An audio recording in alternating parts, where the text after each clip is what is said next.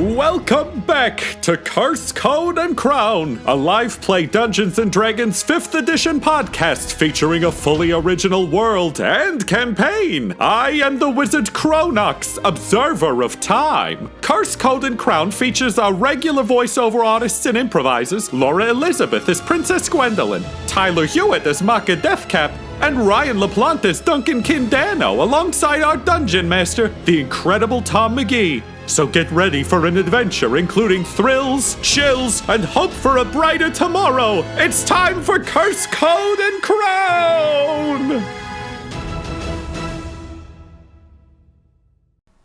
To the left and to the right of you is almost endless horizon. The water is a dark blue beneath your small vessel, and the winds have been in your favor. You've been on the water now for about 2 days.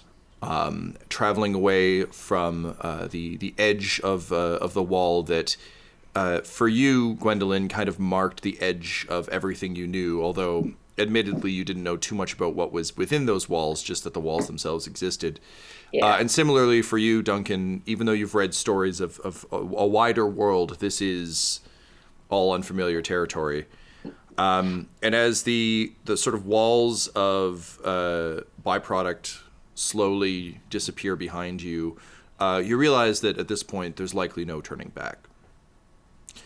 Over the span of the 2 days, the three of you had some time to rest, to recover after the various ordeals with the Lords of Byproduct. You've all leveled up to level 4 from your adventures, and you find yourselves drifting towards what looks almost to be a line of jagged spikes on the horizon ahead of you, and though to the left and right, and now actually behind you as well, there's nothing but water and sky. Ahead of you, you can start to see in the distance the massive peaks of the Bone Spur Mountains. So the Bone Spurs are a massive mountain range that extends up out of the ocean. It sprung mysteriously and violently into existence during the war, summoned by the Necrotus, seemingly, and decimated an allied fleet, which set back what would become the Apex Institute by quite a while. The mountains are a major geographical feature in Gren, and Makka, you probably have a better idea of this, but even the people of Orville would have heard of this. But in a way, it almost divides the world vertically, because they're so large and so generally impassable that most know that, almost like in a video game when you reach the edge of the map and it's like, nope, sorry, it's not like a Grand Theft Auto thing where you just come back in the other side. Most people know that it's better to take the long way, even if it will take you a year to circumnavigate the world, than it is to try and venture over these mountains. That said, for a swamp turtle, a sheltered princess in a haunted suit of armor, and for a Dawnbreaker, this information is beyond you, and not something you would necessarily consider when plotting your route. On the third day of sort of sailing towards this, you all feel a little bit more comfortable with each other, having now been traveling together for a bit. However, Makka, as a keeper of the dead, you have a lingering concern that's been sort of tickling the edge of your mind about what's to become of Gwendolyn's human body. So on the third day, as a chill wind begins to kind of blow across the water and start to chill you, you realize it might be time to confront her about what her hopes are for her body, particularly because having set sail, you now realize going back will also take 3 days. So this is about the point of no return, with the mountains still in the distance, looming ever larger against a gray sky. So we don't have the body with us, correct? Like, that's not here. No, you stowed it at the woods. Now, I will say that in the time between sorting out the Lords of Byproduct and coming to get the ship, I would say that if you want, we can say you went back and got the body. That wasn't the intent of the group last time we spoke. But No. I also know that we were kind of like wrapping up a session and our brains were very much there. So I think it would be safe to say that if you want to have the body with you, you can. Or you could have left it kind of in the care, even though Gus dematerialized, the kind of aura of Gus and Agatha still seems to be there. So it seems to be a safe space. What do you think you would have done? If we're talking past tense, I'll leave the decision ultimately, I think, up to Laura of what That would have makes been sense. done with your body. Would we have left it or would we have gone to get it? I think where we left off, I think Gwendolyn was feeling very noble and feeling like, do you know what? Like, I think she was a little bit drunk on her, like, kind of feelings of like, I could be a good person. I could do the right things. Is it important? You know, this is a time-sensitive matter, so... So she got on a boat, but now she's had time to think? Yeah, it's like, yeah, she's just like, it's like, that body, it's like, I'm still, it was kind of like feeling like I'm still myself. Like, the body's just a body. Sacrifices must be made by all. And now, so we've really just left my body behind. Okay. In that case, Makka still wants to come and talk to Gwendolyn. Where on this boat do you think he would find Gwendolyn? How big is the boat, Tom? It's just Yeah, It's not huge.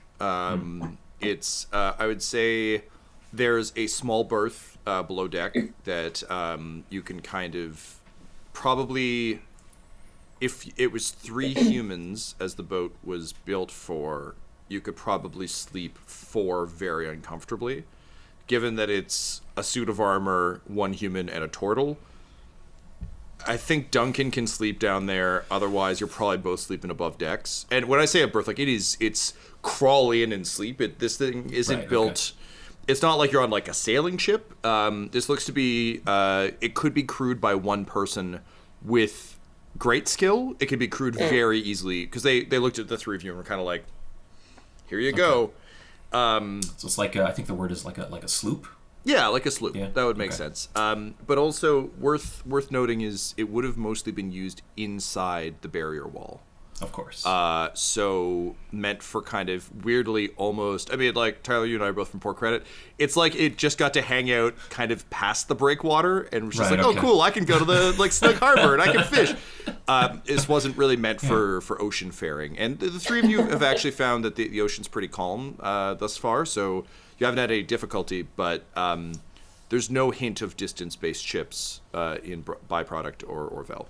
Obviously not in Orville, but particular Byproduct. So you will find me basically at the front of the ship, kind of like, I guess, just laying down on my stomach with my like hands kind of in front of me, staring forwards with like my chin resting on my hands. So that I can easily turn my head to the ground. Yeah. And Duncan will be at the wheel at the back of the ship. If I'm assuming there's a wheel of some kind. I'm thinking I'll more be like at the prow. The rudder. You're just at the rudder. Yeah. It's like if 1 person was running this, they'd be controlling the jib and the mast from the back. No, I guess there wouldn't be a jib, but they'd be controlling the sail from the rudder. So Duncan, you could be driving. That makes sense. Great. And weirdly, even though it's a sloop, you have a figurehead at the front of your ship. Isn't that delightful? So Makka, you kind of duck under the sail that's currently full. Duncan, I think you've actually found this to be less stressful than you'd feared. The logistics makes sense to you, and also to some extent, I mean, you were raised on adventure stories. This is kind of the like Jim Hawkins bit where it's like, oh no, I don't. I mean, I couldn't possibly, but I'd like to. So after a couple days of struggling to kind of get the tacking down and all that stuff, now you've got a pretty good sense of it. So Makka, you kind of make your way around the mast and the God, I hate that I can't remember this, but that's the boom. I guess like the long lower part of the mast that swings around. You kind of squeeze past that, and you see Gwendolyn kind of looking intrepidly off into the distance. Excuse me. Gwendolyn, I must speak with you about something that I am sure weighs on your mind as well. And just without moving at all, I just say, you mean the fact that we left my body behind? Yes. We are 7 days into the spell. We could turn back now if you still feel attachment to your old physical form.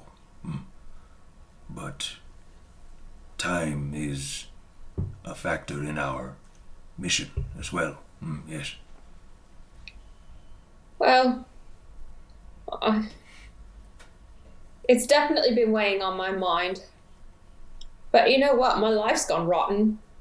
My body might as well rot with it. To rot. Oh, yes. It is a good thing. Yes. Oh, in my mind, I'm just like, wasn't saying that like it was a good thing, but I'm not going to argue the point either. I'm just kind of depressed over this whole thing. Makka, I think it's hard to read you, I think, because you're a suit of armor. You mean because I have no facial expression? Yeah, and to hear that you're just resigned to rot, Makka is like, yes, very good. Good attitude, yeah. And I turn my face so my head is now pointing down, resting on the floor. A pat on your broad metal back, and he'll return to the stern of the ship, I think. Yeah, there's the prow, there's the stern. Got it. Port and starboard are the left and right. Take to the sea. Okay, based on all of our nautical knowledge, I bet we're getting off this boat pretty soon. Well, it is called Curse, Code, Curse, Boat, and Crown. Breaker High. So we're staying on this boat. We're going to learn high school and go on adventures. No, Duncan's the Ryan Gosling. Yeah. Naturally. Okay, wicked. So you've been on the boat for a few days, as I said. Now that this kind of most pressing matter has been attended to, is there anything you think the three of you would have discussed over and above kind of what you discussed at the end of last session, given that you've actually had some time now? I know you're all still kind of feeling each other out, so it's not like you'd necessarily be having character building heart-to-hearts, but... I Just think... like, my father never loved me. You know, the interesting Join thing the about club. my backstory is... Yeah. I think there would have been two conversations that took place between kind of like Duncan and each of these characters. One would be knowing that Gwendolyn is now fighting people pretty often with this sword and we're going somewhere dangerous. I think Duncan would have offered sword fight training for like an hour every morning and an hour in the afternoon to try to teach Gwendolyn how to fight. I don't know if she would have accepted or not, but he would have made the offer. Day 1, definitely accepted. Day 2, half-hearted, took a break, didn't want to get back to it. Day 3, didn't even respond to you. Who are you, me at the gym? Okay, so Laura, can you please roll me an attack roll? Ryan, what's your AC? My AC is 16 now. All right, so go ahead and roll me an attack against Duncan, please. Okay. Nat 20. Ooh, you're dead, Duncan. You're fucking dead. Hand me your laptop. Okay, cool. So with an at 20, that's pretty rad. Obviously. So I'm gonna say you gain a point of advantage. Nice. That you can use. You find that even though you're not tremendously trained, you're not sure whether it's the armor or the sword, but some combination therein seems to... It's not that you, like, I don't want this to seem as though it's like Matrix style, you just magically know these things. Like, it's not like an I know Kung Fu. It's more so that this body is so used to those things that, and this is kind of what we talked about last session as well, that as you think them, it kind of does them. Like, it's just better at... It's like a trained muscle. There's no learning the muscle memory. Exactly right. Like it has muscle memory that you do not have. You don't have the tactical mindset. However, it responds well. So particularly as Duncan is like walking you through essentially like kata, your brain is like your brain is like, okay, I think I understand this, but your body is better adept at it. But that doesn't mean that your willpower is any stronger or that your desire to learn is any stronger. So rather than actually like leveling up the skill, you gain a point of advantage. So you feel as though you basically, I think it's also like after day one, you're like, I think I'm kind of fine at this. Also, fighting on a boat sucks when it's this small. Duncan, can you go ahead and roll me, I'll say a dexterity save, please. That is a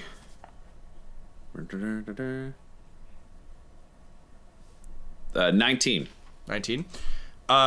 Fighting on a boat is not fun for a guy who fights on the land. But you did mention that you'd probably gone on the swan boats and like run through some sword drills from time to time. To your kind of pleasant surprise, that it worked enough. Like it's still like fighting with your offhand. You're never going to be great at it, but you didn't take a swim. Nice. Which is what the save was for. It was a lot of like, whoa. As anyone like in Canada walking on like black ice finds, where you're just like, you take a step and you're like, I can't really do anything. We're just gonna see. We're gonna see how slippy this is. We're gonna see how gracefully I can fall. Yeah. What part of myself am I the most willing to break? Cool. So. Yeah.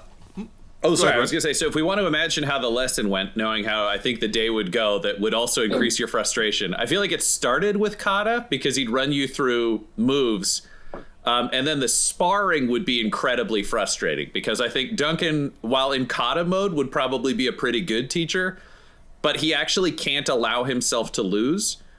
So in sparring, he would constantly beat you and then point out what was wrong. But on day one, I doubt you got past the first sword strike without theoretically being killed every single time. But he would have taught you a trick that he would consider to be at your level for fighting other people who don't know what to do. And the answer is the opening move of a fight is to move forward and just step on the other guy's foot and then pin it in place so they can't back up like they think they're going to. Okay. Because he's like, you can do that. I think there's also something fun in a swashbuckler whose sword skills and even like actual sword itself are built for finesse. Trying to teach someone in full knight's armor with a broadsword, which is more about like smashy, stabby, stab. Like it's almost like this was one of the things that blew my mind when I was learning. Like I went to a museum and learned about medieval combat, but like for broadswords, it was more like I'm gonna hit you with a baseball bat till you fall down, and then I just stick you with the pokey bit, as opposed to like we shall duel. So I think Ryan, it's fun because for Duncan, you're kind of like reverse engineering all the things you hate fighting. Yeah, he spent his entire life training to fight people like this, not to fight as people like this. So he knows tricks, but he's got to like figure out how the physicality of it works for a haunted suit of armor. Well, and admittedly, it's also helpful to just be like, these are the things that have stopped me in the past. Yeah. Maybe they'll work for you. That's fun. Makka, what do you think you've been doing over these few days, aside from kind of keeping track of the death counter, as it were? Yeah, I think a lot of time spent just in sort of a meditative state, just conferring with the cluster, just kind of letting myself kind of just get hit by wave after wave of the consciousness of the cluster. Probably feeling like a little bit of a speck in space, being the only kind of like beacon for this force in the ocean. Mm-hmm. Maybe feeling life like way deep below or something like that. 100%. Yeah, I was gonna say you get sort of almost interference, I think, with it, but not in an unpleasant way. It's actually in a refreshing way.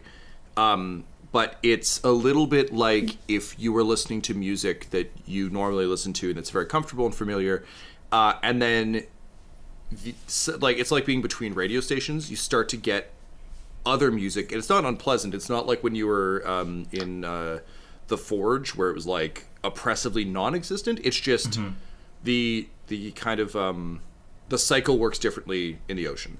Sure. Yeah. So okay, yeah, that's cool. I like that. Wicked. All right. So the other question I have for you is in terms of food. So Gwendolyn, you don't need to eat.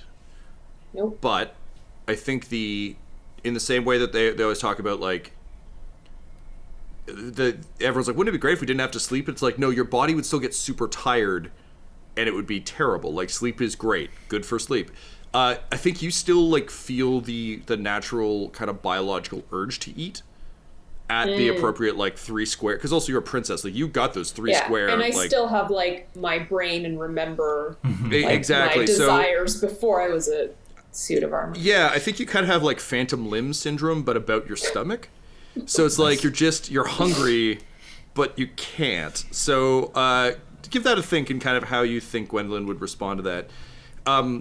Duncan, I feel like similar to our dear pals, the Greatcoats, you likely have a bunch of like kind of probably, I would say maybe on extraordinary rationing, like maybe 4 days worth of very limited jerky and kind of like trail rations. Do you that have checks out with my pack where it says 5 days rations. So yeah, I agree. Great. So you have 5 days rations. If it says on your pack you'd have 5 days, then I would say with kind of extraordinary rationing, you could probably say 10 if you really. Okay. But you're not going to be eating well. It's the like, I don't know when I'll eat again. Makka, do you swim? I can. I would probably feel most comfortable just on the ship at this point. Okay. So do you think you'd be using like Goodberry? Do you think you would be fishing? Just like maybe fishing. Yeah, I'm kind of curious for you as well, Duncan, because the thing is you have these rations. That doesn't mean you have to eat them. Yeah, I mean, Duncan would be all about figuring out how to fish and bring stuff there because it'd be on his skill set. Also, if Makka was also considering that or doing that, he'd want to know more about Makka. He doesn't know terribly much about him or the cycle, but Duncan believes that the Dawnbreakers owe the whole world protection. So the cycle kind of falls within his purview. His code kind of covers everything. Okay. So, let's say on kind of day 1 was mostly just getting, probably day 1 and 2 we're figuring out how to sail and how to kind of. So we're not that far. Yeah. No, I mean like it's like a shorter trip than it had to be, but we were figuring shit out. The current carried you, the wind carried you, but it was things like I took a sailing class when I was younger, and it is fascinating. Wind is a crazy motherfucker, and trying to like kind of wrap your head around how to make a sail work, because in movies it's just like put up the sail, wind hits the back of the sail, off we go. You're good. But there's all sorts of weird kind of micro adjustments and things, so you were able to make progress, but yeah, it's not like you were riding the waves. It took a couple days, but also figuring out like how to sleep on this thing. Is it okay to like not man the tiller for the evening? Will that we're all paranoid about not leaving it unsupervised. So it took a couple days of kind of shittiness. And then, so day 3, we've just kind of begun, and having dealt with the kind of immediate concern of the body, I think we're feeling confident enough now to try fishing. So, Ryan, if you could mark, let's say, if you're trying to ration it out in a hard way, mark 1 off. If you think you'd be eating kind of like a regular human, mark 2, please. Cool. I think he would go light on the boat because he's not expecting to fight these days, whereas any day he's expecting to fight, he would eat as normal. Yep. Gwendolyn, how do you think you've been coping with hunger? Do you tell them about it? Do you just sit on it? What's the jam? I think I would do this kind of I think I would do this in privacy, and I would just kind of like sneak away and like if I can take a little like piece of like fish or something and just like open my visor and like put it in, see what happens. Smush it on your face. Yep. Well, I can like I got a visor, right? It's just gonna fall and collect And, like, inside, and some- just your armor's gonna stink, like just like heat. Just I'm like, gonna fish in a The metal. basket. it's just Gonna like this is metal kind of like feet full of she's fish. like she's so desperate and like knows that this is stupid, but also is like, come on, like Yeah. this. On the This plus has to side, be you guys better. now have a wicked good smoker for fish and meat. You can just dry it out inside Gwendolyn, Yeah. and just- okay. So Burn some herbs inside of her armor. yeah, it's cool. If you want to like do a brisket or something, you're good. So Gwendolyn, let's say then that you don't do that when Duncan is eating his like rations, because those seem like they're in limited supply. We'll say like Yeah. once the fish situation has been sorted, then it's much easier to be like, oh, we have Yeah, an for abundant sure. supply of these. Cool. Okay, so on the third day, Gwendolyn, you finally go and take a turn at the tiller, which is actually pretty good because you can just kind of freeze in place, which means you are Yeah. a damn sturdy hand at steady hand of the tiller. So Duncan and Makka, how do you guys want to try and fish? Do you want to try and spearfish, which probably will be very difficult at this level unless you can like bait them with something? Do you want to try and build fishing rods? What's the jam? I think it would start with fishing rods, and depending on how effective we are at that, Makka, I think, would have a backup plan. Okay. Ditto for Declan. I think Duncan. We would try fishing first. Like I'd seen pictures, I'm sure, of a fishing rod. Like I've seen an image of an old fisher. So that's trying to reverse engineer that based on a picture he saw would be Duncan's plan, unless Makka had a better idea. Okay. I'm just pulling up my fishing rolls here. Sorry, I just imagine, like, while Tom's looking at that, just imagining, like, that episode of The Office when, like, the office workers go, like, try to, they switch places with the warehouse workers and, like, are trying to load the truck and think they're like, we've seen this done. We can probably do it better. And just, like, completely fuck it up. I was going to say, no, this is Michael Scott in the woods thinking he's doing a survival weekend. Oh, it's even better. Destroys his pants to make a hat. Yeah. And then duct tapes them back together. Look, we've all been there. Who hasn't worn a duct tape and hat? Okay, wicked. So what I'm gonna need from you guys, and you can kind of figure out which of you wants to tackle what. But I'm gonna need a survival check first and foremost to see if you can find fish. I think Makka would take this one on. Yep. And Ryan, you can assist. So if you want to roll a d20, if you also succeed, we'll add +1 to Tyler's roll. Cool. That's a good roll. That's a total of 25 survival.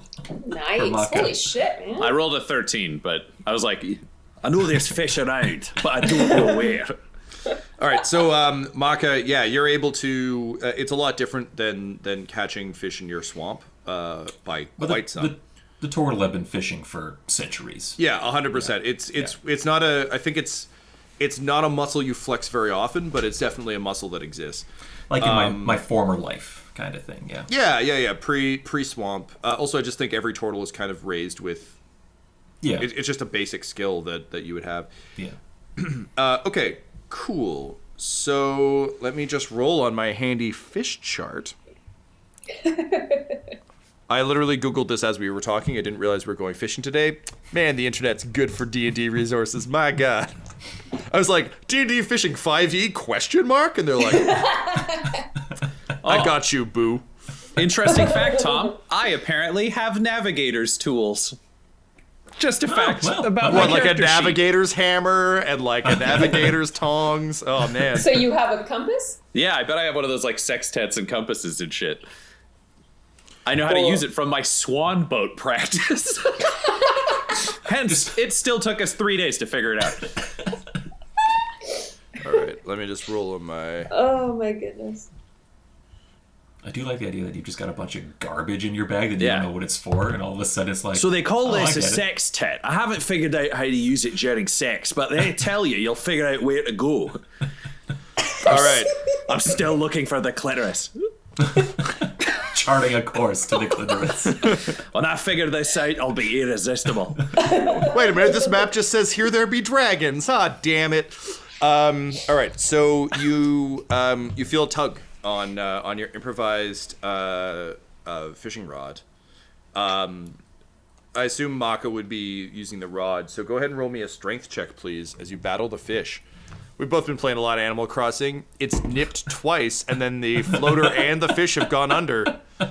Man, I'm just picturing Ocarina of Time Also going fair. fishing. It's kind of like that. That's a 14 strength roll. Tom, can I backseat drive, as I believe Duncan would, saying when to reel it in or let it loose? I don't even know if that'll help. I just want to do that. You 100% can. Makka, would you actually listen to him, given that your people have been fishing for eons? I would hear him, Yeah. but I know what to do. And so if his instructions coincide with what I should do, of course I will do that. Great. If not, I will try and catch this fish and then have notes. I think I was mostly wondering if you're so polite that you might just be like, "Oh, okay, man, whatever you say." Oh no, it got away. That's it's in future. No. Not with our food. I wouldn't be doing that with our food. Okay, great. Wicked. So yes, you managed to pull a large trout up and out into the boat, you're kind of, I think, pleasantly surprised to see that you've still got that ability, that you still got it. Got it. That's great. Can you do it again? And I'll Go ahead hand with the fish to him. Yeah. So go ahead and roll with advantage now that you've done it. That's a nat 20. I don't even know what stat you want me to roll, but I got a nat There's 20. an opposed strength check. Gotta tell you, the fish don't have that big strength. So yeah, you manage over the course of sort of the next hour or so, you managed to catch a few more, enough that you could dry some of it out and kind of keep it on hand, but certainly enough to kind of keep you going for the next little while. So as you've been fishing, though, Ryan, you'd mentioned that you want to sort of get to know Makka a bit better. So kind of as that check is playing out, what sort of stuff do you think you'd be asking him?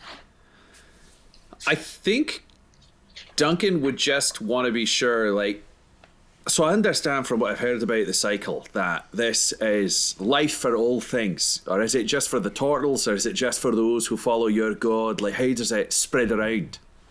All natural things follow the cycle. To divert from the cycle is unnatural, dark. So would you say that you're a warrior for the turtles, or are you a defender of the cycle? I serve the cycle now.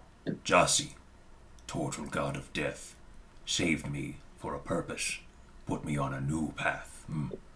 If I must become a warrior on that path, then so be it. I feel like our gods might be friends, you know, because you've got the god of death and I've got the god of justice. So we got the Lord of Blades. How does Jossi appear in the world? How do you think? I mean, none of us know the gods unless you literally do, in which case that's equally impressive and terrifying. The moon. Jossi is in the moon. And I will gesture to my forehead and my chest, where the symbol of Jossi, a downward crescent moon with the 2 points facing upward, have been sort of painted on to the front of my shell on my chest, and also between my eyes on my brow. Oh no, I pictured it wrong. That's okay. Yeah. I thought it was this way. No. Whoops. That's okay. It's a have to smile, redraw my not a character. Whoops. Tom, Yes. this is a question. Is there a moon built into the symbols on the Dawnbreaker coppers? Because we haven't discussed, so I just don't know. So there have been moons, but the thing is that similar to kind of any, if you think about like the way armament of, say, the samurai caste worked or anything else over time, there have been different views. The way I'm kind of thinking about the evolution of the Dawnbreakers is almost, this is a weird parallel, but like bear with me, almost the way ancient Egyptian mythology shifted based on who was in power. So over the years, different things came in and out of fashion. So initially, the coppers were purely like just a, hey, like this is a sign that we serve the common people and that we stand with Amala.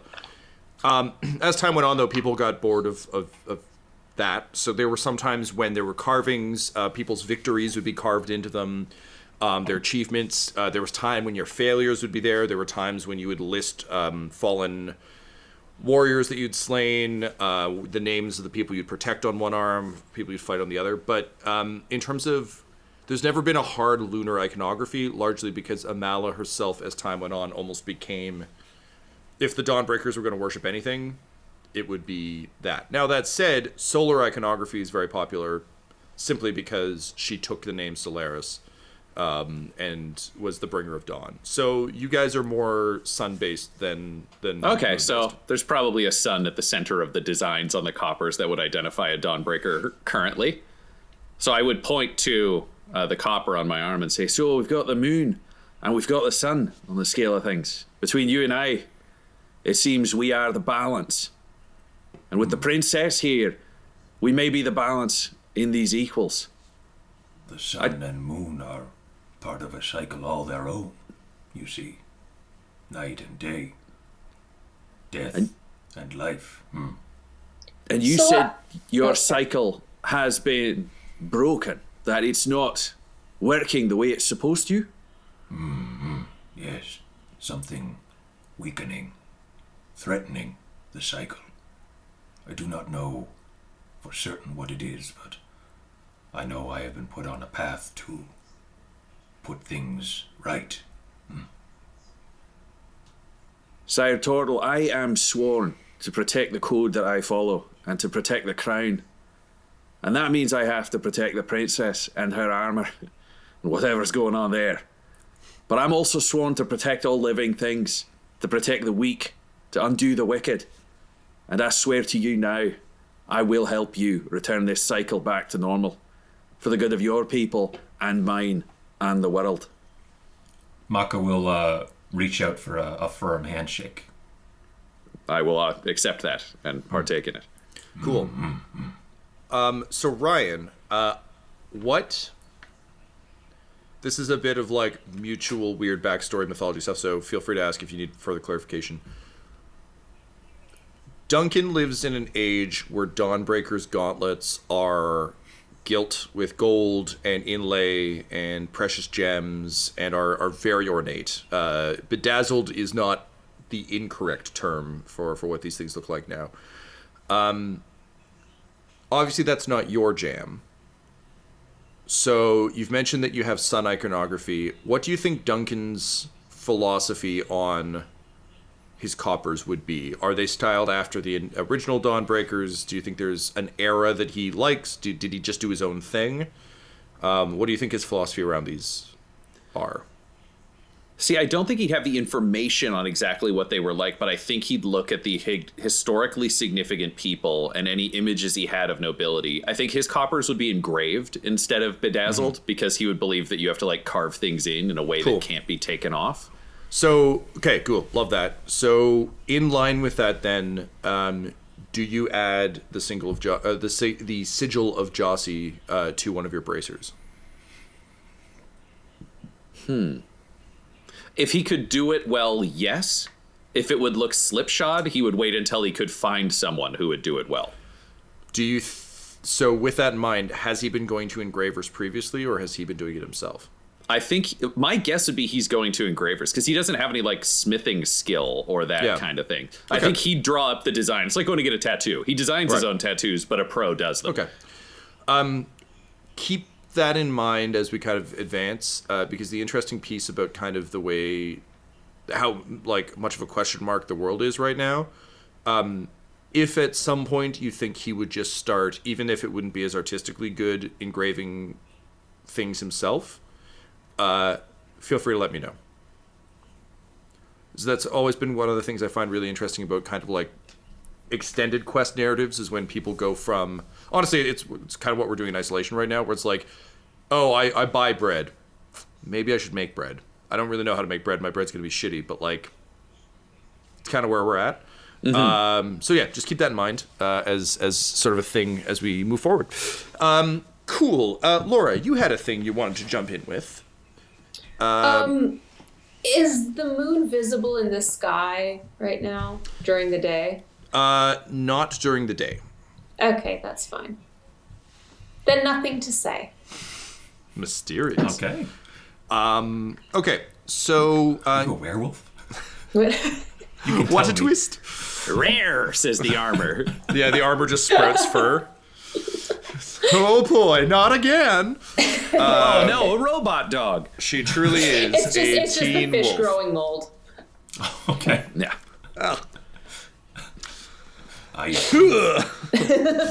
Okay, wicked. So the day shifts into evening. You're all able to enjoy a meal of kind of likely just salted fish. With, I think, Duncan, you probably have like travel salt or some such. Makka, you probably know a few ways to eat it. It's probably like a sashimi style.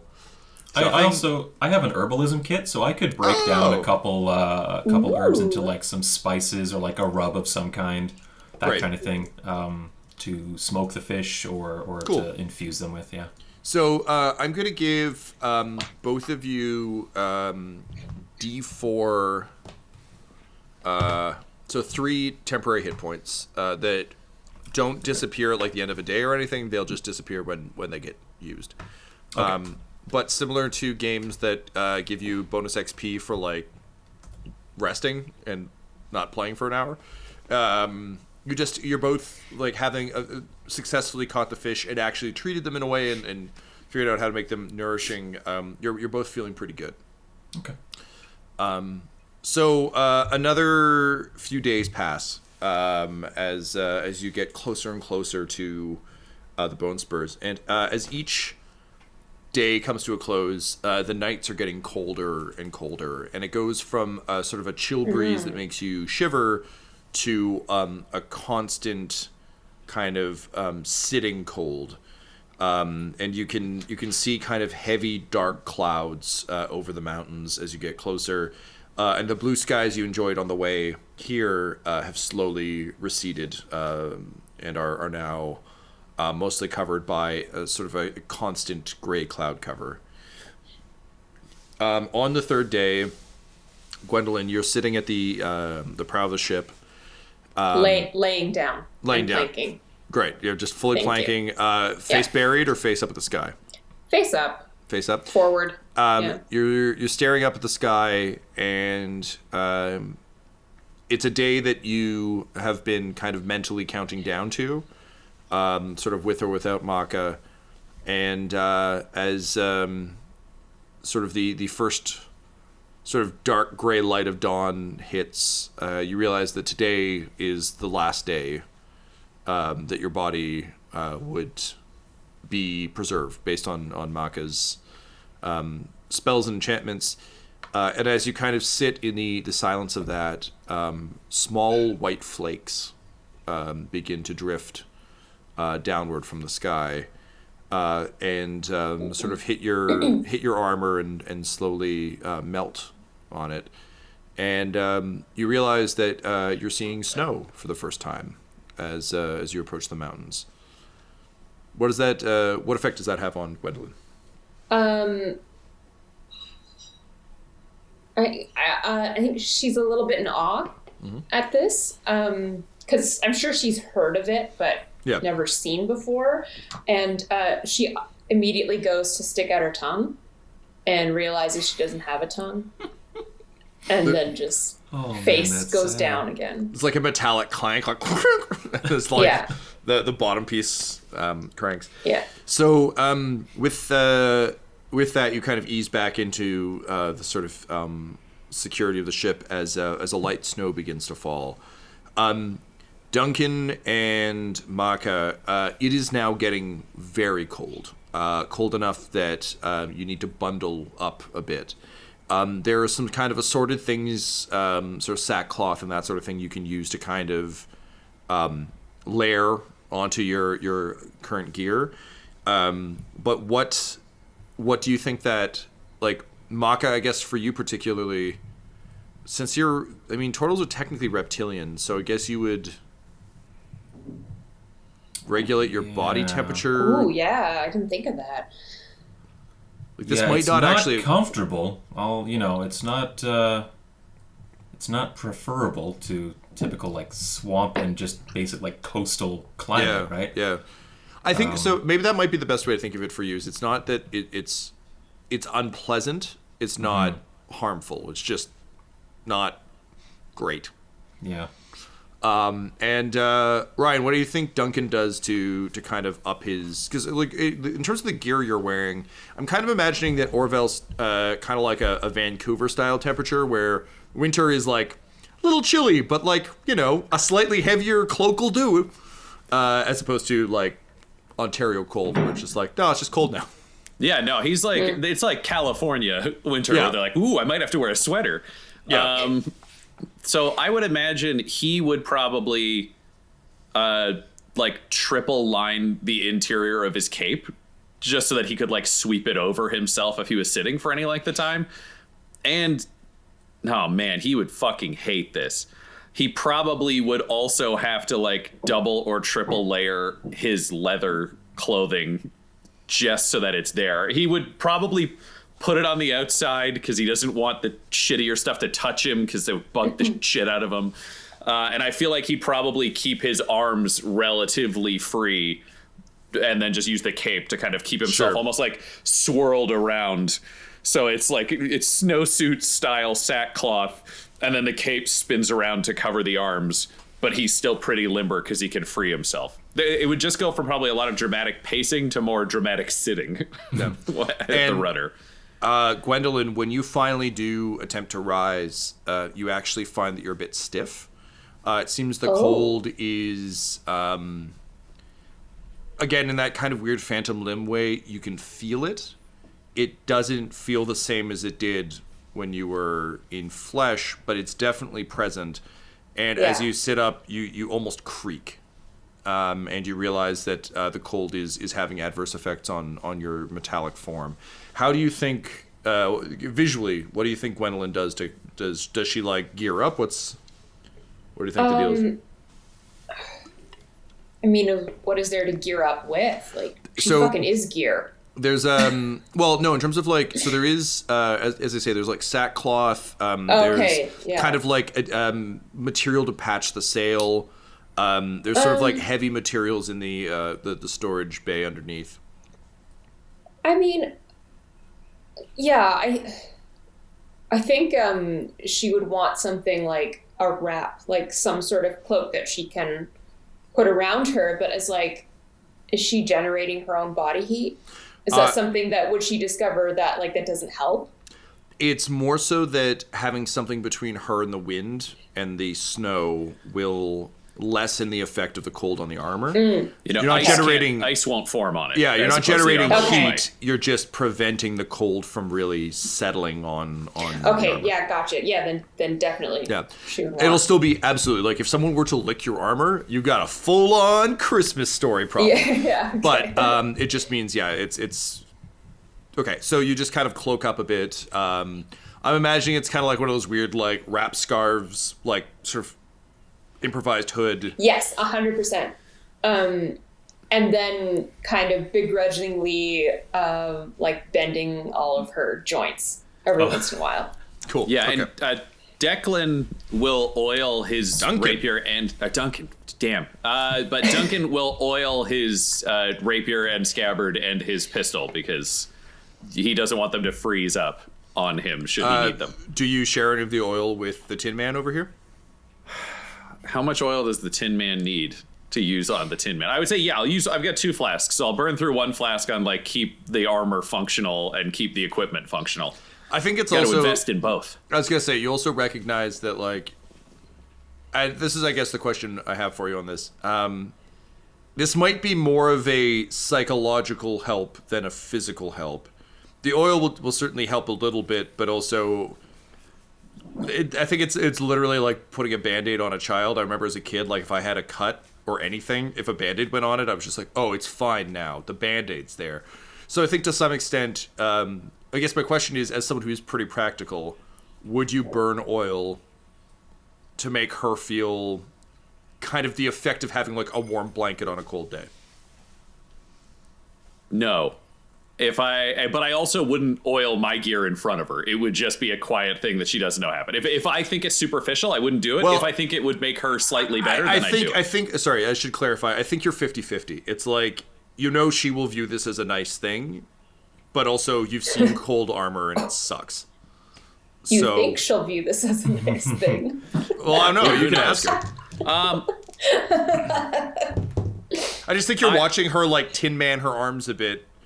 Again, it's up to you. But I'll wait till we're on land because Okay. if I use it today and it comes off in the night, it's going to be a real waste when we're not doing anything. cool. Yeah. So it's a practical solution, not an emotional one. Great. Yes. Okay. So Gwendolyn, and I guess Makka for you as well. Near the end of this 6th day on the water, it is now very, very clear that the time has come and gone for the body. Do you perform any ritual? Is there any sort of ceremony for either of you that you think you would do? I would approach Gwendolyn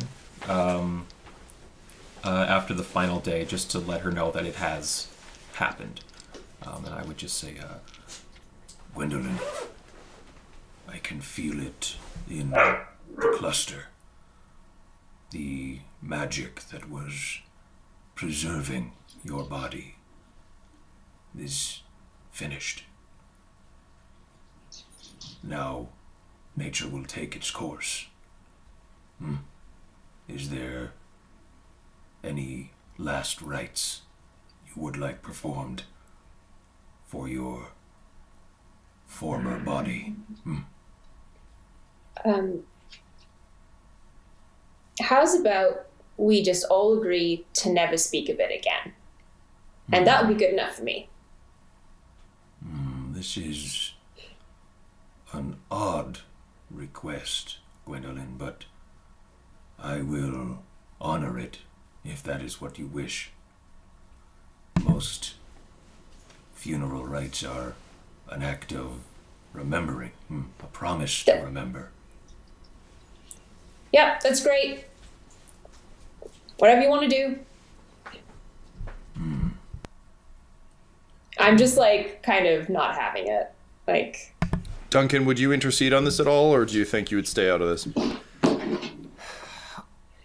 I think the princess is so emotionally volatile that Duncan is a bit conflicted in that he doesn't want to force this, but the biggest problem with Orville has always been ignoring the past and moving on as though it's not a thing, which grates with him wrong. So I think he might chime in and just say, Sire Turtle, if you could perform whatever ceremony you would for a turtle, that would be appreciated. We all need to remember the sacrifices that have been made in the name of this cause. The princess sacrificed a body, lost a body, and we move forward.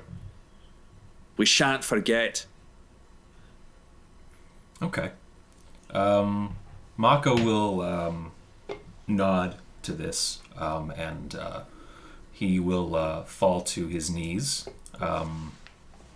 and he'll reach over his shoulder, grab a Deathcap mushroom, and just pulverize it in his hands. No, he'll use his herbalism kit and mortar and pestle it down into just like a white goo. And he'll dip his fingers in it, and he will, on the deck of the ship, paint with his fingers the symbol of Jossi, just a crescent moon. And he will say, Normally, I treat the body, but in its absence, we can still pray to Jossi. Pray that this corpse will yield rich life to many other creatures and life forms. We pray that... And at this point now, he's like, he was talking to you about it, and now like his eyes are closed and his arms are raised, and he is just doing the rites, and just says, we ask Jossi to be kind and gentle, guiding this body into the next step of the cycle. We humbly request that many life forms benefit from the loss of this one, so that their life force may be spread, so that many may thrive from the loss of one. In this, your name, Jossi, we pray. And he'll pause for a moment, and then he'll rise from the deck, and he'll wipe away the symbol of Jossi now that the ceremony's complete. Cool. And he'll nod to Gwendolyn and nod to Duncan, and he'll just kind of go back to the end of the ship and throw the cloak over himself that you guys gave him to hide his turtle form so that people didn't freak out. And he'll just use that for warmth now instead. Duncan will nod and just go back to the tiller. Yeah, and having been kind of chastised by Duncan, I also I just nod back too. Just recognizing that it's something, it's not worth the fight. Like, this is clearly meaningful, and even if I'm not finding meaning in it now, like, I'll let them have it. And with that, the third day comes to an end, or the sixth day rather comes to an end. Gwendolyn, you are when you're in your off time, are you staring off the prow or up in the sky or down at the? Kind of straight ahead. Straight ahead. So yeah. on the kind of blankly looking though. Honestly. Yep. No, I understand. So at this point, the bone spurs have become massive, and you can tell that you're rapidly approaching them. For the first time, you can see the shore, and it's jagged and wooden, in a way that reminds. I guess it reminds you of battlements you'd read about, improvised. Sort of, if you were going to make a barricade, it almost looks like that. But also, to your surprise, the ocean directly ahead of you seems to have changed color. It's firm and almost glassy and white, and you realize that there is a tremendous ice shelf spreading beyond the base of these mountains that your tiny boat is rapidly approaching.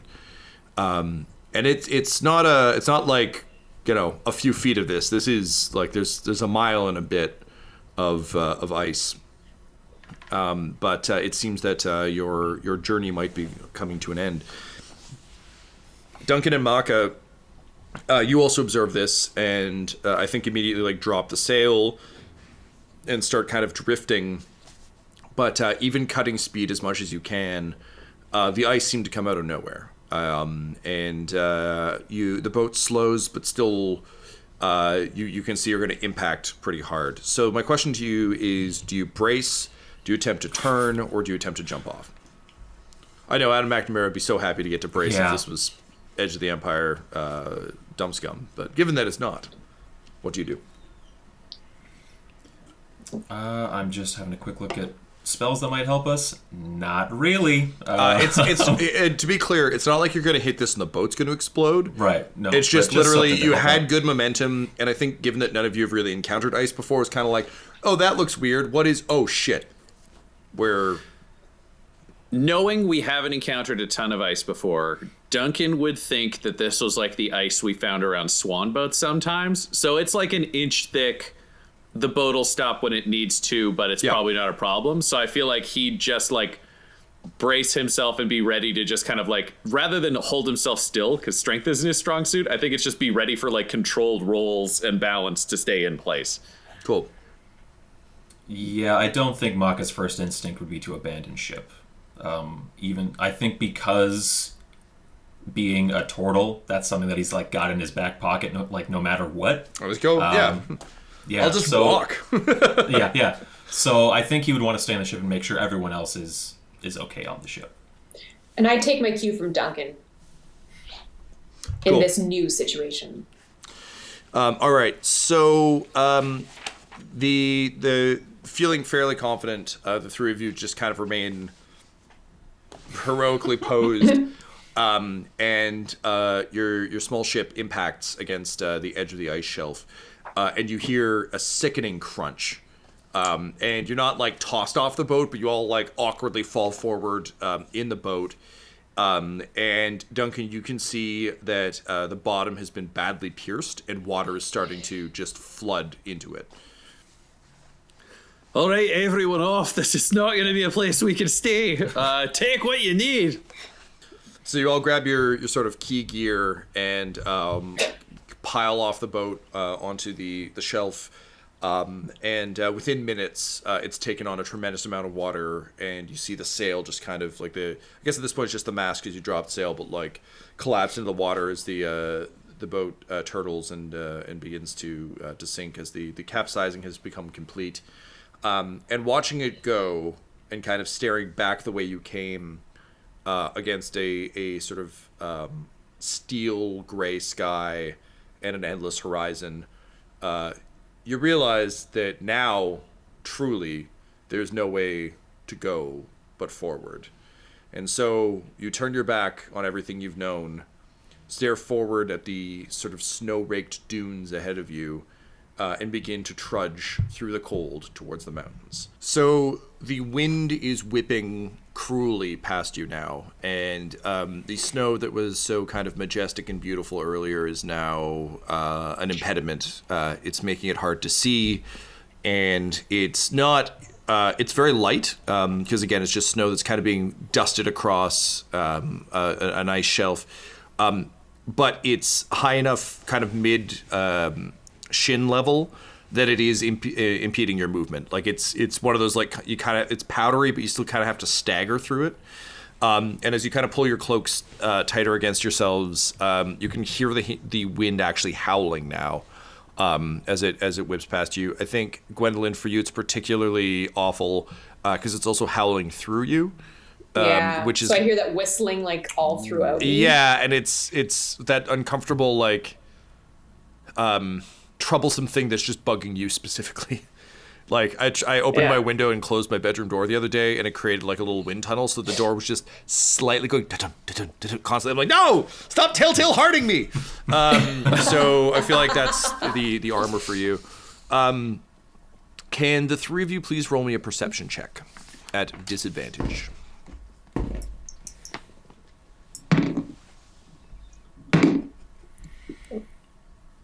Perception. 18. 11 disadvantage? Well for done. Duncan. Yeah, I've literally rolled a 19 and a 17. Holy shit. 9 for Makka.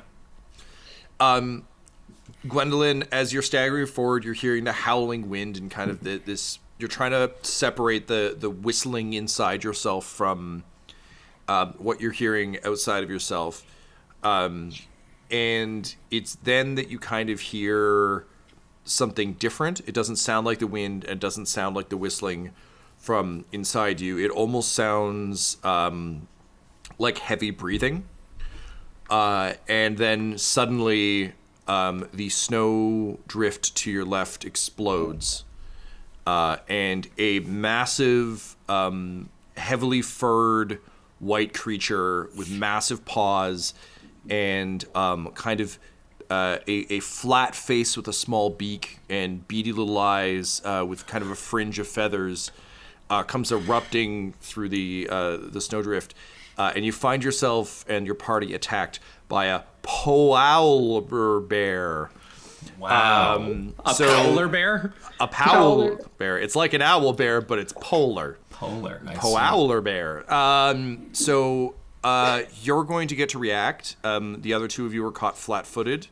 Mm-hmm. Go ahead and roll me initiative, please, Gwendolyn. 18. 18. Okay. The other two of you can also roll, please, but you will not be acting in the first round of combat. Oh, nat 20. Nice. 12 for Makka. Okay. All right. So, I'm sorry, Makka, one more time. 12. 12? Great, 12, thank you. Yeah. Okay, so we've got... Okay. All right, Ryan, because you rolled a nat 20, I'm going to give this to you as well, so you'll be in order where you would be. What is nat 20 plus what? Nat 20 plus 3. Plus 3. Okay, so top of the round, Duncan, you see a polar bear blast through the snowbank, kind of like massive paws out, lunging at Gwendolyn. What do you do? Great. Normally he would say a pithy line, but there is a giant polar bear jumping on the suit of armor and princess he's sworn to protect. So instead, it's just Mr. Bang is out, and he just opens fire at like the blur running at them. Okay, go ahead. That is an 18 to hit. That'll hit.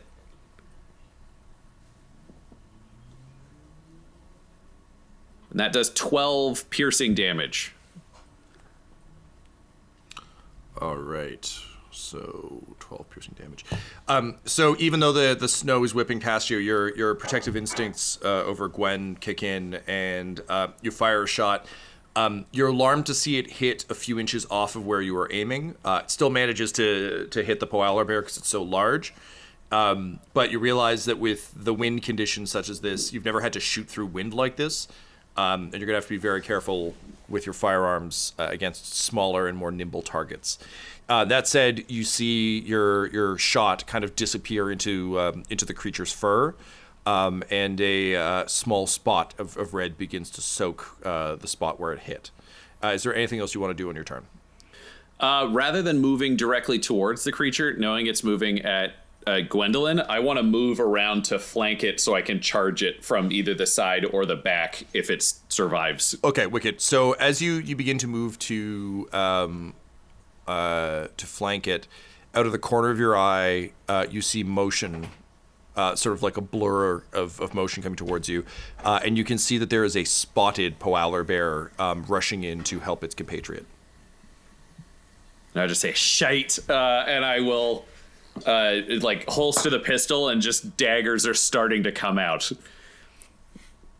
Cool. Because I'm out of movement. I've already done my action. All right, great. That brings us to the spotted polar bear. It is going to rush you, and with its sort of like darkened beak and like eyes wide, it's just gonna be like, whoo, whoo, and then like leap at you massively with both claws. Oh, what's your AC? 16. All right. It will hit with one. It barely misses with the other. So you feel its claws just kind of rake across you. And that will be...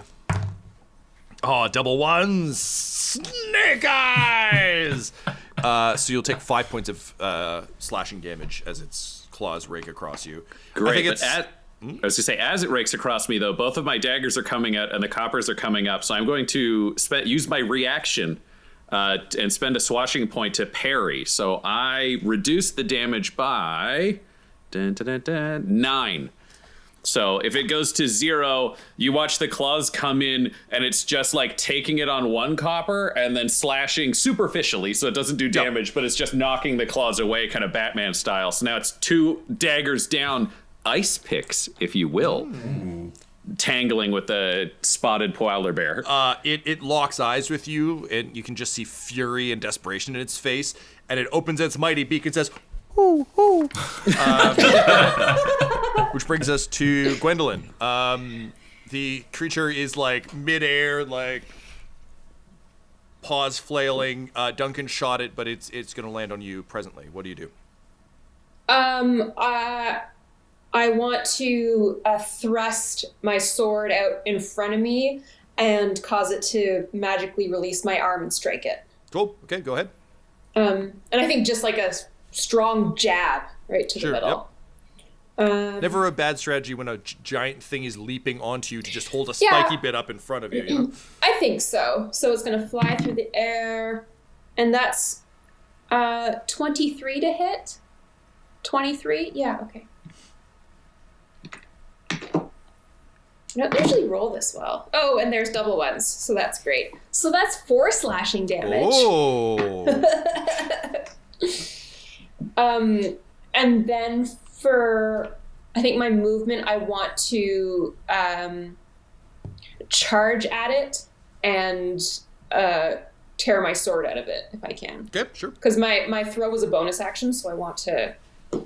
Well, it's like it's literally like coming down on top of you, so it's more of like a throw and like you don't need to reach too far to get it back. Perfect. Cool.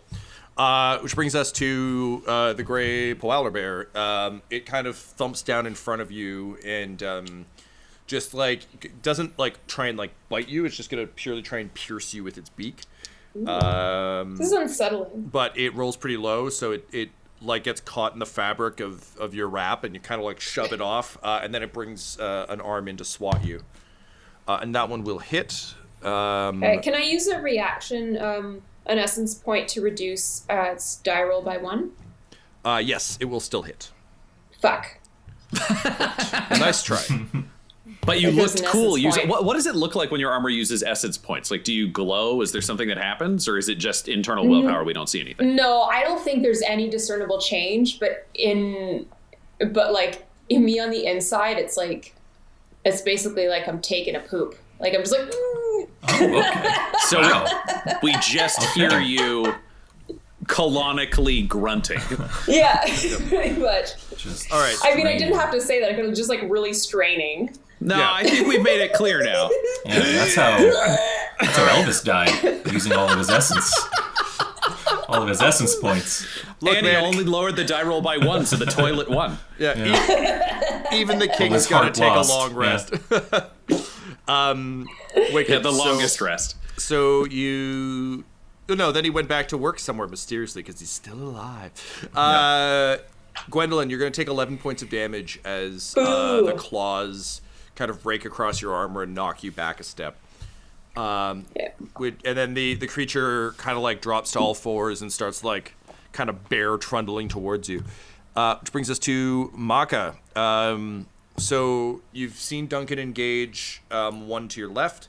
Sort of between two little sort of snowbanks, you've seen Gwendolyn sort of engage the gray polar bear. So those are your two targets. What do you do? I think Duncan is the softer target here, so I will go to him. So I'll run up, cast Shillelagh as a bonus action, and so just thorns pop out of my rooted, knotted wooden mace, and I'll just slam it into the side of this spotted polar owl bear's head. Cool. Go for it. Nice. Or attempt to. Probably won't do it. That's a 10 to hit. Unfortunately, it will not do. No. So you go to smack it, you smash the shillelagh against it, and the polar bear just doesn't react. It's big and muscly. Which brings us to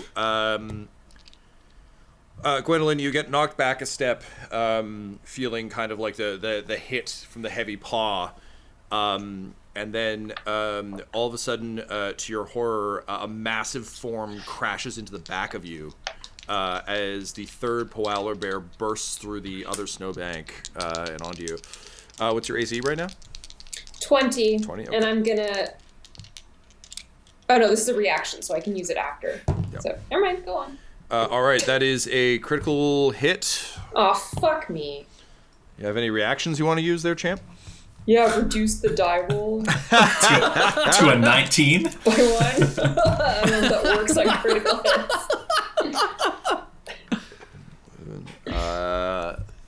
Generally speaking, no. Crits are just like you're Yeah, you're in I'm trouble. just like, well, fuck me. Be 21 points of damage as it rakes its claws across you, and then it goes for the beak stab. So beak stab does not, even with advantage, does not hit. But you feel just like the back of your armor dent inward as the paw hits it, and you realize you are now pinned between two polar bears. It is a bad nature special, and you're living it. Top of the round, Duncan. You and Makka are engaged with a very angry, very hardy and hale polar bear.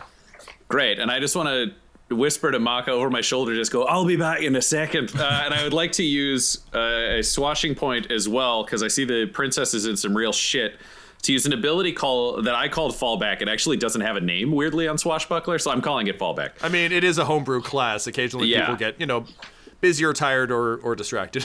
So it lets me use a disengage action and move my full movement distance as a bonus action. So nice. I get to disengage for free, and I want to go over to help the princess. These things are clearly big and tough, so Duncan's now in improvisation mode, because if they know the cold, then maybe it's time for things to get a little hot. So what I would like to do is take out one of my flasks of oil and light it, and then smash it on one of the polar bears. Do you want to toss it like a Molotov? Yes, but I also, because she's in the armor, and I am not sure if I can hurt the armor or not. And I'm like, if you set armor on fire, the armor doesn't die. So for also, him, admittedly, I don't know if you're gonna set copper on fire. Like, also, even if you did, the odds of these two polar bears murdering her are pretty high. So I gotta even the odds. So I want to Molotov this to just try to cause a conflagration if I can. An Orvaltov cocktail. Very, very much so. The Orwellian cocktail. Beautiful. Pop, right. You son of a bitch. Yeah. All right. And the roll was not great. That is an 11 to hit. Sorry, man. That will not hit. You light your flask and you toss it, and the flask bounces off the side of the polar bear and kind of lands in the snowbank, and the fire goes out. Shite! I've used, and then I've got... Okay, no, that's enough actions. I can't fucking do anything else. Great. The move was a bonus action, but fuck it. Brings us to the spotted polar bear. It's going to have to make a Constitution save, DC 14, because it's standing in my halo of spores now. Halo of spores. Yeah. Con is... Got to beat a 14. He gets an 11. Okay. Oddly enough, not a huge con save for the fucking giant monster. So that's 2 necrotic damage. Woo! Yeah, that's right. You're scared now, aren't you? It just it like kind of brushes the spores. Yep. And then kind of like uses its Witcher senses to track them to you. I'm right there, yeah. And like looks at you, and then it just rears up and comes down with two mighty polar bear fists. What's your AC? 19. Oh shit, man! That is 2 hits. One of them is a crit. So the fuck, Tom? Hey man, don't blame me. Blame the polar bears. That right, classic I got D&D. 3 temporary hit points, so this is going to be a breeze.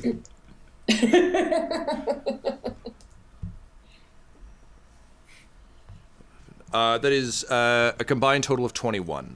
So 21 minus 3. Okay. Great.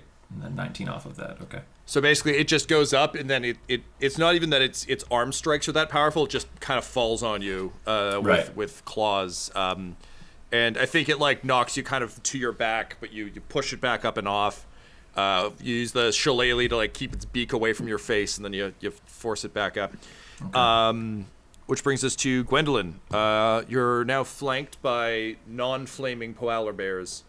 What do you do? I'm going to first off slam attack the one that's facing me. Okay. Yep. So that's the one that's not engaged with Makka, right? Yes. Or so no? Makka is fighting his own. So there's basically there's three. There's the gray one, the white one, and the spotted one. Oh, there's three. My bad. So you got ambushed by the white one. Yeah. Okay. And the one that you've been fighting already that Duncan shot is the gray one. The spotted one is fighting Makka. Okay. So in front of you is gray. Behind you is in front of white. me is gray. Okay, then I'm gonna slam attack gray just to try to get him like off of me. Sure. So that's gonna be a 16 to hit. That'll hit. Yep. Great. Fucking so many all ones on the attack dice. So that's 3.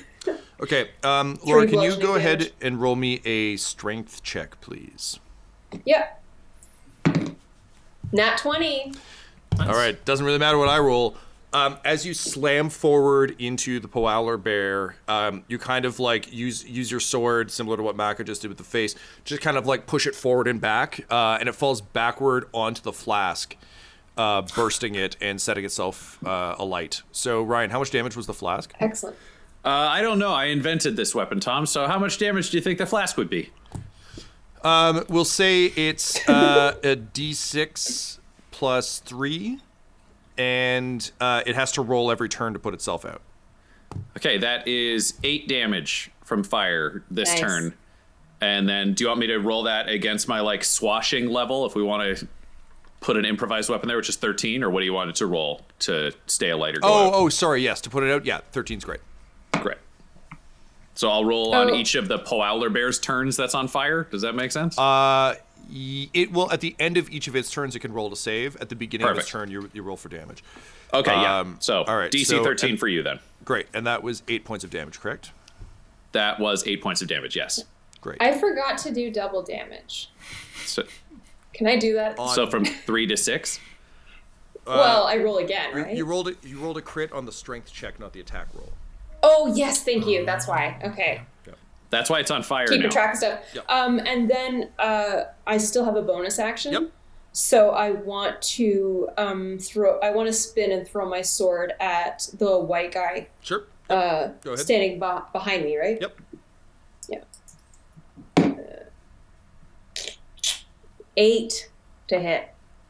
You throw your sword, but the combination of the polar bear's white fur and feathers against the white snowbank, you stab the shit out of that snowbank. Like that snowbank is fucking done. Unfortunately, the polar bear is fine. I have like a moment of like happiness, or I think I've hit it, and then just fuck. Wicked. Which brings us to the gray polar bear, which is on fire. So Ryan, go ahead and roll your damage, please. And the damage is... That's 6 damage from the fire. Okay. It kind of like rears up and just kind of like hoots in pain and fury, and then it rolls and it's gonna charge you, Ryan. What is your AC? 16. 16. Okay, that is 1 hit. So it like bites down on you with its mighty beak, and that is going to be 14 points of piercing damage. Great. And I think Duncan is going to spend another point to, rather than having it bite down on his shoulder where it was going, he's going to get his like crossed coppers in the way. Sure. So Yep. it will deflect 7 points of that. So you said it was how much? Sorry, 14? 14. Yep. Yeah, so the coppers are unaffected. It still gets his shoulder, but it can't close the beak all the way. Yeah, kind it's of not gonna thing. like bite through your tendons Nice. and collarbone. Yeah. Wicked. And I failed my con save to shake off the fire, so it is now engulfed. You can smell burning fur and burning feathers, which don't smell nearly as bad as burning fur, so you don't really notice them. But man, that fur stank is gross. Brings us to Makka, your great spotted polar bear is like still kind of looming down on you, snapping with its beak. What do you do?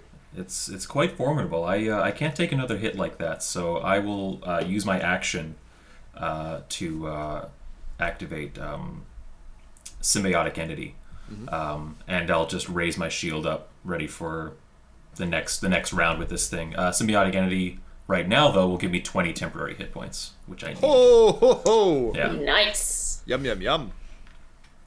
Okay, wicked. That brings us to the white polar bear, which is on your back, Gwen.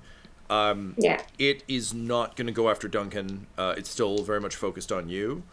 And it is going to... can you roll me an opposed strength check, please? Yeah. 20 total. Okay. So it, rather than like attacking you, actually just hoists you up, and then like Bane style drops you on its knee. So you're gonna take Fuck did that shit roll? 8 points of damage. 23. Oh God. Take 8 points of damage. And like you kind of feel the armor kind of bend and contort. I'm gonna say, like, in terms of you getting damaged, your armor bends and gets dented a lot. You can like, Yeah, sure. you can punch it out later. It's just to make sure that you're taking battle damage the way that like squishy people do. Yeah. So you can feel the whole armor kind of twist as this happens, but then you kind of like, as wrestlers do, roll off of its leg, and you see it starts like nudging your body on the ground. It seems very confused. Like, you get the sense that maybe it's like you're a crab and it's trying to get at the meat inside and it doesn't really know what it's dealing with here. So it's like shoving you around a bit and looking at you with like confused owly eyes. Which brings us to the top of the round. Duncan, before your action, you can see a light in the distance near the mountains, flashing, like an artificial light of some sort, flashing rapidly at you. It seems to be a distance away, but it does suggest that there might be assistance in the distance. All right. Knowing we're on the bone spurs, which were created by the Necrotis, I think Duncan would not be the person to yell for help from random lights, even if they're heading towards us. But he would log this and share it afterwards, probably. Yeah, for sure. And also, to be clear, this ice shelf is like a few miles long, so it's like ice shelf, bunch of like broken People wood over there, stuff, and then mountains. People are present. Interesting. Cool. All right. So Duncan, Well, at least people. The flashing light is over near the wooden wreckage. Something is casting light. I think so. He's got both of his coppers in the mouth. So I think what Duncan's going to do is just rear back. And what this is just flavor, but it'll get us there. He's going to rear back and just kick the polar bear right in the crotch while freeing his right hand. And then it's just like rapier up with the other still in the mouth. And he's just going to try to run the rapier through its neck. Sure, go for it.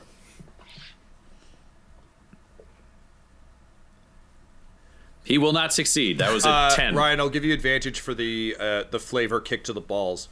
I would like to point out, you will not always get advantage for a flavor kick to the balls, but I like the maneuver, so I'm going to grant it ye. Excellent. Then that is a 19 to hit. Am I not merciful? All right, so, yep, that hits. Great, and that will do 7 piercing damage. 7 piercing damage. You drive your rapier up through its throat, and you feel the slight resistance as it enters the skull. And then you see it pop out the top of the creature's head, and it kind of like twitches and begins to fall. Can you roll me a dex save, please? That's a nat 20. Nat 20. You're able to pull your sword out and roll away as the creature falls, thus saving you from being pinned under it for a turn. Yeah, and it's one of those where it's like it's out, it's a spin, the cape swings out, and it's got the whole like flurry of the rapier to the side, so the blood line just like strikes the snow as he's blood there. and brain just flick off into the snow. Yeah, and then he will continue this spin to use his movement to dash around so he can try to flank the polar bear that's currently trying to figure out what's going on with the white princess's armor. Yeah. Cool. Yep. Great. Brings us to the spotted one that's fighting you, Makka. Your shield comes up, and it comes roaring in with like beak and claw. It's a new con save for this fella too. Oh, that's my right. reaction. Yeah, and this time with symbiotic entity, some extra stuff happens if it fails the DC 14. I got a nat 20, unfortunately. So Man, you are rolling amazingly. yeah, man. Then It's, do your never worst. fails when I'm not playing as a player, because when I play as a player, it fails. So what is your AC with the shield? 19. 19? Okay. So it comes in tooth and claw. Oh, there's the suck. So even though it manages to kind of like force its way through the spores, there's enough. It's like when like it's allergy season right now, so this is particularly top of mind for me. It's when you're just like a little bit like mid-nose sneezy, and you're just like no. Yeah, So it's like and it like claws past your head, and its beak kind of like veers off your shield. But you can feel the sort of spore cloud that you find so comforting is clearly giving it a hell of a time. Which brings us to Gwendolyn. Yay! So for my bonus action, I want to basically like force recall my sword from the snowbank that is still impaled in. Gotta fight that Wampa. Yeah, and I've got the white one still on me, right? Yes, that's right. It's that it's like correct? pushing Okay. you around, trying to crack you like a nut. Yeah, so I basically want to like kind of catch it and just like in one swift like move, just like try to impale it like Yep, go ahead. through. I don't know. I'll just like wherever I can hit it. Honestly, Impale it I'm not through a exactly squishy bit. like. Yeah, I'm just like I'm not exactly composed right now, so. And I'm going to use my point of advantage to re-roll that piece of shit. You remember, Duncan always warned you when fighting polar bears to aim for the fleshy bits. Yeah, the polar Yeah. bear was gonna step back, but you stomped on its foot to hold it in place. Yeah. Yeah. And that was 16 That'll hit. to hit. Yep. Okay. Good. And that is 11 points of slashing Not damage. bad. So you drive your blade down, sort of like aiming for the top of its skull, just full on like reverse Link from Zelda, pulling out the Master Sword, just like put the Master Sword back in, damn it. It's your exactly. down A attack from Smash Brothers. That's right. When you're midair. So you go to like jam your sword down through its skull. It turns at the last minute, and you shear just a straight line down the side of its face, and you slash open kind of its cheek. So now the beak is kind of open to the elements, but you do a significant amount of damage. But it was unhurt to this point, so it is still alive and angry. Yeah. Which brings us to the gray one, which continues to be dead. Makka. Let's try swinging on this bespotted howler bear. No, not going to do it. That's an 8 to hit. Unfortunately, no dice. No. Your spores continue to fill the air, but it seems to be like sneezing and kind of snuffling, which actually makes it very hard to hit. Because you swing soundly at where it should be, but then it sneezes and it drops it. So Shillelagh swings wide. Which brings us to the white one with its flapping jaw. It realizes that maybe you're less for eating and more for killing. So it's going to try and just like pound you into the ground and then like Donkey Kong rampage on you there. So 2 big claw strikes at you. Double 8s, which will be nothing for nobody. So now that you're kind of back up in a fighting stance, it comes in and you kind of use the flat side of your blade to like redirect its paw strikes.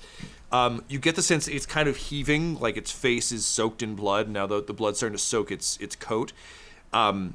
And Gwendolyn, as you understand animals, there's no reason this animal should still be here. It's been seriously injured, and there's no, in your experience at least, there's never been an animal, you don't have a lot of experience with animals, but there's never been something you've seen that's just like determined to kill. Yeah, birds don't just like keep coming at you. Yeah, this is a weird, just an odd, yeah, like those seagulls, like you kick them a couple times, they're done. It's not a Canadian goose. Those fuckers will fight you to the death. Oh my god. Untitled Canadian Swan Game. Cool. That brings us to the top of the round. The light is getting closer, and you actually hear a gunshot kind of crack through the air. And the two polar bears kind of turn to observe it, but then turn their attention back to you. Duncan. Great. Duncan is staring at this white polar bear as he like circles, and in his head, he realizes it's the same size as the like spooky cows that they dealt with. Like he's almost seeing them superimposed over each other. So he just like sheaths his rapier and he draws out his two daggers. And then he says, "Who are moo? You've got bleeding to do." And then he's going to run in and he's going to basically jump into the air and try to stab into the polar bear and use his full body weight to just like spin it around from where it's lunging down at the princess. Cool. All right, so one of them is a 23 to hit and the other is a 12 to hit. Okay, the 12 will hit, the 23 will not. I'm kidding. It's the other way around. You barely miss with the 12. Cool, and that will do 7 piercing damage. I rolled the highest I could on that D4. Worth it? Yeah, it's funny because you're like, I do like 7 damage. I'm like, yeah, all right. You're like, with a D4, I'm like, oh, actually, yes, well done. It's a real scale issue. All right, so yeah, you spin it towards you. It also, like, once it sees you, you can almost just see it start to shift its feet. Like, its leg work changes. It's just purely focused on you. And it's completely, almost seemingly forgotten about Gwendolyn. Which brings us to the spotted one. You gotta make that save. Yeah, baby. It fails. It actually falls away from you as it does. It like sneezes again. Also, tell me what your symbiotic bullshit does. But yeah, it's having a hard time with its seasonals. Yeah. This time it's 6 necrotic damage. I just get to roll twice and add them together. So nice. All right, so yeah, it falls away. It's doing that like a bear that got like stung in his nose thing, or in its snout. It's just like kind of like sneezing and like it's rubbing an arm over its beak. Because like I don't even want to know what sinus pain in a beak feels like, but I imagine it's pretty bad. it's probably pretty bad. And then with kind of a final defiant, woo, it gallops off into the distance. That works for me. Which brings us to Gwendolyn. The white bear is now polar bear is now fully focused on Duncan, which means that you're facing its back. And since it's pinned between you, you'll have advantage because you're flanking. Yeah, I mean, well, I gotta strike it. That's all I'm thinking. Just like pure reaction, just like, slash. And that's 21 to hit. Yep. And 8 slashing damage. All right. So you slash across its. You're going for a slash or a stab? Slash. So you just like hack across its back. You see it stumble forward. Duncan, you've got your blades ready, and I think you just kind of give it a couple quick double taps. And between the two of you make pretty short work of the creature, particularly once Makka kind of steps in as backup. But after a bit more kind of stabbing and slashing, the creature falls and lays dormant. You can still see you can actually now hear as well the flashing light, and you can actually hear the sound of dogs approaching. And as you kind of roll over the dead polar bear, for the first time you get a sense of its proportions, and you actually see that it's not as big as you thought it might be with the amount of fur and sort of skin it has. It actually seems almost malnourished. Like it's a ropier kind of like more muscular kind of svelte creature than what you would traditionally think of as a bear. It's the Hugh Jackman of bears. Yeah, kind of, but like Hugh Jackman, if he started off as a big dude and then lost a bunch of weight and is now Hugh Jackman, and he's like, So I'm like ripped, the sea. but I still got a So lot the of. sea. Sorry. So the ice shelf used to extend a lot further, Who knows? and it's been receding. I mean, possibly. You don't know. Okay. But it would seem that perhaps humanity's the cause. No. But yes, it does seem. It seems like it was previously a much hardier creature, and it does seem to be malnourished and somewhat ropier now. It's a John Goodman bear. Yeah. You hear kind of shouts in the distance, and you can see kind of snow being tossed up from either side of what seems to be a sled that's being pulled by dogs that is approaching. You have a couple, you have not really a couple minutes. You have about a minute before it reaches you. Is there anything you want to do before it arrives? Looking at my companions here, how are you guys faring? I'm not doing great. I probably can't take another hit of any kind. Okay. And how's Duncan looking? Duncan's actually doing fine. He's like lightly scratched, but this is the first time he got to dance the way he likes to dance, so he is not terribly injured at all. He's fine. Okay. I'm like dented all over, basically. Then I'll cast Cure Wounds on Gwendolyn. Right. And I like to hear some like metallic like pops We'll cast as that like the at, dents come out. at second level just to give you an extra little boost there. So that Thank is you. 4 plus 2, so 6 plus my spellcasting modifier, which has changed. So let me just double check what that is. I think Duncan will take this time to just like reload his pistol, essentially. So that's 12 HP. Back to you, Gwendolyn. Thank you. Spend a spell slot for that. There we go. And with that, Makka will turn back to the direction that the sled is facing, raise his shield, and hold out his mace and assume a defensive position. Duncan will take cover and hide behind one of the corpses with Mr. Bang ready. So hopefully he won't be seen, but he can be effective if this is an ambush. Cool. So you kind of take cover, and you can see the sled approaching. Once it gets a bit closer, you can see that there is a small woman, at the working the reins, and she is fucking working these dogs. And she's got a sort of almost like a blunderbuss just tucked in against her rib cage. She just you hear her yelling like, "Run faster, you fucking mutts! We gotta get there! We gotta get there before there's nothing left to find!" And the dogs are like, "Arr, arr, arr, arr." And she's like, "I heard you, I don't care!" Suddenly, with kind of a great flourish of snow and like a weird Tokyo drift, the dogs kind of pull in, the sled like slides across the snow, and she leaps off into a shoulder roll with the blunderbuss up. And time slows, and you can see her like looking down the barrel all cool, and then she sees the dead polar bears. She's like, "Oh, thank the fucking gods, I haven't had ammo for this fucking thing for days. I just cold fired it at the air to try and scare them. You're all okay?" Mm-hmm. So she appears to be a small, very small woman, wrapped in furs. She's got like 2 bandoliers slung across her chest, but you notice that all of the ammo pouches are empty. But then there are also some classic like Rob Liefeld style 90s X-Men just like mysterious leather pockets that could be full of, I don't know, Cyclops' keys or some shit. She's got one on her leg as well, because Rob Liefeld.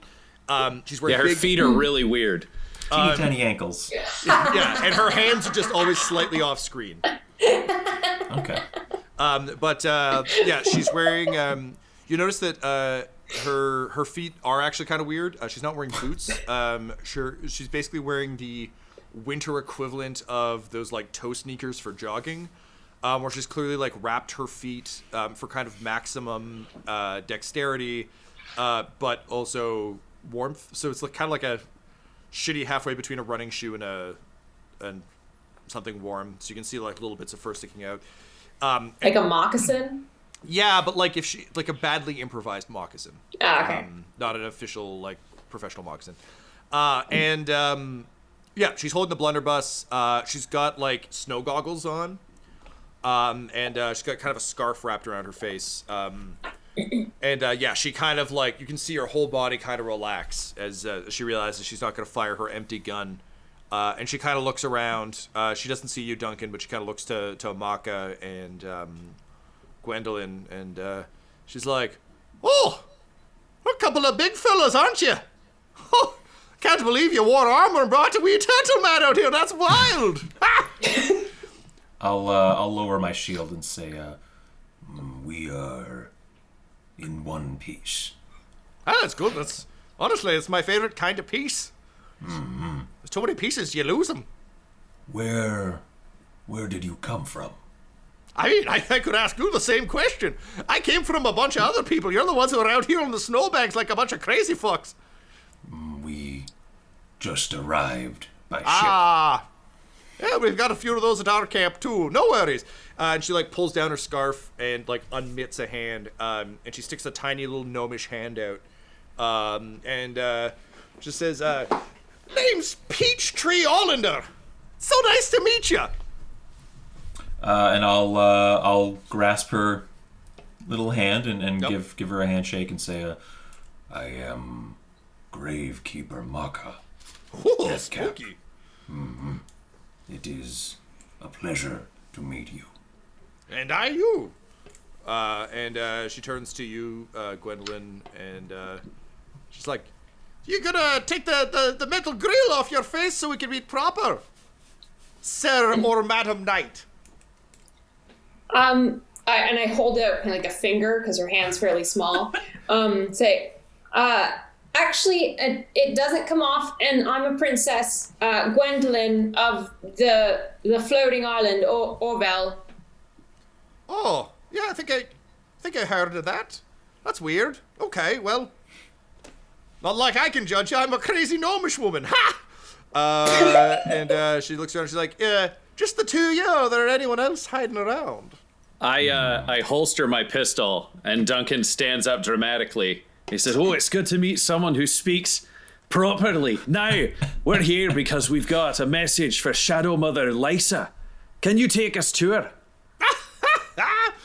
She laughs. She's like, "Oh, glad to see another one who also speaks proper, not like these two weirdos with their accents. But I'm sorry, friend. You're on the wrong side of the mountains. That's the whole problem, ain't it?" And then I like wander up and I do my like hat down to lean and whisper to Makka and the princess, and I'm like, "Oh, good. We don't have to kill this woman." She's like, funny thing about being on an ice shelf. Sound really carries. But no, you don't need to kill me. I'm really glad you don't. As I said, just a gun full of powder. Do you have shelter we could perhaps use? It is incredibly cold. We can trade you the meat from that polar bear and most of this one. But if we could bring them, I'd really like to make myself a fucking coat. And she like pats herself down. She's like, "Made mine back before they stopped bothering us. I think I killed enough of them that they just stopped coming around." All right, yeah, put it on the sled. And she looks at the dog. She's like, "These are the mics. We lost all their tags on the ship, so we just all started calling them Mike. That's Mike 1. That there's Mike 2. That's Mike 3. That one's Mike 5. We put them in the wrong order. Anyway, just toss them on the back and the mics will take care of you." So you drag the two corpses kind of onto the Mike sled, and she'll like kind of like walk along beside. For a gnome, she keeps up pretty well. She's like very intrepid. It's a lot of like big kind of stompy steps, and it's it's got that kind of classic large Final Fantasy character running thing where like she's kind of like sticking her belly out and her arms are kind of back when she runs, but she's able to keep up. And yeah, basically she starts guiding you all sort of further across the ice shelf towards the sort of giant wooden barricades you saw. Is there anything you want to ask her as she takes you? Keeping in mind that you're all kind of like making tracks. This isn't exactly like a leisurely walk back. But is there any immediate, looking at you, Duncan, any immediate things you would need to sort out before you can I think okay about this? Duncan would want to know how far away the Shadow Mother is. and what's in the area. Like, I think he just wants to know what the threats are, like what's dangerous, because they're new here, and he's always going to be in like bodyguard mode first. Totally. So Peachtree explains that you don't need to worry about the Shadow Mother at all because the Shadowlands are on the other side of the Bone Spurs, and the Bone Spurs are the problem. So she's like, honestly, if you don't die here, then she can be your problem. But till then, we got a bigger problem, and it's that motherfucker, and that motherfucker, and that motherfucker. And she's just like pointing at like the mountain ranges. Stretches in either direction, and it like think like whenever they shoot across the wall in Game of Thrones, and it's just like infinite wall in either directions. It's that, but weird, scary, tall mountains. So yeah. What? So you're afraid of the mountains? Oh, they're very big and very hard to get across. We've been trying to get across those fuckers for a while. All right, but like the mountains themselves aren't like attacking you.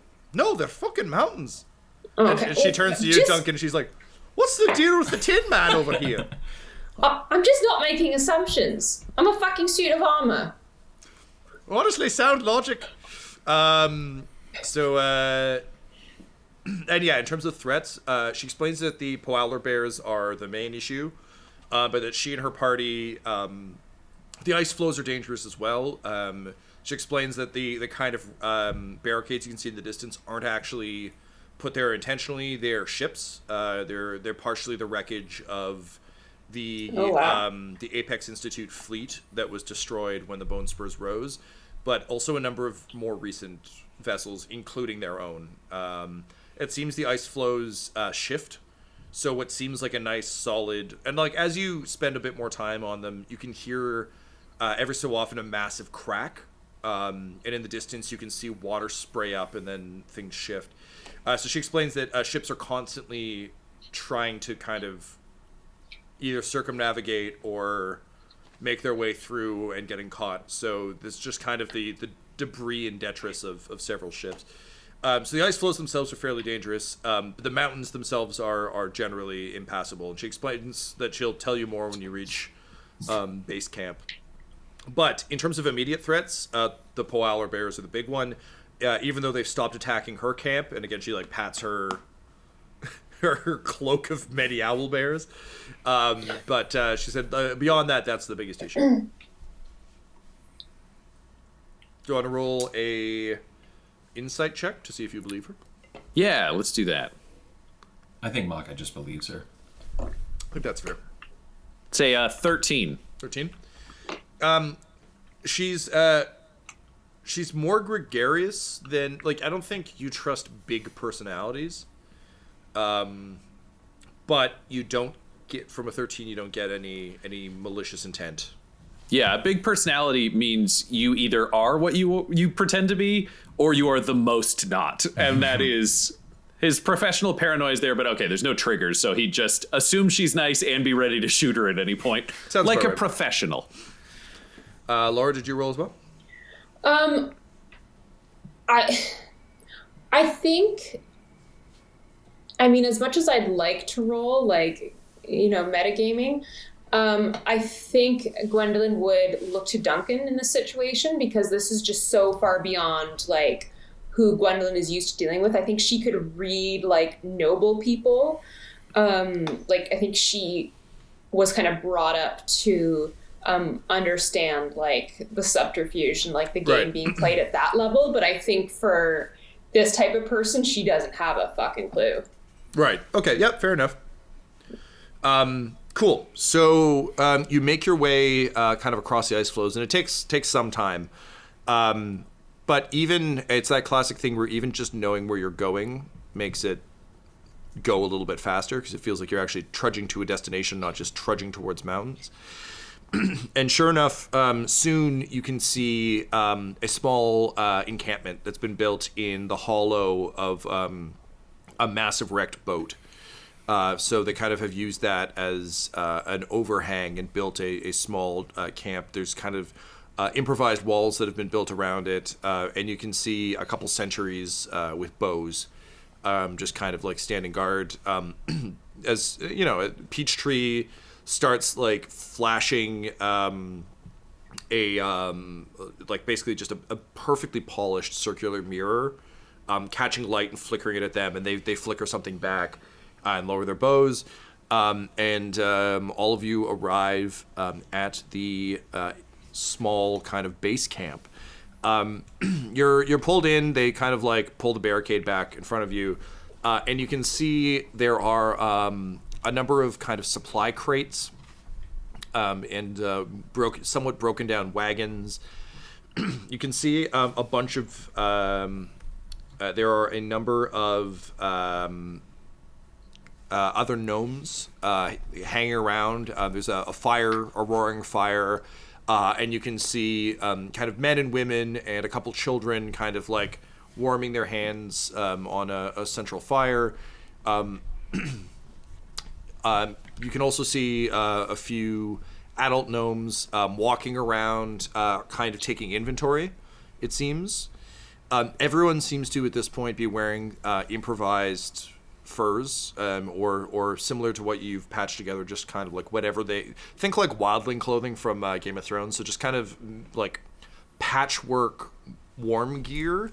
But you can see that it's all built on what would have once been very, very fine, likely very expensive cold weather gear. In modern terms, it was like they all showed up wearing Canada Goose jackets, and they've had to repair and replace large portions of them with kind of whatever's at hand.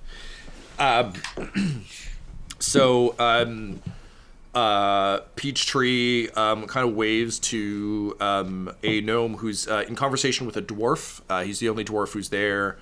He's got a long beard, long gray beard that he's like tied up over the top of his head to keep his ears warm. And he's kind of got just massive meaty forearms, and he's got to your surprise, kind of like an artist's easel set up. And he's got kind of a big piece of wood that he's been sketching on. But he kind of nods to the gnome and turns back to his sketchings. This gnome is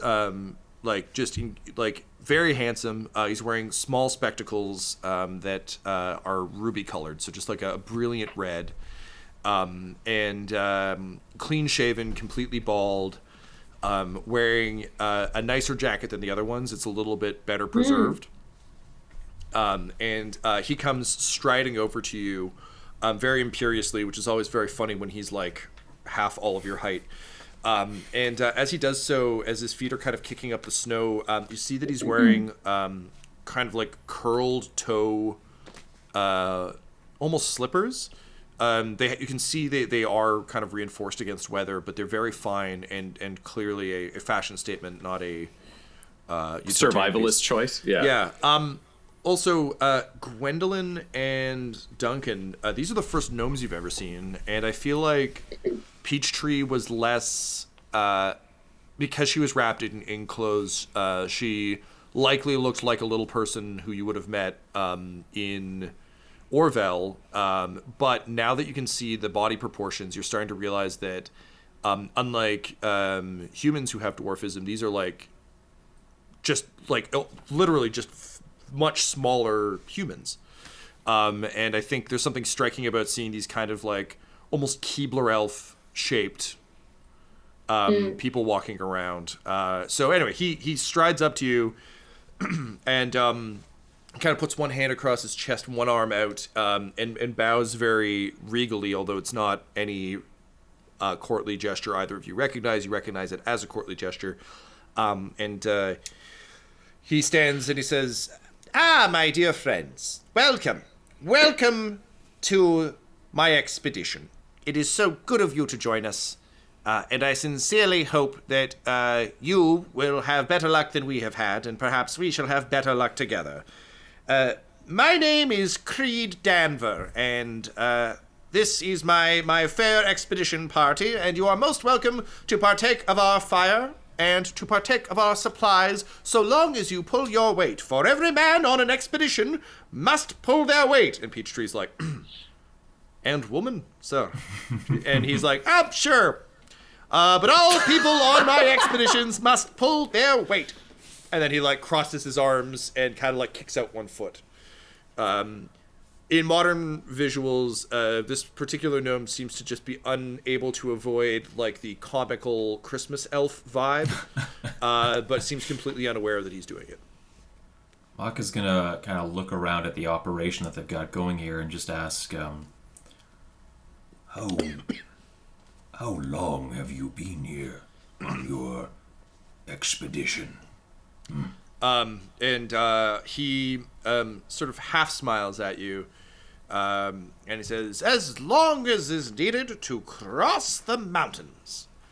I have a business venture, you see, that I am ready to set up upon the far coast. And all that stands between us and profit are these here mountains." And he just, like, looks at them like they're an old enemy. Yeah, I'll give him like a light bow with like doffing of the cap, and then place it back and say, "Sire Gnome, my name is Duncan Danno of the Dawnbreakers. This is Makka Deathcap of the Turtles, and this is Princess Gwendolyn Kinsalaris of the nation of Orville. What venture do you speak of? What is your business that you're looking to take over the mountain?" You hear Peachtree audibly sigh, and like, oh boy, here we go. And he goes, "I'm glad you asked." And he claps his hands and he says, "Damon, cousin Gregor, come, we have business to discuss."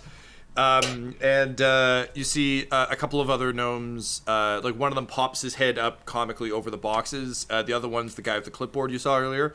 And they both kind of like rush over, do a similar bow, and then they kind of do like almost a 90s hip hop album cover pose where like they both kind of like cross their arms behind him. And he's like, "We run Danver Enterprises." Yes, Danver Enterprises. "And our goal is to create better textiles for you." And then the other two kind of point up and over his shoulders. And he says, "The people of Eastmouth, where we previously held operations, were not impressed with the quality of our textiles. This proved to be quite a problem for Danver Enterprises. But be the enterprising," and they all share like a ha, "people we decided that there would be more luck where they have never seen a quality of textile the likes of which we can create. And so we are headed eastward," and they point through the mountains. Was that? Sorry, westward. Westward! I thought they just mispronounced it, like we're headed west. Westward! That's what we call it in Eastmouth. Westward. We're headed westward. Through the mountains. There to find new enterprise. We've heard tell that the wooden coast is almost devoid of textiles, and thus we shall be the only option, as well as the best. And the other two are like, yes, high quality, yes. So are you planning to sell textiles to the what the hell is it called? The something of Cricket? The cult Are you planning on selling textiles to the Covenant of Cricket? Because you're heading towards Shadow Mother Lysa's land. Ah, yes, we will not be traveling that far, dear fellow. That would be suicide. No, we plan to sell to the root folk of the wooden coast. Make sure that they are well ensconced in textilulous fashions. All right. We used to call them testicular fashions, but then someone pointed out that was unfortunately anatomical. A lot of this is going over Makka's head. Textiles, businesses, profits. It's all just kind of weird words that are not part of his daily lexicon. I think he's kind of losing interest in these people, trying to... Does it appear that they're trying to bore through the mountain? Yeah, so if you're getting bored, you start kind of... your attention wanders, and you can see that the Dwarven man seems to be sketching out plans for some kind of excavation or blasting. However, you can also see, as your attention wanders, that he has several of these planks of wood kind of like leaning haphazardly against one of the wooden walls of the ship. And it seems like this is not his first attempt. And you can definitely see from like the level of frustration and inventiveness of the way he's looking at it. Like, this definitely isn't a first idea. This is a long down the list of ideas idea. Okay. But I think tracking that, you can also see, like, he seems to have powder barrels, and like you can see now that you're kind of actively looking for it. There definitely seems to be blasting gear about. I think Duncan will turn to the princess and say, "Princess, perhaps you would like to negotiate with this leader here on how we could join forces to get through the mountain.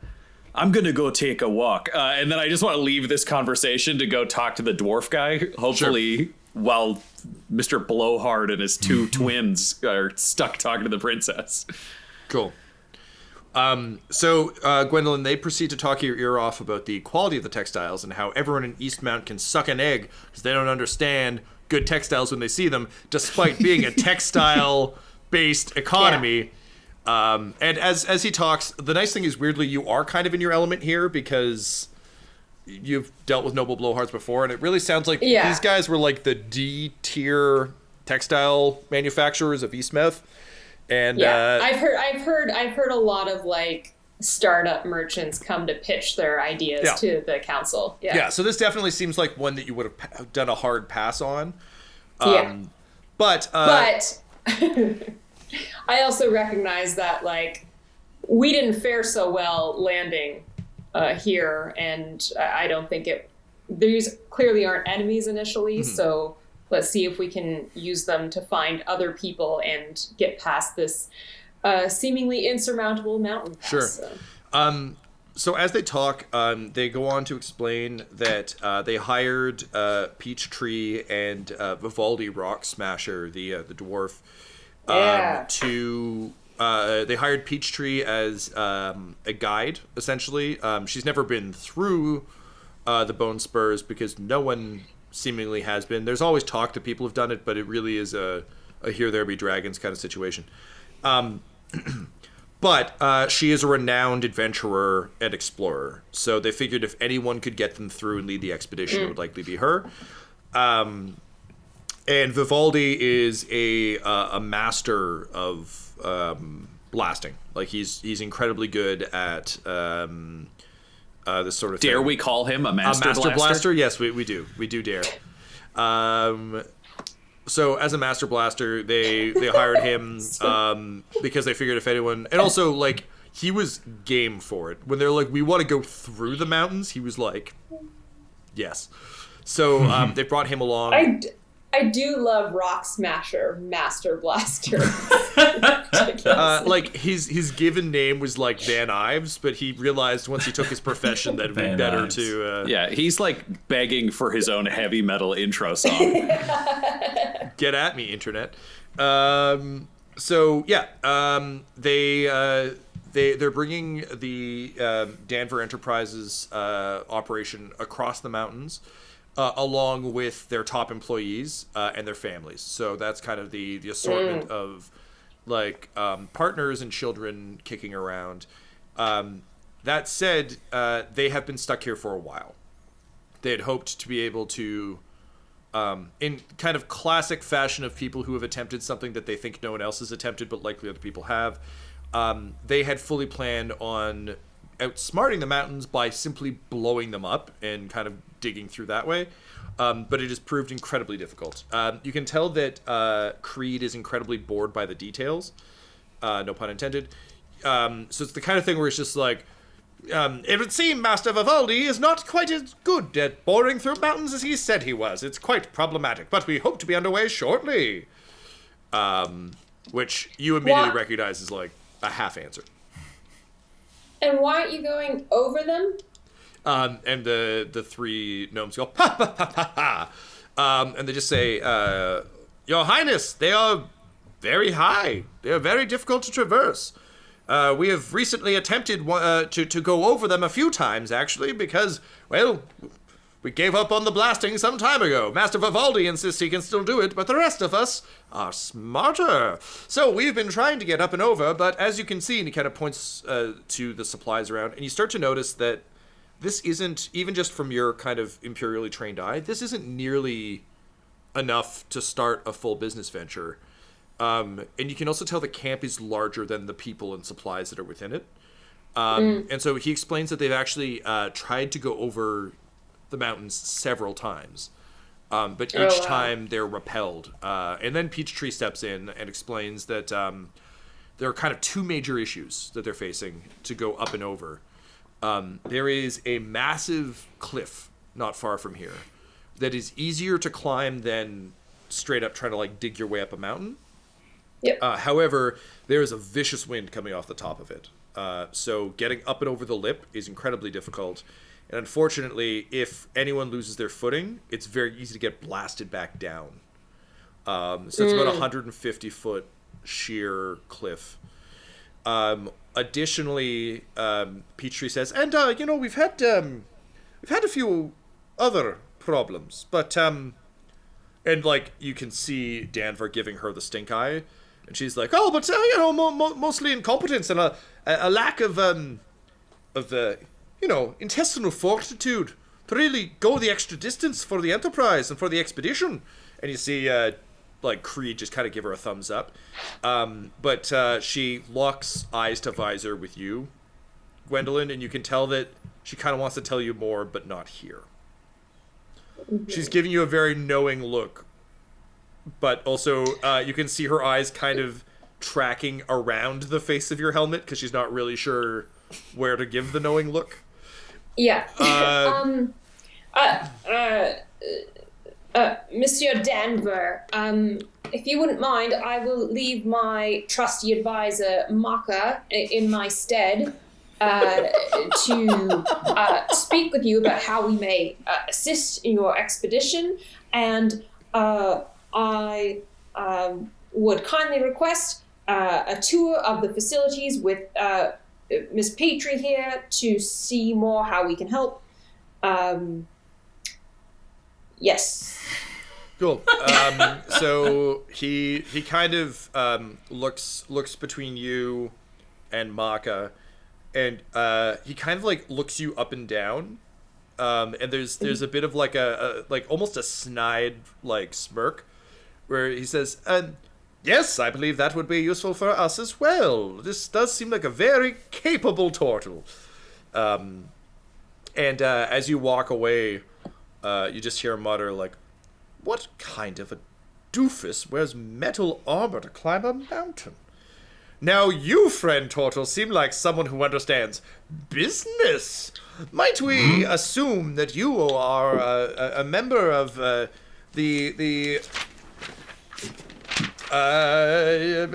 flipping back through my notes because it's been a while since we talked about them. The Consortium of Bleen. Fine turtles of business. We have done much business with them in the past. You must forgive me. I have been ignoring you. I was not paying attention.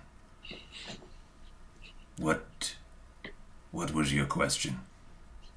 My dear Turtle, I will overlook this because I suspect we can do... And he puts a hand... Like, he tries to put a hand on your shoulder, but he can't quite reach, so he just puts it, like... On, like, my bicep or something. Yeah, like a little lower, like, just kind of gets a bit of your elbow, and he's like, we can talk business. And he proceeds to just start, like, immediately launching into the full-on sales pitch. No, and what's weird is you can tell that because they assume you're part of the consortium, they're just talking, like, straight up. They're just going straight to numbers and figures. It's like a bit of a pyramid scheme vibe. Like, it's kind of like, if you buy in now, I mean, truly, once the Enterprise is up and running.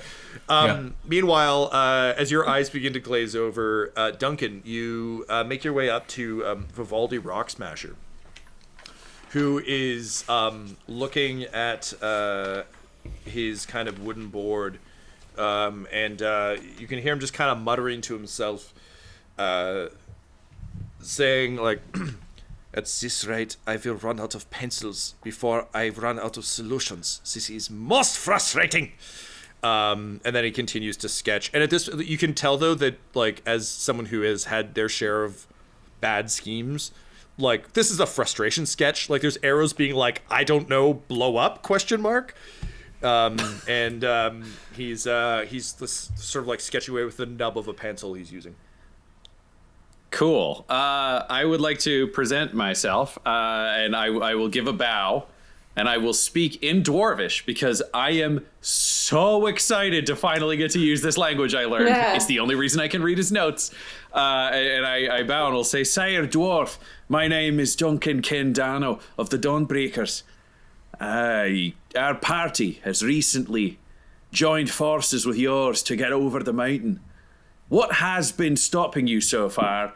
And also, are you in charge? Because it really feels like Creed Danvers is not. He like shoots a glance over his shoulder, and you can see there's like a gleeful smile under his weird like bent up beard, and he just says, "Oh, finally, someone who speaks Dwarven. I gotta tell you, Common is exhausting, and the amount of jokes these gnomes make about my accent is truly upsetting. Your accent is quite elegant. You speak fairly well. Have you been to the land of the dwarves?" I have not, but I would count myself honored to travel there one day. Ah, you seem like a fine fellow. Yes, well, to answer your second question first, the Lady Peachtree is absolutely in charge of the expedition. However, since we have been hired by Creed and his brother and cousin and family, we have to yield slightly to their desires and whims, which, as you can imagine, is rather exhausting, with such a man at the helm. The plight of the advisor is always heavier under bad leadership. Oh, you understand a lot, fancy man. Your hat is excellent, and as are your manners. I appreciate the consideration you've given me. Yes, no, he's terrible. He's the absolute worst. We would be dead 12 times over if it wasn't for Miss Allender and her just sheer desire to conquer nature. More so than intelligence or wit. Just she is like my explosives, you know. You just set them off, and few things can stand in her way. On that note, though, that is our problem. I have blasted my way through mountains countless times, and none has put up resistance as much as these ground-forsaken monsters. Every day, I sit here in front of my boards. I had paper a while ago, and he kind of like gestures to, like, kind of like waterlogged paper that's under all the planks. So, but none of my plans have worked. I've blasted for days, and every time I think we're making a bit of progress, the damn thing grows back. That is indeed troubling. So, the magical nature of the bone spurs is true. The rumors aren't false. It's not rock, I'll tell you that much. It looks like rock, feels like rock, a little bit like bone, but somewhere in the middle. You can drill into it, you can break it with pickaxes, you can definitely blow it up. Because I gotta tell you, I've blown up a lot of this mountain, but it always comes back. It's never quite the same, but it grows back.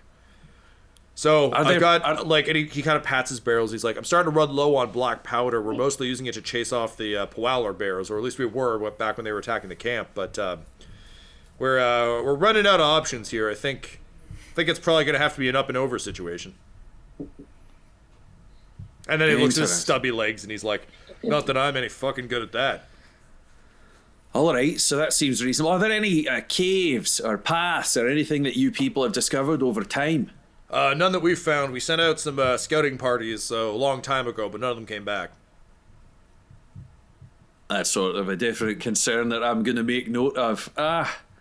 All right, we'll have a conversation with Peachtree. I will speak with my Royal Highness the Princess, and we'll see what we can do to assist. If you have any more questions for us, please drop by anytime. And then he drops back into common, and he's like, yes, so that is how I make my drawings so specific. Thank you for only asking me about my artistic ability to draw. It is very nice to speak in my home tongue, and thank you for noticing my drawing. And then he winks at you. It's very good. I wink back and I say, you don't know any Impa Krimpus, right? What are the Impa Krimpa? Is that your companion, the large man with the He seems to have the armor built into his back. No, Yes? he's a turtle. It's okay. I just wanted to know culturally where winking was. I feel like we're at the same place. So, other than Peachtree, is there someone I could talk to about A, getting something engraved, and B, getting someone to turn the polar bear into a coat? He kind of like froze his brow, and then his eyes kind of go wide, and he's like, yes, you can speak to Creed's daughters. Sheila is most excellent at making the fur coats. She has been making them for us. You can speak to his and he drops into dwarf. He's like, what's the word? Second daughter. You can speak to her. Her name is Sonia, and she will help you with the engraving. Yes. Perfect. Thank you, friend. And what lovely drawings you've always done, I say in common, and then I doff my cap and stride on. And you just hear him mutter in Dwarven like, huh, that guy's a breath of fresh air.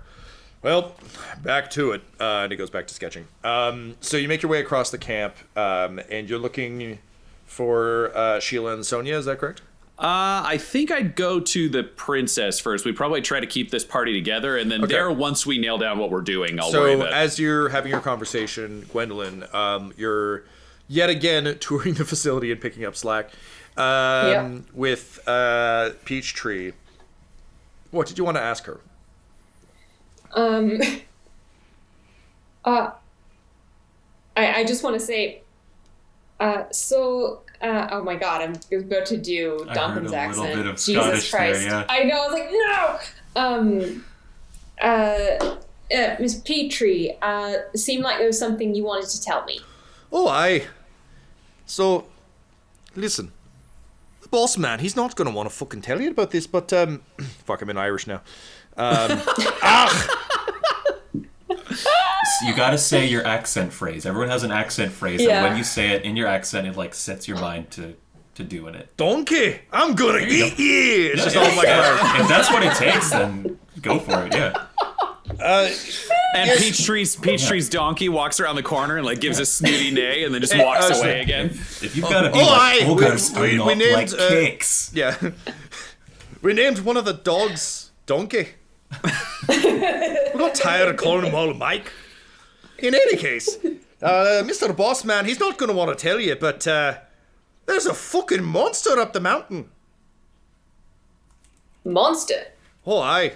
It's not just wind. What? Wind, admittedly, also a bit of a monster, but like a natural monster. Harder to fight. What? Now, what kind of monster? Does he stay up in the mountain, come down? Oh, only up in the mountain. We've only seen him once or twice. No one's got a proper view of him yet. But oh, he stinks something fierce. And I know, because I fucking stink. And she lifts up her arm, and nothing happens because your armor. And she's like, oh, you're a strong one. Guts of steel. I like that. But she explains that, so they've tried to get over the mountain now several times. And each time, the first few times they were just purely rebuffed by the winds. But on subsequent, they got better and better at just getting up the cliff. But soon they started getting attacked. And this thing, it started picking off their dogs. So like their dogs would go like looking, and then just like the mics would disappear, and they'd like find the bodies, and eventually they kind of managed to get further inland, and they found a number of corpses impaled on sort of leafless trees, and clearly kind of marked as a warning. And then they actually lost some members of their party, and they fear this is what's happened to their scouts as well. But all they've seen is kind of a massive, bulky, white-furred creature walking on two legs, but only at distance. And in the kind of glare of the sun against the snow, it's just blindingly bright, so often very difficult to see what this thing is. But again, reeks something fierce, and that's about all they've got. But basically, as she shows you around the camp, she also explains like she's out of ammo because they've shot at this thing and they had to fight the pole owler bears. Also, they've lost a number of their supplies in all of these runs because they keep constantly bringing things up the mountain with them, only to lose them if they have to flee or have them get blown off. So they're now running pretty low on weapons. They've got a few arrows left between them. She's just down to using Vivaldi's blasting powder in her blunderbuss, so it makes big noise, but it doesn't hurt anything. She can like pack it with garbage, but it's not like they're out of shot. But also like they're out of swords, they're out of weapons in general, and she's been basically stalling because she knows the next time they go up without weapons, odds are they're just all gonna die. But Danver is insistent that they summit soon. Also because he's lost so much of what he wants to bring up and over that it's they're not quite at the breaking point where they won't be able to open business on the other side yet, but they're getting close. All right, so you need someone to take care of the monster. Oh, that'd be great. I've been trying to kill the fucker myself, but I just can't seem to do it. All right, and we know that if the monster is gone, everyone else can get over. She kind of like bites her lip and she's like, explains that the monster, so they've gotten into the mountains. You still need to go over the mountains. Like, it's not like monster done, it's all downhill. But they can't even kind of get into the heart of the mountains, into the range. Like, basically they can't like penetrate deep enough to the range to actually know how long it'll take to get through. I mean, did you try approaching from a different way? Yeah, so she explains kind of a few of the attempts. Their ship crashed near here, so this has kind of been base camp for a while. They've tried to go up in 4 or 5 different places. And each time they found it almost unpassable. This cliff is honestly a bit of a gift because it means that the wind, like they actually have a defense against the wind until they get up. Everywhere else, it's just constantly sleet and rain and wind. So, that's not to say that there isn't another place, but they're also getting attacked by polar bears every time they ventured out. So it just became too costly to explore anywhere else. All right.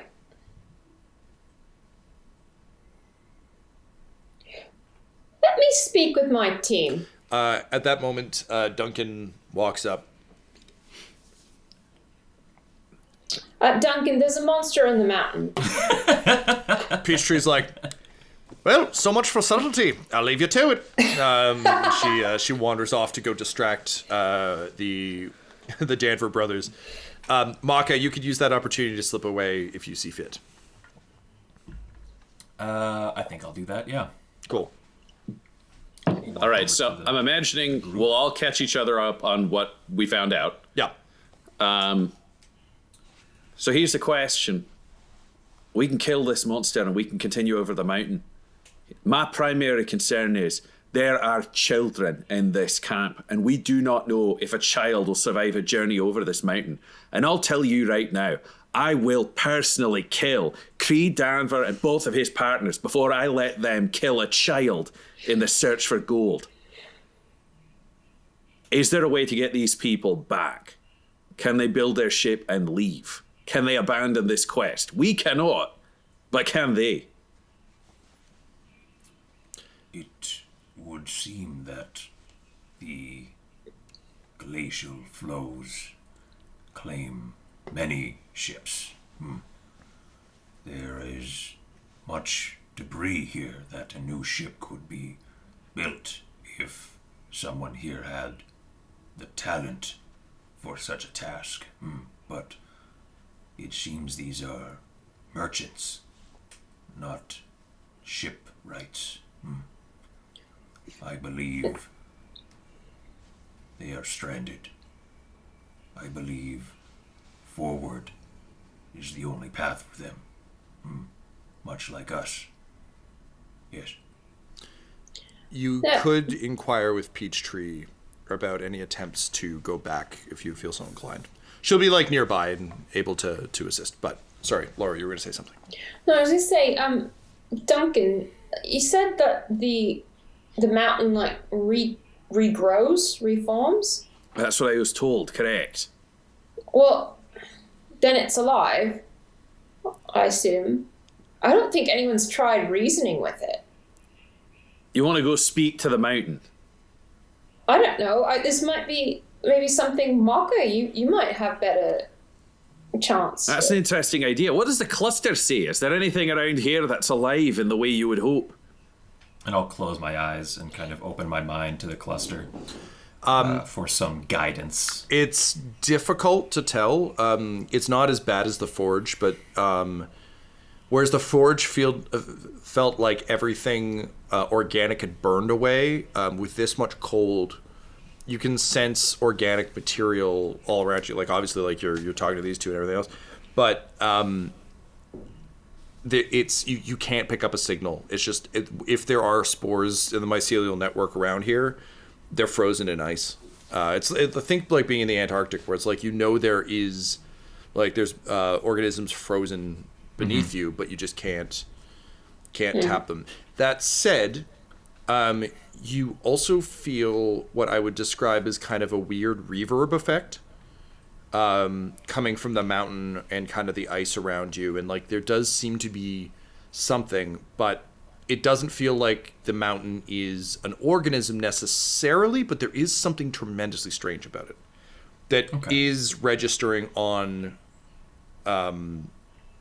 sort of your cycle net, if that makes sense. Right, okay. Makka will snap back kind of after reaching out and say, there is a stillness. Yes. The fungi and molds of this bone spur are trapped beneath the ice, in the soil, in the rock. There is no growth in these frigid place, but the mountain, it speaks, and there is a force there. I do not know what it means.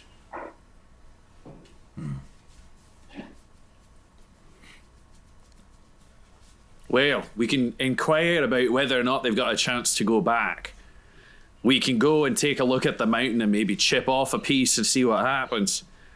And we could gear up in case we need to hunt this beast. Is there anything else that would appear on our list of options that I have not seen? As I understand it, if I buy silks from the Danver brothers and sell them to each of you, you can then in turn sell them to two other folks, and you will reap the benefits, and I will take a percentage of each of your sales, as they say, and then the Danver brothers will take a percentage of my sales, and in this way, we will profit. Yes. Rather than explaining the concept of a pyramid scheme to Makka, I think Duncan will just say, and do you have any coin with which to make this first purchase? Is coin a necessary component of a purchase? You are correct. You have to pay them for the first thing. If you can't pay them, then I'm sorry, you can't partake. Then this is not the way over the mountain, then. No. What? You said you were going to take a percentage. A percentage of what? Duncan just takes his hat off and I'm just curious. Palm on forehead. I thought I might know a percentage when I saw it. When you brought it back to me. I just look at Duncan. I'm already going to Peachtree to just be like, hey, so have you been able to get back? Like, you've got children. Oh, we've been trying. But it's the damnedest thing. The ice just seems to go on forever. every time we go back, just figure we'll find the shore. A little while back, it took me and the Mikes. We went for a little jaunt. Nothing. Just kept going. I would like to speak to the mics, if I may. Sure. Speak with animals. I'll just drop to a knee, take a knee near the animal, near the dogs there, and reach out and say, Greetings, noble beasts. I Oh. am Makka, Deathcap. It is a privilege to speak with you. Oh, hey! Oh, it's so nice to finally meet someone who speaks our language. Oh, tell you, that's exhausting. They're always yelling at us in weird, slightly fluid accents. May I ask, what do your senses pick up out there in the snow drifts and on the ice? Is there a presence that you are aware of? And they all kind of look at each other and say, well, it's cold and we don't smell much. There's not many fun smells. Not like back home. Home there were nice smells. Out here there are not nice smells. We smell the big birds. We smell them, and they smell bad, but also tasty. Tasty, but also bad. And up there we smell real bad, like dead. We smell dead up there. Did you always smell death? Well, we don't go up there very often, but every so often they take us up there, and we smell dead. This gnome, and I gesture to Peachtree, she speaks of a powerful scent, a strong smell. Yeah. Oh yeah. Smell. Big smell. Bad smell. Is it the smell of death? Yes. And do you find that this death roams the mountains? Yes. Sometimes we don't smell anything up there. Sometimes it's just nothing. But then other times it smells like death, and sometimes it's coming from the west, and sometimes it's coming from the est, and really it's sometimes even north. It's real. But when it's coming, you can smell it. It's real bad, real bad. And then sometimes some of our buds go away. Sometimes we find them again though, so sometimes that's okay. Thank you, friend. Hey, thank you. Let me say goodbye in the way of my people. And he licks your face a bunch. and I'll lick his face. Oh, yes, I will finally, reciprocate. someone civilized. And then he pees on a rock and wanders away. And Makka looks at the rock and doesn't have to go right now, so. I'm like, Next time.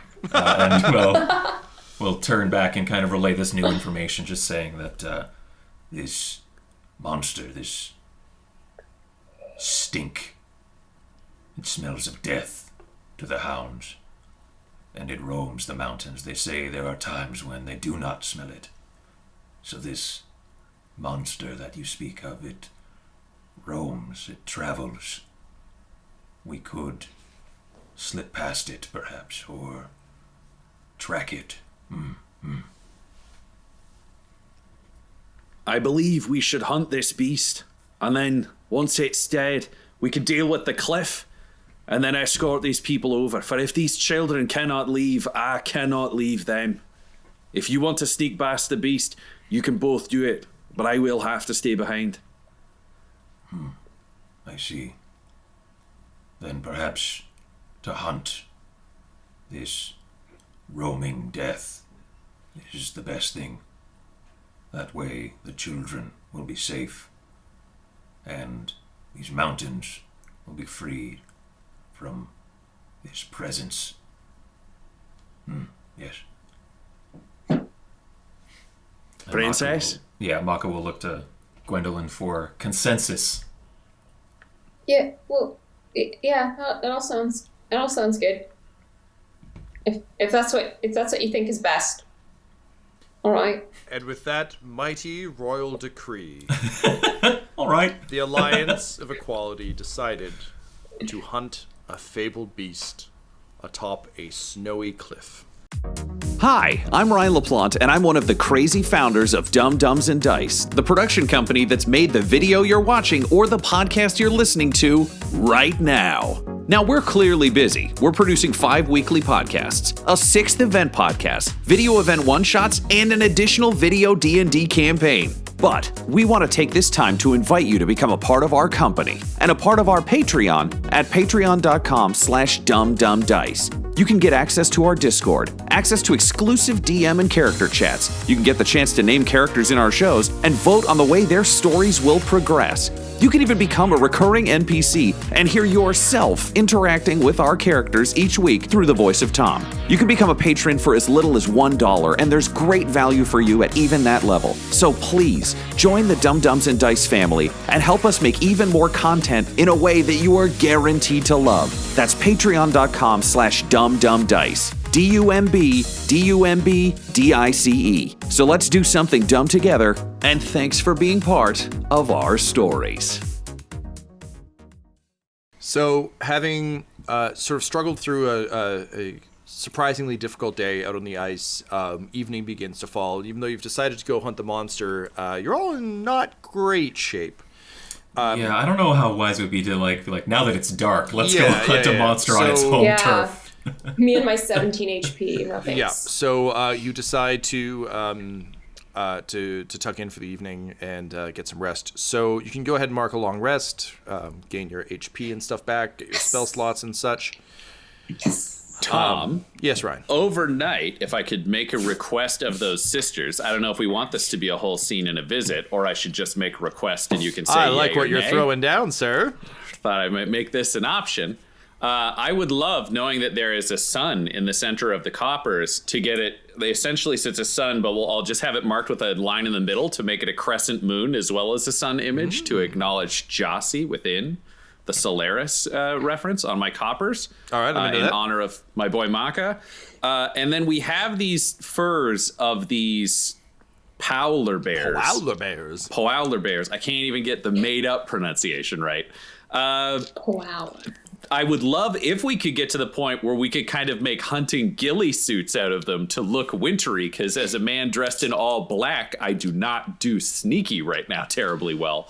Or even just fur coats that do up that would... Yeah, they can make cloaks keep us pretty... I mean, it's just overnight, but they can do cloaks easily enough. Cloak is great, That'll give you, if you're not moving too much, it'll give you kind of the ghillie suit approach.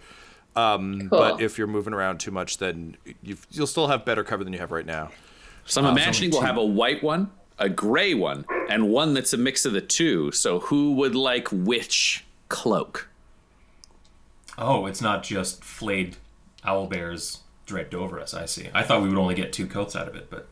I don't know, maybe we can spread out. Tom, how big are owlbears? How many can we get? The problem is you're all big. Like, Duncan, if there were 3 of you, it would probably be fine. But for the armor and the turtleman, I would say you could have 2 good ones or 3 okay ones. Okay, I would say we probably have 2 good ones, because cold won't kill the haunted armor. Also, if you push a suit of armor over a snowbank, it just kind of looks like discarded armor at a snowbank. What does my skulking cloak do? It Remind me. Sorry, I wrote down that I have it, it was but not what it does. mostly just to hide that you were a Haunted suit of armor. suit of armor. Okay, Yeah, gotcha. yeah. Yes, and it has the Okay, good. so I've got the gray one or the white one, and then this will be the only thing that matters. So just me coming back to camp and going, Sire Turtle, I have the gray cloak of a Powler bear, or I have the white cloak of a Powler bear. Which one feels more appropriate for a druid of Jossie? I'll take the gray one. And there you are, and there I am. So you commission them. They aren't made yet because we haven't slept Great. yet. But yes, they're... I give him the receipt that Yes. says this will be made, and he can go hand it in pick for up one. tomorrow. And with that, you all kind of fall into an uneasy, kind of chilly sleep. Your sleep is occasionally interrupted by one of the gnomes who's coughing just kind of very badly throughout the evening.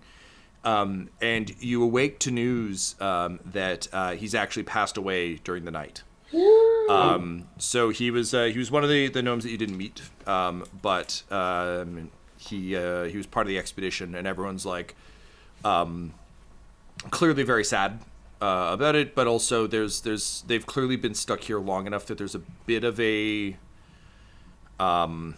militaristic. It's normal now, for lack of a better term. Kind of. It's a like in the way that anyone, like if you ever read about explorers trapped in ice, where it's just kind of like, this is awful, but also we just need to, like, there's a workmanness to it, almost a routine, I guess, where it's just kind of like we're in, these are extraordinary circumstances, we need to be pragmatic about this. So you kind of awake to the preparation. They're kind of wrapping him in some material, and they're building like a small cairn out of rocks for him at just outside the just outside the wall. Makka, given your general interest in all things death related, is there anything you think you would want to take part in this? I would do two things. I would want to observe how they put someone to rest and how they deal with the body, but also just there to offer any kind of services that I can. Sure. So they again, you can tell that this is more like kind of a more and later sort now kind of situation, but they do sort of have a few words. They say a quick sort of prayer in Gnomish over the body. He's apparently his name was Turfel. So they kind of tearfully bid him for a while. He's got obviously quite well liked amongst the expedition, they there's like some vague promise of coming back to bury him proper, but given the poor quality of leaving now, that seems light. So with heavy hearts, the people of the expedition return to start preparing things to go up and over if your hunting expedition is successful. Is there anything, you pick up your cloaks, you deliver your slips. They are kind of just gutted animals that you can wear over yourself, but they've scraped all the guts off, so it's, little stinky, but because it is a freshly killed cloak, they can't exactly like dry it over an extraordinary period of time, but it's not going to be sticky on you, if that makes sense. Great. Duncan will immediately ditch his terrible made out of bags he found on a ship outfit, because this will do the job, so he doesn't have to be like poorly styled. Sure. He knows he might die on this mountain. He refuses to die wearing a bag he had to sew together. Cool. So they add it to, as soon as you take it off, you can see like Cousin Gregor comes over and just like kind of gathers it up and adds it to the rest of the supplies, and like marks down the inventory of it and is clearly keeping a close eye on what's coming in and out of camp. As he swings by, I think I would ask him, is there anyone else amongst your party who is sick? The turtle has abilities, and I'd be saddened to hear someone had passed while we were away if we could have helped. No, I'm afraid Turfel had been sick for some time. The cold did an awful number on him. I'm not sure there's much that could be done, but we will keep that in mind. I'll make sure to make a note. And he writes down like turtle equals, and then he makes like a medical cross. And he underlines it twice. And he says, "This will be of great use. We do not currently have a healer. Not an oversight, merely an oversight." And then he wanders off. And I'm just glad he wrote it down. Like, I'm not going to challenge him. That's fine. Yeah. I got my cloak. I got what I need. I have a bunch of climbing gear. Does anybody else have climbing gear if we're going to go up this mountain? Because I've got rope and pitons and a bunch of stuff. I do not have any kind of climbing gear. Okay, Tom, do they have any climbing gear? They have the remnants of some climbing gear. They've burned a lot of it on failed climbs. There's enough to cobble together 2 more sort of climbers kits. So some batons, some like tiny hammers for the batons. Great. Some rope, that sort of thing. Crampons? No. Isn't a crampon like a creature? No, it's like a little spiky Laura thing knows that you a lot attach to your about foot. climbing in real life. Isn't it? I couldn't tell you. They had hoped to go through the mountain. and based on what you've already seen of the rest of the party, there might be one pair, but if they exist, they're likely in Peachtree's gear and for her use. Also, her feet are very small. They would not be helpful for any of you. Do they have any of the poowler bear meat that we could bring as bait? Yeah. So they can definitely, like, they've cleaned them.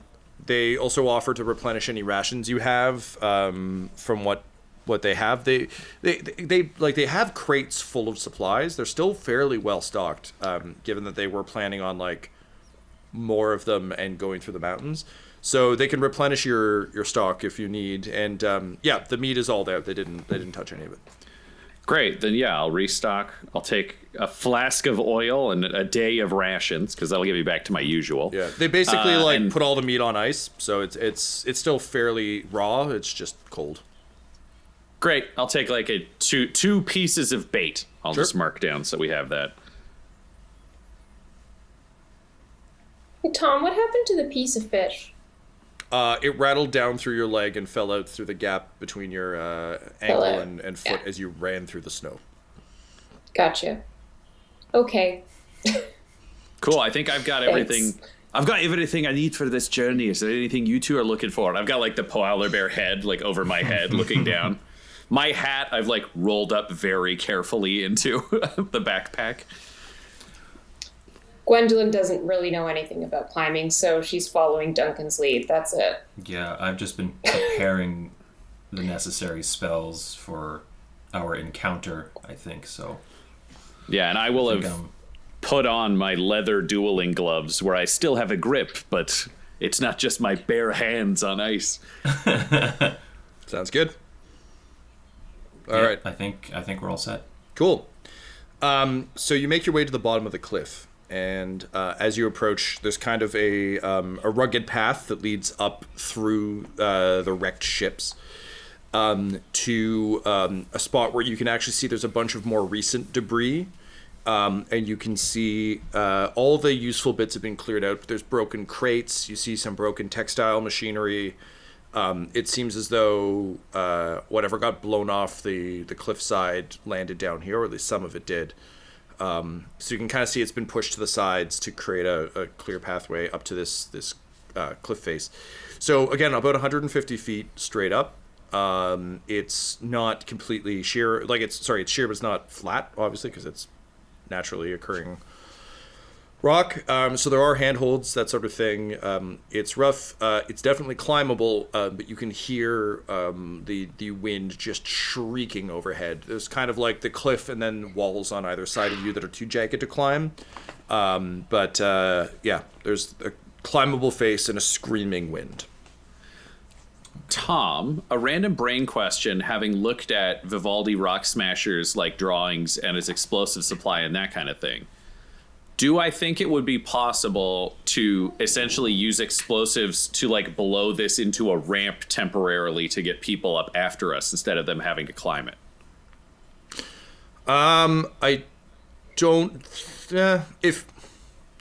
If he did it, maybe, but also his explosives were meant to bore directly through a thing, so the odds of it just like creating a new cliff 4 feet away from the current cliff is higher than like ramping it. Okay, cool. Can I actually have grabbed some of that that explosive powder, like a small barrel of it or something? I will give it to you for 1 stress. That's right, ladies and gentlemen, stress is back. This is a mechanic we use all the time in Dum-Dums and Dragons, our other show that I stole from Blades in the Dark. But stress is a mechanic wherein characters can magically have a thing on them that they would like, that they didn't ever declare they had. Basically, at the beginning of every adventure, everyone gets 5 stress. You tell me what you want and why you have it, and I will tell you if you do or not. So, okay. Makka, why would you have grabbed blasting powder? If in the event that we climb up this cliff and the beast is right there, there's a chance we could detonate the powder and shear off the cliff that the beast is standing on, or just blow up a monster. Cool. Great. So yeah. So it just seemed like it would be vital in the destruction of this creature. Excellent. So for 1 stress, it is yours. Thank you. You have a small pouch. A pouch of it. Okay. Yeah, but like, it's pretty Hjorty stuff. A pouch will do. Hjorty. Well, all right. Cool. Right, so I would say Duncan at the base of this cliff would probably try to ID a good place to climb. I feel like as a guy who battles assassins, he would have done a lot of those, like, early in his career, but those exercises where it's like, okay, it's your job to kill this target today. Go into the palace dressed up like some asshole. So he'd probably try to figure out where the best climbing route is and help the others rig up some ropes so they don't, like, fall to their deaths, because I know the princess has never climbed. Mm-hmm. Makka, do you have any experience with climbing rock faces?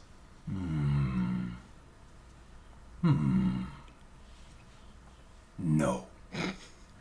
All right, so let me show you both how to rig up a rope, and he'll like help them build like a pretty basic. He's not like an expert rock climber, but like a basic around the waist harness. Show them how to use pitons and stuff so they can climb without falling to their death the moment they make a mistake. All right, so Ryan, go ahead and roll me a survival check, please.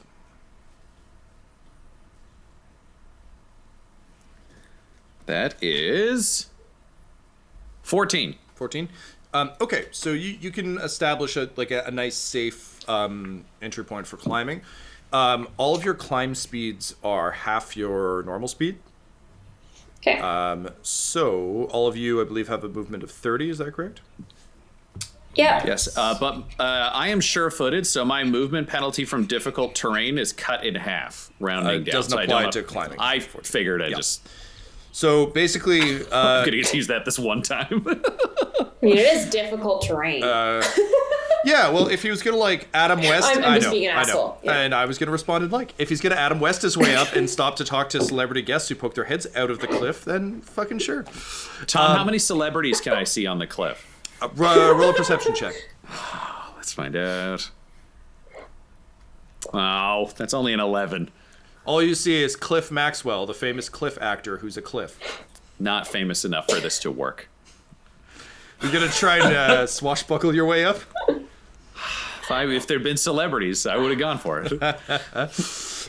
Wicked. Okay, so yeah, Ryan, you're able to find a nice safe spot to launch the climb. It will theoretically take you 10 rounds to climb, but I'm not just gonna make you roll dice 10 times because that's dumb. So instead, based on how well you're rolling or how poorly you're rolling, we'll determine kind of what your degree of success is going up. So who's the first person who's going to climb? I'd say this, whoever's going to take this is sort of a toss-up. I wouldn't suggest the turtle. He's never climbed before and he's the heaviest. So I'm probably the most dexterous with experience, but you are the lightest, and you are just a suit of armor, not a person. So I don't know if falling would take you out the same way. But wait, are we using like rope? Yeah, that's what. And things. Yes, but whoever goes first has to place the rope. I mean, do you want me placing the rope and like placing like the things that are going to catch us if we fall? That's true, but you are the one who is the least likely to get tired. All right, I'll do what I can, and then we'll figure it out afterwards. So I guess I'm going. I'll start climbing. Roll me an athletics check, please. Can I climb? words of RuPaul, don't fuck it up. Say, can I climb acrobatically, Tom? No. In this instance, you That's cannot. Funny. I will give you many can I use the skill I'm good at skill checks. Climbing a mountain is not one of them. I roll a 4. I don't even get up the mountain. Okay, so you get like your hands in and you get like a good grip, but it's your kind of actions mostly spent getting settled. Great, I feel very settled, but very concerned about my ability to get up this mountain. I thought this would be more something I could do with great flair, and it turns out, unlike assassinating a king in a castle, this is not the least bit glorious. I don't know how to do this terribly well. You are on there, though. That's true. You are on the wall. All right, which of us is the strongest? Because I feel like maybe the strongest person will be able to most like forge a path up this. Well, I was actually what I wanted to do as use 3 essence points to increase my strength by 1 for the rest of the day. So I've got a strength of +3 now. All right. So go get climbing. All right. This is less looking for handholds and more punching your fingers into the rock. Basically punch to make like a hole and like feet like kick in. So I'm kind of like creating like a stone like ladder hole almost. Not like ladder, I know what you mean. Essentially. Make some divots. Yeah. All right. I like that. Let's go. All right. I got to roll. Athletics, please. Athletics. It's 5. Ooh, okay. That was a 2 on the die. Get So- one handhold higher than me. You run at the wall, just like clinking, full of might and fury, and you leap, and you're airborne, and it feels majestic and amazing. And you drive your fingers and toes into the wall, and you hold exactly the way you hoped you would. It's a real elating moment, and then you kind of look down and to the left to be smug at Duncan, only to realize you're looking at his shoe because you both got exactly as far up. And are awkwardly both standing side by side. One level up, but not very far. All right, so Makka, I feel like you might be the one who's got to lead the way. And this is how you go about it, yes? I would say if you've got a different Climb to a idea, mountain and- try that first. This is not methodology that needs to be repeated. Yes. I like step I- off the wall. it's 3 inches in the back. I may have something, yes. Tom, in the swamps of Bleen, I'm assuming it's a fairly hostile environment. There are some nasty creatures there. I would like to wild shape into a giant wolf spider, if I may. Yeah, brother, I'll allow that. Yeah? Okay. Yep. Yes. So they have a climbing speed of 40 feet, and they do not have, their speed isn't halved either, and they can climb on vertical and upside down surfaces. It's gonna meet so many celebrities. I'm just going to bring up giant wolf spider stats here. There we go. Great, yeah, spider climb. Spider can climb difficult surfaces, including upside down on ceilings, without needing to make an ability check. So I just go up 40 feet and wait. What does that transformation look like? It is I kind of T-pose a little bit, and the mushrooms, only some of them, start to change a little bit, and they grow tall and long and hairy, and basically 6 more appendages come from the mushroom caps on my shoulders and on my back, and they fall into place along each flank. And my head kind of shrinks into my body until it's just 8 eyes and mandibles. And I am a man-sized wolf spider. Man, I've killed a lot of you for XP in The Witcher. Yeah. Great. So I wave at him when he's up at 40 feet. I'm like, no, you got to bring a rope with you. You can't just... This is very impressive, and you buried the lead, but I need you to take a rope up to the top for us. So I want to tie a rope around him to go up. You will have your gear when you get up there, right, Tyler? Because it Yes. transforms with you. But Duncan wouldn't know that. Can you communicate with him from up there? Not really. I can start to secrete a silky web out my ass and lower it down to him. Oh my god, that's amazing. It begins to pool in the rope that Duncan is holding. Great. I put my rope away, and Duncan would like to Cirque du Soleil himself, like somebody riding silks. Well, that, sir, does sound like an beautifully acrobatics check. So that's how he's going to rig himself up to be ready to ride the silk after the spider.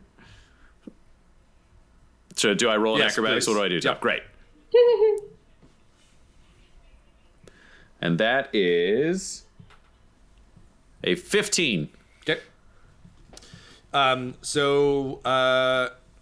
Gwendolyn, you've just seen Makka turn into a spider and climb away, so he's doing real good. And you can see Duncan kind of prepping a very elaborate silk act. What's your plan? Just keep like brute forcing up the wall?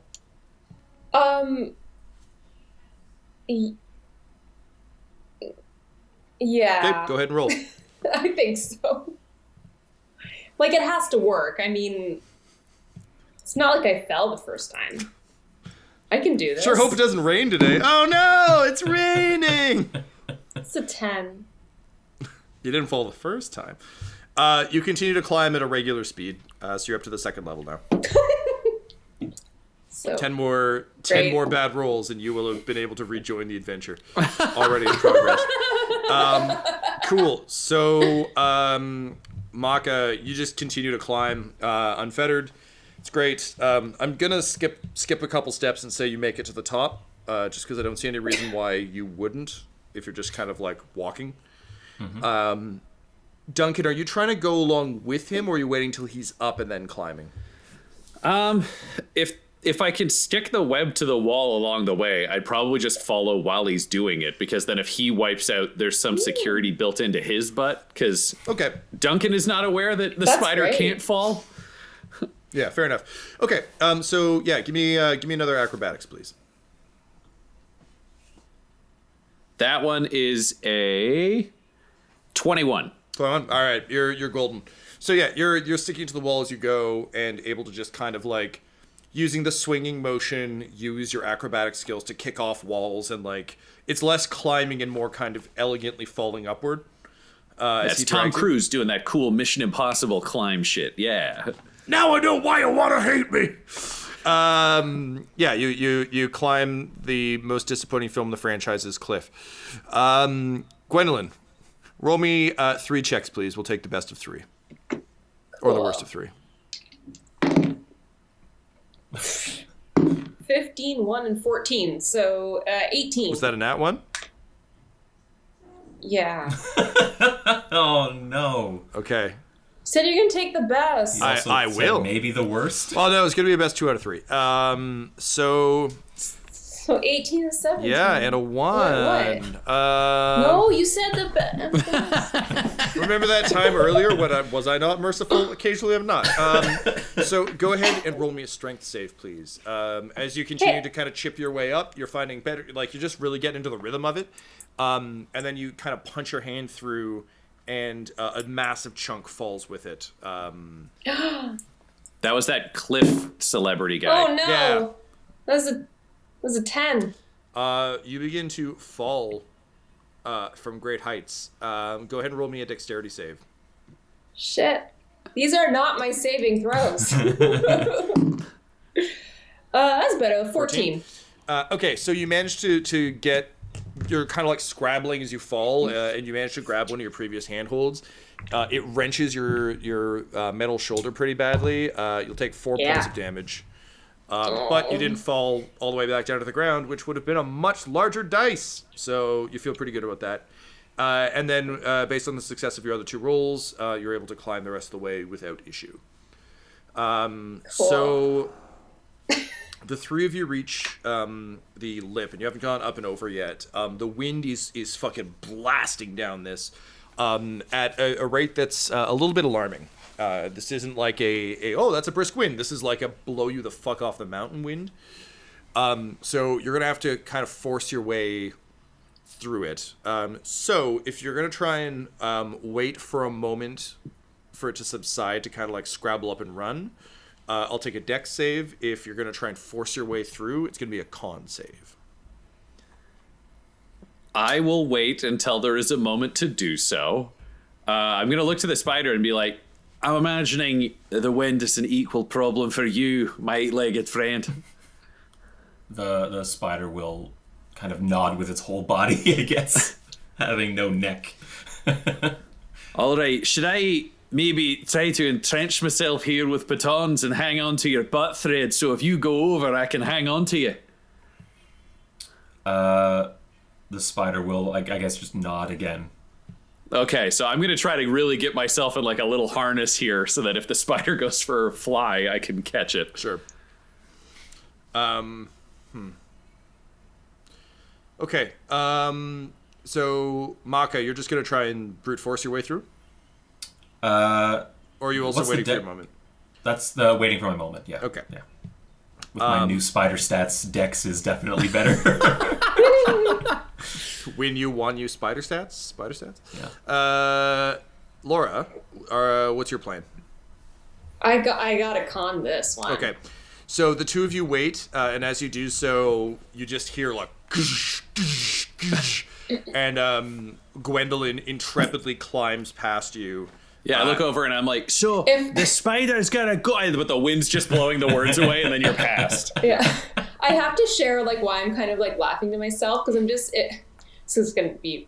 No one's gonna get this, but like, if there's any climbers out there, like, get it. There's this one climber named Adam Andra, and when he climbs something really difficult, he just screams out. Like, just, it's like the best thing to watch. That's what I'm imagining. That tracks. Like, You've never climbed anything before, so I so would it's also. Like, it's like I'm gonna die. Yeah. It's like I feel like if I don't scream and use all of my like power, like I'm gonna fall off and die. So it's she can't run out of air, so it's not like it's tiring Yeah. her. She's just a haunted suit of armor. She can yell forever. I will say, for the purposes of kind of the game mechanics and everything else, it's worth considering your kind of stamina and everything else as kind of like, in Spawn terms, it's like his necroplasm meter, where it's like it is expendable. You don't have infinite stamina or strength, largely because it's like your essence tires from animating it. But yes, you can scream pretty much infinitely because like it's a free action. I ain't gonna stop it. Screaming is a free action. You do get tired, but for you it feels more like it's harder and harder to move the armor. Whereas normally when you're just moving around, it feels like it's your body, but you become acutely aware of the fact that you are inhabiting it, the more tired and worn out you get, which is why you can still be affected by fatigue and that sort of stuff. Necroplasm meter. Yay! Gotcha. I think you were like in Spawn terms, and then we're like, I mean the Spawn game. Also the comics. It's in the and then comic they forgot book, too. about Oh it. yeah. Does he have a meter in the comics though? In some frames. Yeah. Oh, I hate that. Yeah, I went down a weird Spawn rabbit hole yesterday because McFarlane's kickstarting an updated the new action figure, yeah. and I was like, you run a toy company. Why the fuck are you doing this? And then like, Kickstarting seems weird. they're like, Because new it's costume. a great way to not have to risk any money Oh, I know. whatsoever. And then they're like, here's his new costume. I'm like, I gotta read about this. And then I did, and it was exhausting. So I'm sorry. That's why I have that weird like 90s reference kicking around. But Spawn. I like it. Cool. It's okay. Everyone else here got that. It wasn't for you, Laura. I was like, And mine wasn't for any of you. It was about you, but it wasn't for on the you. contrary, I can always appreciate someone screaming at an inanimate object as part of a task. I don't need to know climbing to know that's fun. So, screaming at the top of your metal lungs, you just do the world's most epic chin-up as you just kind of like put your hands over. And as you do, like the wind starts battering your helmet, your entire metallic frame starts like rattling. Go ahead and roll me that con save, please. Keep in mind, 14. did you add your additional strength? That because the additional. That's not a you're right. strength. Yep. Yeah. Okay. So sorry. 14. 14. Cool. So you like force your way up, and it is.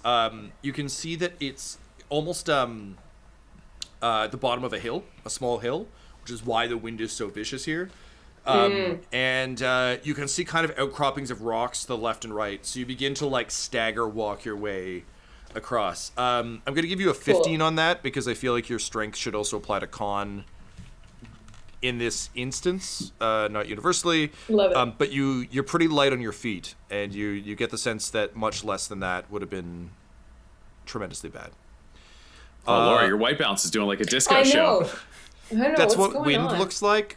It looks like Your camera is a haunted camera. yeah, Laura. It looks like you're at the end of 2001: A Space Odyssey.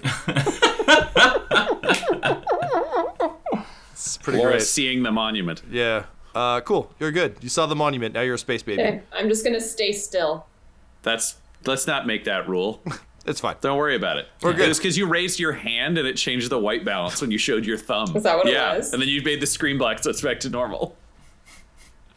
Good thing we have a film So director weird. with us. It really. This is going to be a hell of a payoff for the podcast. All right, sorry, friends. This is podcast gold, y'all. Yep. So you start staggering towards the rocks. As you do so, the wind dies down for a moment, and you're able to throw yourself behind one. At that moment, Duncan and Makka, please roll me perception checks.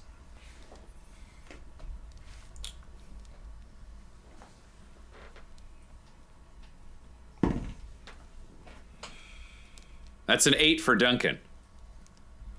That is a 12 for Makka. I just want to make sure I'm not missing any special skills for perception on this guy. Blind sight, dark vision, passive perception, 13. Oh. But we rolled for it, so... No, I'll take your passive. Ryan, what's your passive? okay. Oh, 11. Okay, that's fine. Then I'll just take those. That's easier. So you hear the wind not stop but settle for a moment, and you both pull yourselves up and run. So I need dexterity saves from both of you, please. 16 for Spider Makka. 25 for Duncan. All right. You are very handily able to make your way to cover as the wind whips furiously past you. You take shelter for what seems like an eternity, but it's probably about 15 minutes, 20 minutes. And then finally the wind subsides. But it went at that pace for about that long, and you're not sure if that's going to happen again or what. So you kind of scramble out of cover and quickly make your way up to the top of the hill. So here's my question to you. Are you going to sacrifice speed for stealth, or are you going max speed? I think Makka would go speed. Yeah, just because the wind doesn't care if it can't see you. The wind will blow you off this cliff if you don't get to cover. So Makka's gonna go. Is there cover, Tom? What are we heading towards? Like, what are we looking at? You're literally looking up a hill, so you don't know what's on top of the hill. You don't know what's beyond that. You can just see like a ridge, and there's kind of rocky outcroppings down near the cliff face, and then it's just kind of dead space from here to the top of the ridge. I'm mostly asking for, like, if you're going top speed, then it's like you scramble up and over the ridge, and then you deal with whatever's up there when you go. If it's stealth, you can not risk being spotted when you go up, but you also run the risk of the wind kicking you off again. Nah, yeah, I'm with Makka. I think we just make a run for it. I really don't want to die in the fall. You can't entirely dance your way to the Lord of Justice if you fell down a hill. You know, the famed duel I've trained my whole life for. Climbing and then falling down. Are you talking to Makka about this? Yeah, this is bullshit. I'm talking to both of you. I hate this. Makka just like... want to fight with swords. I want to fight people who did the wrong thing. We fought cows. I killed a bear I'm wearing. Now I had to climb a fucking hill. I just want to find the evil person and put a blade in their eye, and then they're dead, and I did my job. Makka just looks at you and goes like... with like his mandible things, just like... You get the impression he's like... Yeah, he also says we go fast. What do you think, Princess? Am I not just like forcing my way? You know, you managed to get to the cover. wind? Oh, I managed. Oh, okay, I got to cover. Because the wind died down, so I was like, it doesn't make any sense for you to have to fight your way through wind if the wind is dead. Just kind of like, oh, all right, I'll just walk over here now. Yeah, that's fair. All right, so we'll all book it on 3. All right, here you go, and I'm going to give them... not the spider. The spider's doing fine. I'll give the suit of armor a baton for, like, each hand. And I'm like, if the wind goes, stab it into the ground and hold on. And for me, I'm just going to haul up all the silk that I had. And I'm going to, like, wrap it around my waist. And I'm just going to stab a baton through it every couple of feet so that if I go, I theoretically got something. Because I am not... that strong. I am very dexterous. Cool. All right. So collectively taking a deep breath or whatever the fuck a spider does, or a suit of armor. Duncan, you take a deep breath. And then the three of you sprint for the top of the hill. And you can feel the wind begin to rise as you rush towards the ridge. And at the last second, as the wind begins to go from a slow hiss to a shrieking howl, you throw yourselves up and over the ridge and crash through a pile of staked bones. You kind of like stumble over them, and you can see there are wooden stakes pointing kind of straight up in the air with just like skulls smashed onto them. So you shatter through that and find yourselves looking at what would have at one point been kind of like, I'm never quite sure how to describe these trees, but it's a forest, a snowy forest. But the trees are kind of like they're maybe 10 foot tall. Like think almost like one of those low-lying orchards. Like you wouldn't need a ladder really to get to the top of any of these trees. They're fairly small. You see them in like I guess like rural Italy, like out in the country. They're not huge trees. They're smallish trees, but there are a lot of them. And it looks kind of like a small, like almost grove that kind of stretches out, covered in snow and ice. Unfortunately, this means there are a lot of blind spots. There are a lot of dunes that have been made of snow that kind of cover parts of these trees. There's this sort of pile of staked skulls, and then in the distance, you can see trees that seem like far distance. You can see trees that seem to have dark shapes in them, which sync up with what Peachtree told you about the impaled bodies. So basically, dunes on either side of you. The dunes are about 8 feet tall. The trees are maybe 10 feet tall. You see spines of branches sticking through the dunes, and in the distance you can see the impaled corpses on the trees. Okay. Makka's going to stay in spider form. It seems useful at this juncture, so he's not going to transform back or anything like that. He's going to be tough to communicate. Yeah, so it's going to be tough for him to communicate with you, but you can all tell right, so him it's stuff. time for us to plan now. Makka, as a turtle, you're like a big, strong fighter, but you're not a turtle right there. Tap a leg on the ground if you're going to be a spider for a bet. 1 time or 2 times if you're going to turtle it again. All right, okay, staying a spider for however long that is. Yeah. My guess would be we follow the corpses, we find the monster. We also get ambushed by the monster, but that I don't really have a great plan. To be honest, I'm not a hunter, I'm a duelist.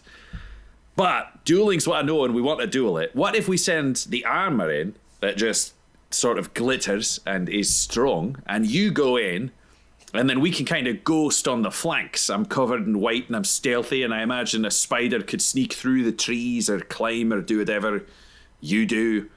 And then if it comes after the big loud suit of armor, maybe you could sing a song, act like an idiot, let it know where you are, then hold it for a second and we'll come in on the flanks. All right. Okay. Does that make sense to you, Mr. Spider? That's a yes unless it's a no. All right, so I'll go left, Spider goes right. We'll stay within sight of you, Princess. You want to go knock around and make some noise? Okay. Well, all right. All right. I mean, can you signal when you're in position? I mean, that would sort of defeat the purpose of ongoing hidden stealth if we're like every 10 feet. Oh. I'm right here, Princess. Don't be scared. Oh, all right. Well, I didn't want to start tramping about while you were, not ready. Maybe you could give it a 10 count. All right, give it All right. a count of 10, I guess. Okay. All right, so Wow, this was way more difficult than it should have been. Makka and Duncan, can you roll stealth checks, please? Yes, I can. With my +7 to stealth, I certainly can. +7? Yeah, giant wolf spiders are stealthy. I see- I did roll a 4, though, so it's 11. I see It's you're a stealth Miles check. Morales spider, Makka, with your invisibility. It's one of his powers. Yeah, I got a 9. I got 11. I got a rock. All right, so you guys start stealthily making your way through the trees on either side of the dunes. Well, I feel like I'm intentionally doing a 1. Yeah, so. I don't think you're stealthing. Like, yeah, you just you give them the 10 count and then you start striding forward. So, Gwendolyn, as you're kind of walking along this sort of center path, which you can tell is very much a path, like the trees and everything else, the dunes that they're kind of diving through seem a lot deeper and more difficult, but this does seem to be, and it's part of the reason the wind is so vicious here too. It seems to almost have been cleared at some point in history. And similar to how you interpreted smell before, you're hit with just this rank smell of decay and of rot that just seems to be carried on the wind. And as you make your way towards the trees, sure enough, you can see corpses that have been seemingly impaled on these branches. What do you think you... Sorry? So are they all gnome corpses? Like, are they our expedition members? None of them are gnomes. They are they're hard to tell because they're desiccated. They're very, very old bodies. They're bigger skeletons. They're like think like withered flesh, kind of vaguely frozen. Dear. I think you can't see this. Gwendolyn can. They're wearing just kind of like tunics, like basically what you'd wear under armor, not armor itself. Okay. And they're roughly human-shaped, or human-sized. They aren't humans, but they're human-sized. It's hard to tell what they are, but... Sure, it's... Yeah. Remains. But no, they are not gnomes. Gwendolyn, what do you think your kind of, like, pay attention to me... Like, what's your Dr. Grant with a flare trying to get the T-Rex's attention? Excuse me, Dr. Ian Malcolm? Started with Or Dr. do Grant. you mean Dr. Grant? I mean Dr. Grant. He lit it up, and then he threw it away, and then Ian Malcolm's like, hey, look at me! And he's like, no, you fool! That's true. That's very true. I rolled a 9 on my stealth, so I'm the toilet lawyer. Donald Gennaro. I think all I do is just basically like tramping, like kind of side, like rocking side to side. Yeah, like my arms just flailing. All right. Are you like tapping? Making as much like visual, like clanking your sword on your back? Clanking. You got a ham bone. Yeah, just you got a clanking ham bone, this. metal gloves onto a big metal chest. Isn't it refreshing to not have to roll a stealth check as a character in armor for once? It's just like, no, fuck it. My job is to do what would happen anyway. I just don't try to hide anything. Cool. So yeah, so you clank your way forward. Flail. And can you roll me? What's your passive perception? 11. 11. Okay. Can you roll me a perception check, please? Yeah. You might need above an 11. 7. You're clanking. You're actually kind of enjoying yourself. This is, traditionally, you weren't the loud one of your siblings or your family. It's nice to actually get to be the loud one and kind of wreck shit for a bit. So you're clanking away, just having a great time, and then suddenly the ground gives way under your foot, and you fall forward into a pit trap. Right. So you land with a resounding clang. You're going to take 7 points of damage as the spikes batter you.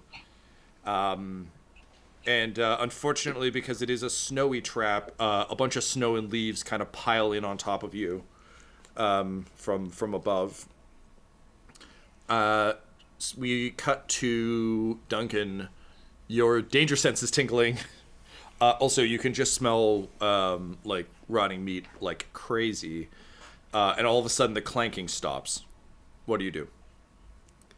Do you remain in position, or do you go to see what happened?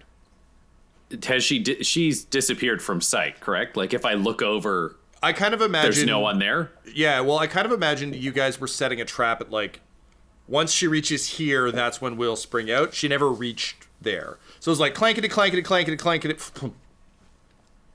And in my head, I'd just be like, she wasn't singing a song like I told her to. I don't know if she just stopped to look at a flower or something. Or there's no monster roaring, but it's a stealthy monster.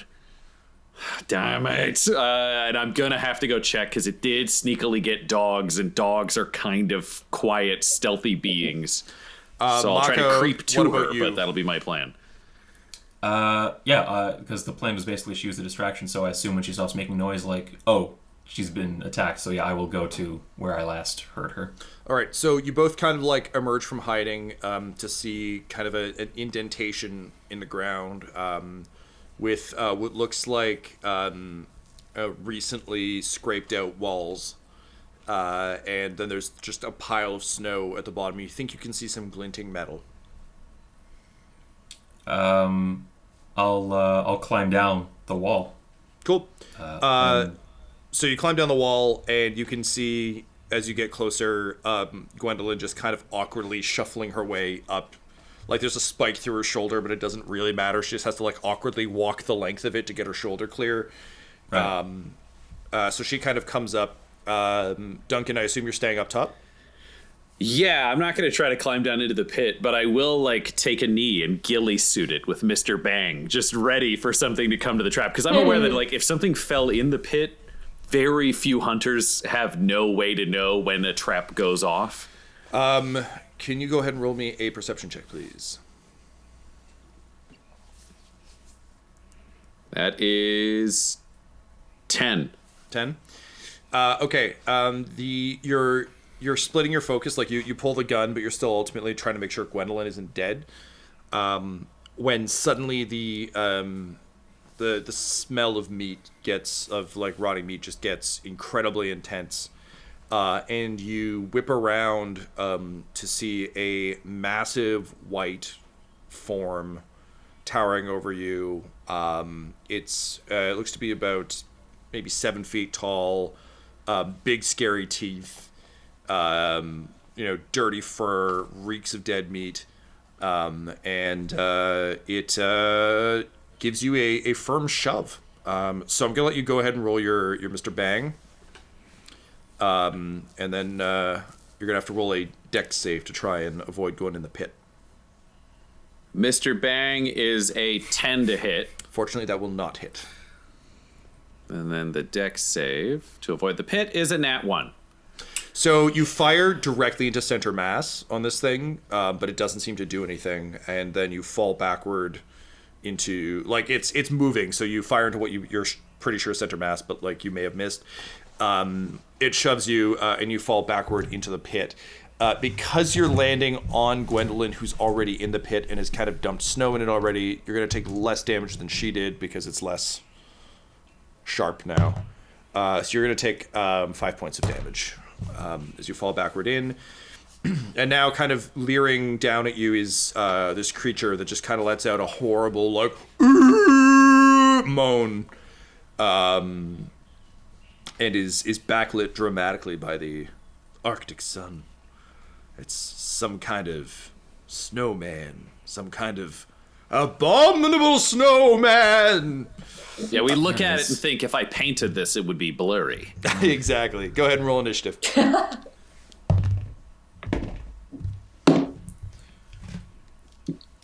21. 19 for Duncan. I also got 21. Oh, look at us. Yeah. And I'm sorry, Duncan? That was 19. Ooh, big spender. Ooh. Gwendolyn, what is your dex bonus? +2. And Makka, what is your dex bonus? +3. All right, so Makka, you are up first. The abominable snow orc is staring down at you, roaring furiously. Let me give you just a little bit piece of information that comes with, like, the card of a giant wolf spider. Smaller than a giant wolf spider hunts prey across open ground or hides in a burrow or crevice in a hidden cavity beneath debris. So I am going to spring out of this pit and just kind of climb on top of this abominable snowman and try to bite him. Cool, go for it. I'm going to do a bite. And that's 13 to hit. One moment, please. Yes? Yeah, 13 hits. Yeah. Okay. So that's 1d6 piercing plus 1. Oh, nice. So that's 7 piercing damage. And this abominable snowman needs to make a constitution save. DC 11.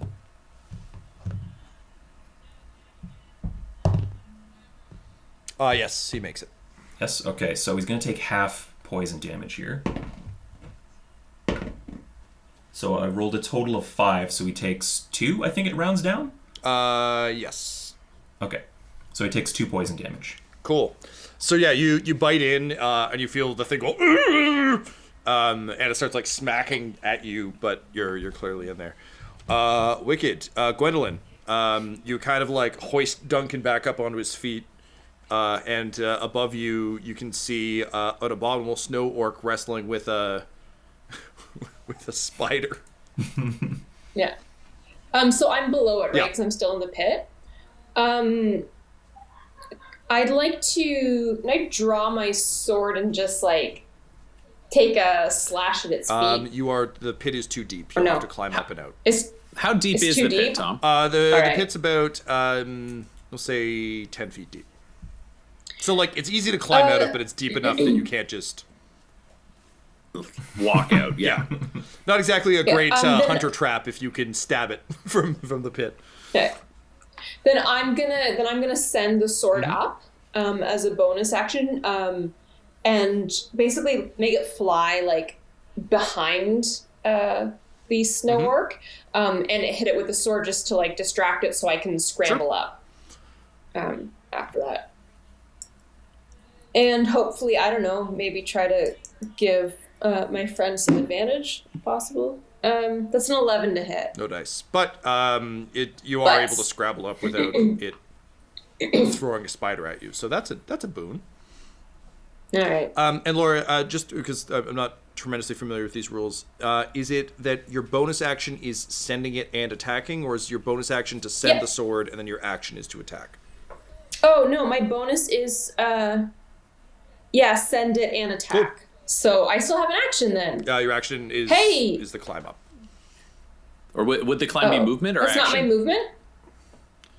Because it's climbing speed of 15 feet. You said it's only 10. I'm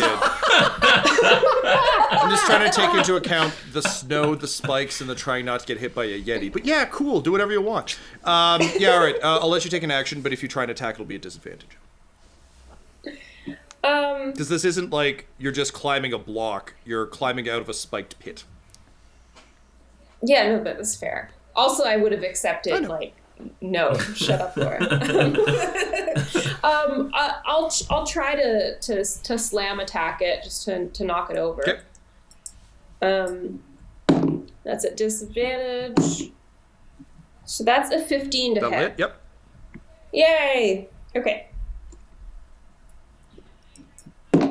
And I just kind of like shriek and hit it for 5 points of damage. It's just like, ah! I'm still feeling like that energy. Yeah, man, I get it. Climbs are exciting and invigorating. Cool. So it takes the hit, but it's pretty solid. So it doesn't like fall over. You just kind of clank against it. So it's got like a spider on it. Then you clank against its side, and it stumbles a couple feet. Duncan.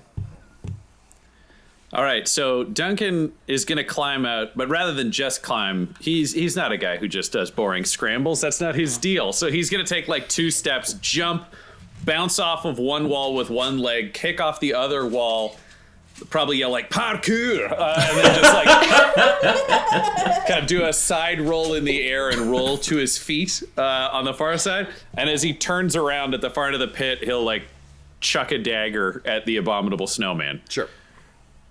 Parkour. It's a classic Dawnbreaker fighting style. Yeah, that was his trainer's name was Stephen Parkour. He taught Stephen flexibility Kin and climbing. Parkour. Yeah. He was not a Dawnbreaker, but they had to hire someone. That is a 10 to hit. No dice.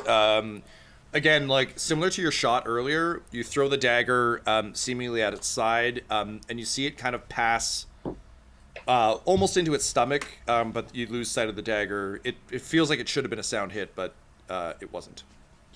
Can you roll me a perception check, please? That is a dirty 20. Dirty 20. So having also had this happen with your gunshot, you're keeping a keen eye on this. You throw your dagger, it seems to disappear, and then a moment later you see it kind of almost like bounce and fall to the ground at his feet. So definitely hit, but it seemed to kind of awkwardly fall. As someone who does a lot of cape shit, this is kind of what happens if someone throws a dagger and it hits your cape. There's something inside it. It's not an abominable snowman. It's disguising something. Brings us to the abominable snowman. So he's got a spider on him and a suit of armor. He's just gonna fall directly forward into the spike pit because he's got a trap spider-shaped pillow. So Tyler, roll me strength save, please. Shit. Let me see what the spider's strength stat is here. So that's a dirty 20. Fuck, I only got a 10. So as it falls forward, you just throw 2 legs back and just like Spidey underneath him to like shoot some webs out to like secure it. So he's kind of like trying to push forward, but the weight of the armor kind of holding him, and the your strength opposes him. So that sucks. And then not knowing what else to do, he's going to use his other attack to throw an elbow at the princess there. So, Gwendolyn, your AC right now is 20. 20. All right, he will hit. Because I rolled an 18. Because I'm cool like that. You will take 6 points of damage as he elbows you square in the jaw. All right. So am I suspending this guy No, you're over a pit now? You're pushing, like, he tried to fall forward. You put 2 legs down to stop, and then push back, and then you just shot some web out to, like, further... You're holding yourself up. Yeah. Rather it's than... like 2 feet down and then 4, like... You described it that way, but for some reason in my head it was like, oh, he goes into the pit and I, like, grab onto, like, the sides, but I see now, okay. Also pretty cool. No, I was thinking more just you have an abundance of legs, so two prop you up, and then 6 keep hugging. Okay. Cool. Makka. I bite. I go for another bite. Yep, go for it. That's a 19 on the die plus stuff. 3, so yeah. Yep, that'll hit. Okay, so that's 1d6 piercing. That is 2 piercing damage, and then he's got to make another Constitution save. He's got to beat an 11. He does.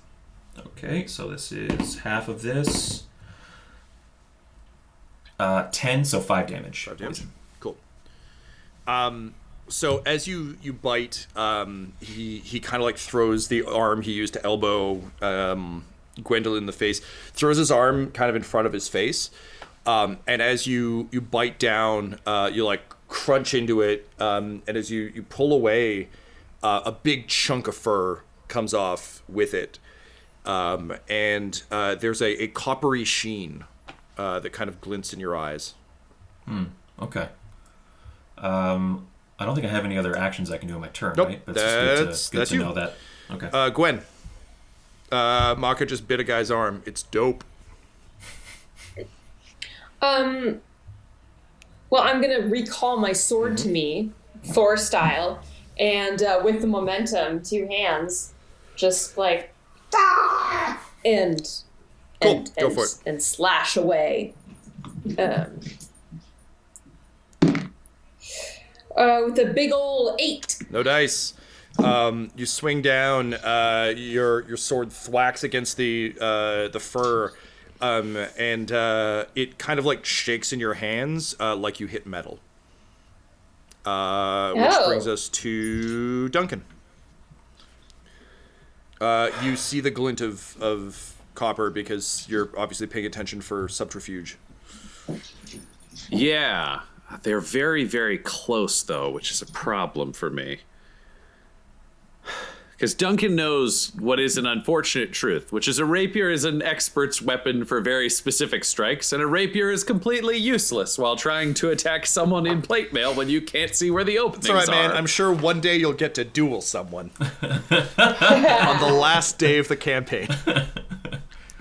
So I think he's going to realize he has to abandon a lot of his like dancery for this one, and he's going to draw his rapier with both hands, and then like just basically crank it into the waist. Both hands be like ah, and he's just going to try to ram it point first just through the torso of our Yeti I'll friend. give you advantage because all of this. And that is an 18 to hit. Yep, that'll do. And that is 6 piercing damage. All right, so you drive your blade sort of through, and you definitely, like, you don't impale him, but it definitely scores across the lower back, and you just hear kind of a muffled cry of pain. Ryan, what languages do you speak? I speak Elvish, Dwarven, and Common. Okay. You hear something yelled in a language you don't quite understand. There's some fuckery going on here. Throw it in the pit. I'll yell. All right. That brings us to the Yeti. The Yeti is truly fucked.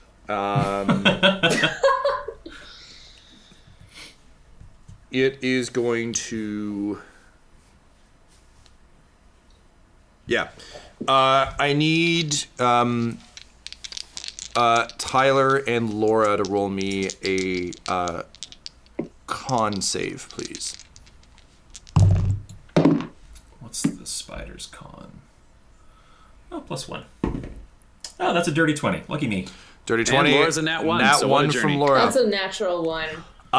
So the abominable snowman is like kind of like heaving, and it tries to grab at you, Makka, but you're with so many legs, you're very easily able to hold on.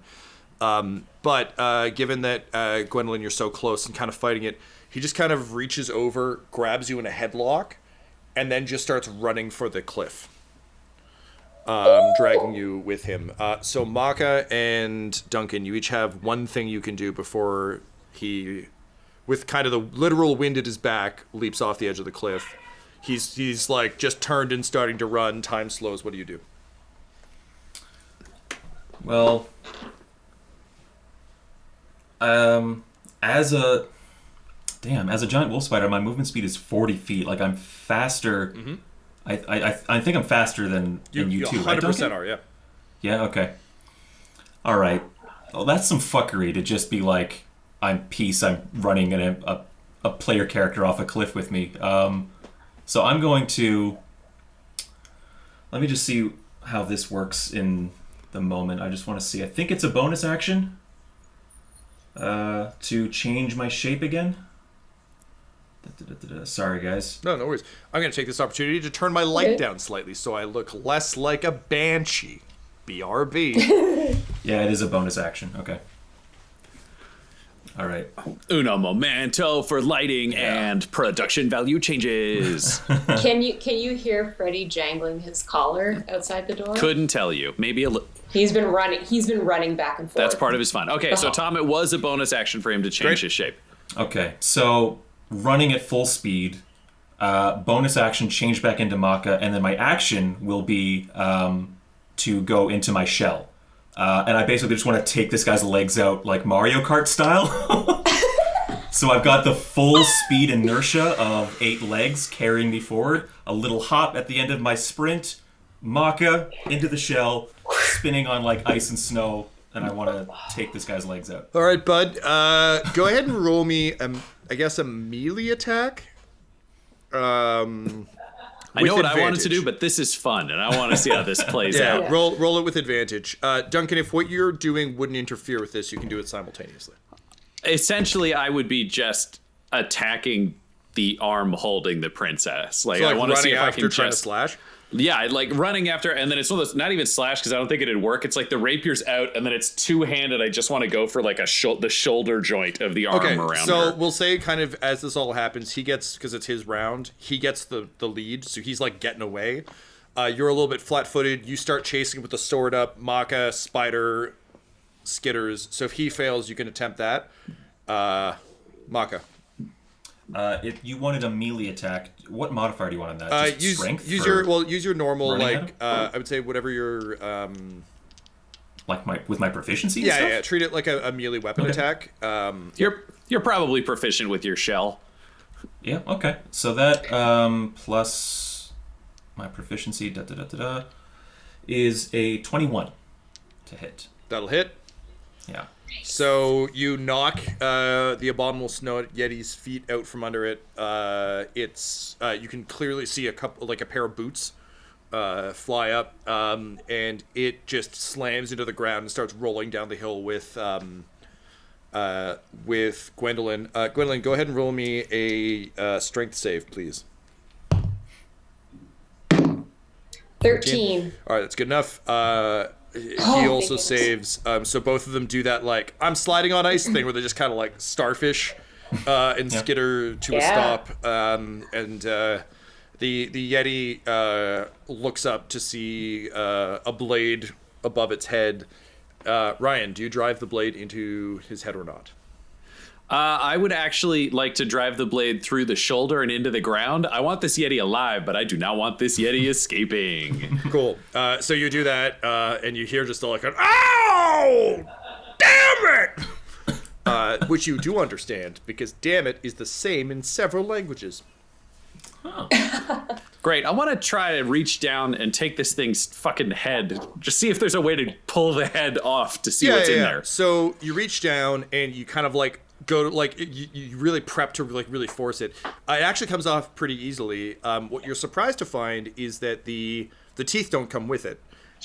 You pull the kind of mask up and off, and Scooby-Doo style, and you're looking at the kind of war ravaged visage of an orc. So he's got gray skin. He's got bright green eyes and huge kind of teeth that he was using as part of his getup. But he's very clearly wearing you can see kind of rotting meat tucked under the collar. It's definitely a costume. You can very easily kind of take the pieces off. And he just kind of looks up at you and he just, do you say anything to him? You pull the mask off. He looks up and just says, "Oh, please, for your own sake, you must leave." What the fuck are you doing? I'm just gonna take rope out and I just want to tie up his hands together, kind of. Sure. Do that. So yeah, you tie his feet together. Yeah, you unpin him. You do the usual carry him to a tree or something, tie him to the tree. He's very much incapacitated. He's still wearing his Yeti costume, but his mask is off. And I have to go get my dagger. Go get my rapier. None of you, Makka, you've met orcs before, likely, or at least at distance. You know of orcs. You can tell he's young. He's probably whatever the orcish equivalent of, his late teens, early 20s is. Big guy though, real well built. They're in the same way that they're kind of all variety of humans. He's a gray-skinned orc. There are other forms of orcs throughout the world. You're not quite sure. You don't recognize the clan or any markings, but he's just kind of looking to the three of you almost imploringly, just saying do what you must with me, but please, you must leave.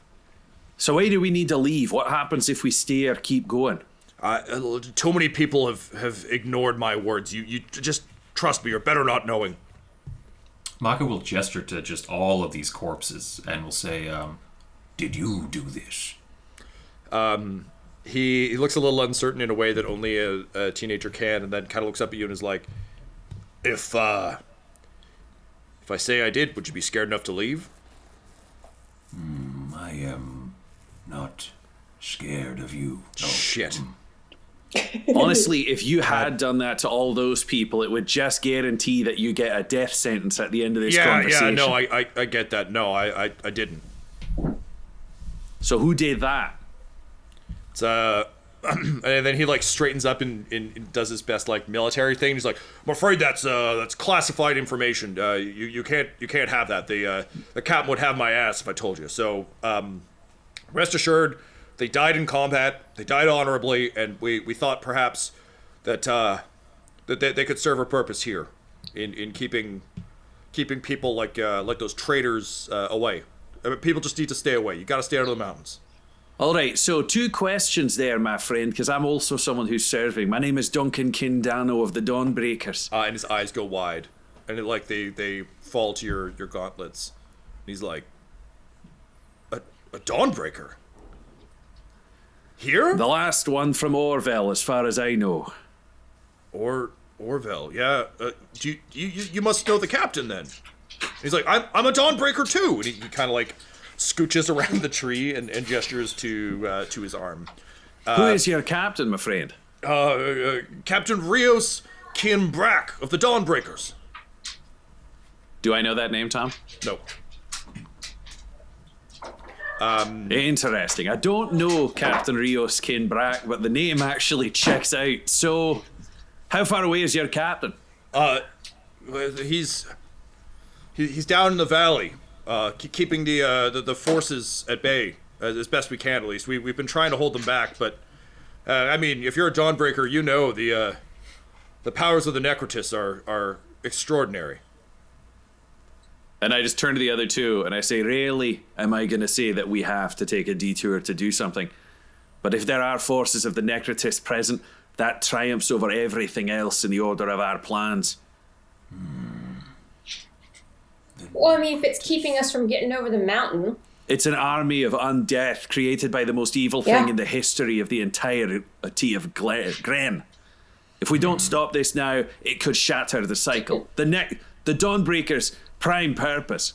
I mean, we didn't think we'd actually have to do this, but if the Necrotis is still alive, that actually, comes first. Yeah, I didn't even have to... And Gwendolyn, this, for you've been raised on these stories too. Like, this one, there's a lot of obscura that only Duncan knows, but this is, on par with, World War II when we were growing up. Not so much now, because womp, but, Or if you're a Catholic who believes in possession, this is the devil rising up through somewhere.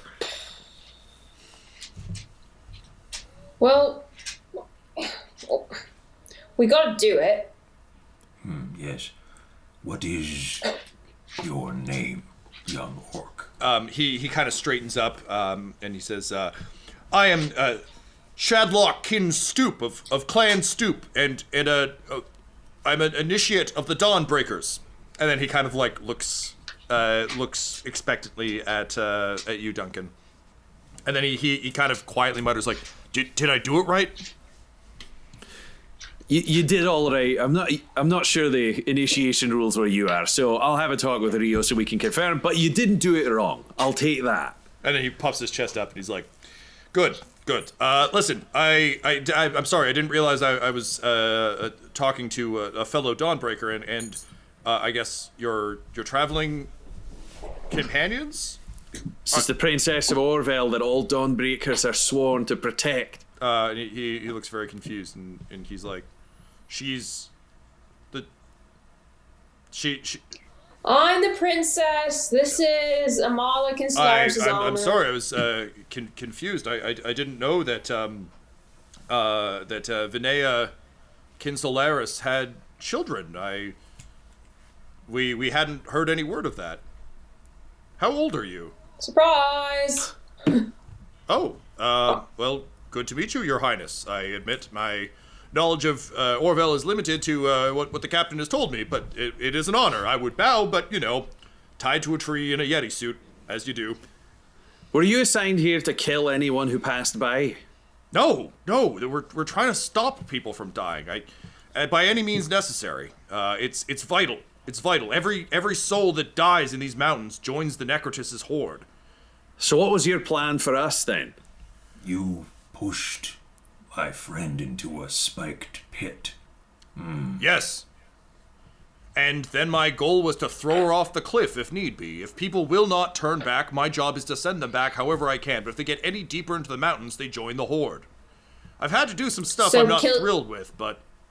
Yeah, killing people to save them. Killing people to save the world, Your Highness. I don't know how things are in Orville, up there in the clouds, but down here, everyone who dies in these mountains joins the horde that wants to destroy the entire world. Listen, if you're a princess, you must know, it wasn't that long ago that the Necrotis' forces were thought to be put down, and this is already happening. That is... Yeah, no. Like, just coming to terms with the whole thing. I understand, Yep. Highness. It's just, I was very sad to hear of the Lady Amala's death, but I'm glad she didn't live to see this. How many gnomes have you thrown off this cliff? I haven't had to. The winds have handled it for me mostly. I set up the skulls to scare them, and then I put some of our fallen comrades there up in the trees. I did have to kill a couple of their dogs, but they have been very insistent. They just keep coming. There are women and children with them, and parents. I can't allow that. I can't allow them anywhere near the valley of an ending war.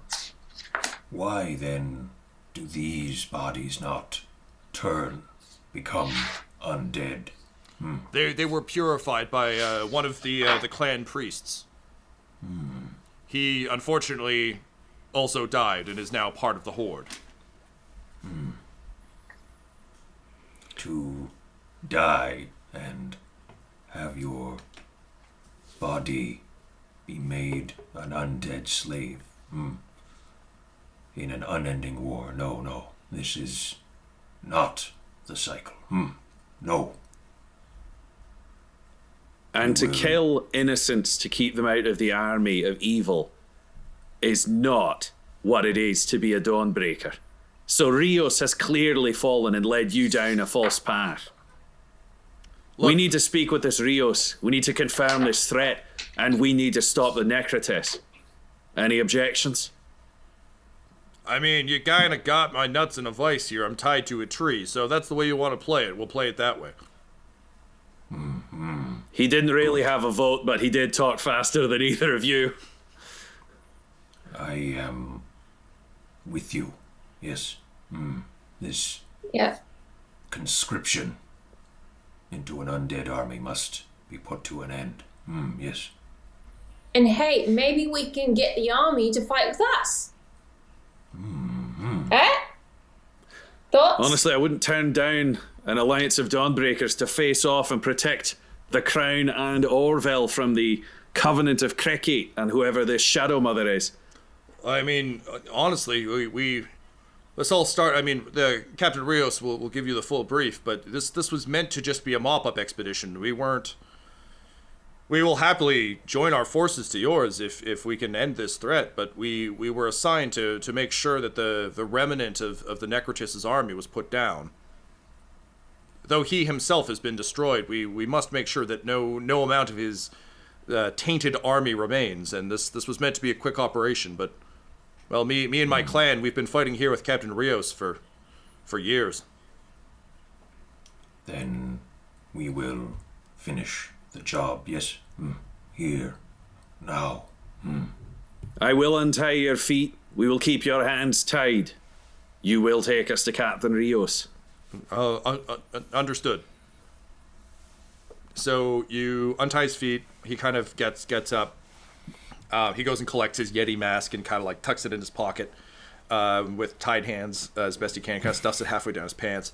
And he's like, honestly, this was very hard to make.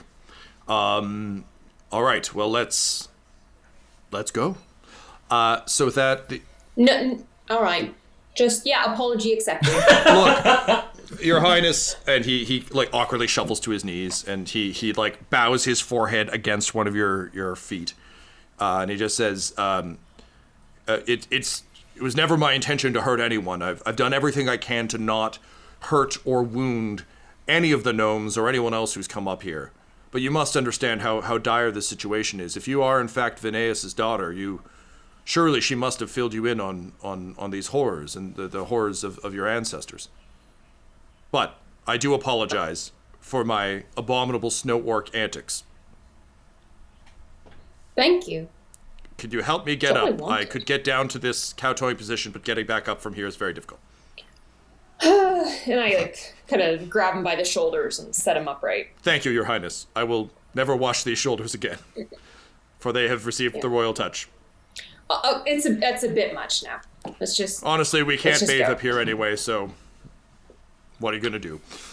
So he leads you past the trees, and yeah, sure enough, once you get closer, you can see that the bodies are wearing what you would expect soldiers to wear under their armor. They look old. He kind of leads you down a series. Once you kind of get past the trees, he leads you almost into a burrow that leads underground. It's kind of a naturally forming chasm. There's almost like, think like a trench, basically, that's been not dug, but it's kind of a naturally occurring between two rocks. It's not always flat, but there are portions of it. And finally, he leads you to a cave where you can hear a fire roaring and the sounds of people speaking in Orcish, and the kind of sharpening of weapons and sort of people going about their business. And you find yourselves in a small, essentially, army encampment. And it looks rough. Like, this looks like a unit that's been camped here for a long, long time and that has been in active combat constantly for a long time. So everything is very worn, everything is very used. They're all in kind of like rags that they've mended as best they can, but everyone's clearly pretty worse for the wear. The orcs are all pretty rough looking. None of the other orcs have a copper bracer. And when you kind of help him out of his Yeti suit, you see that Shadlock only has one.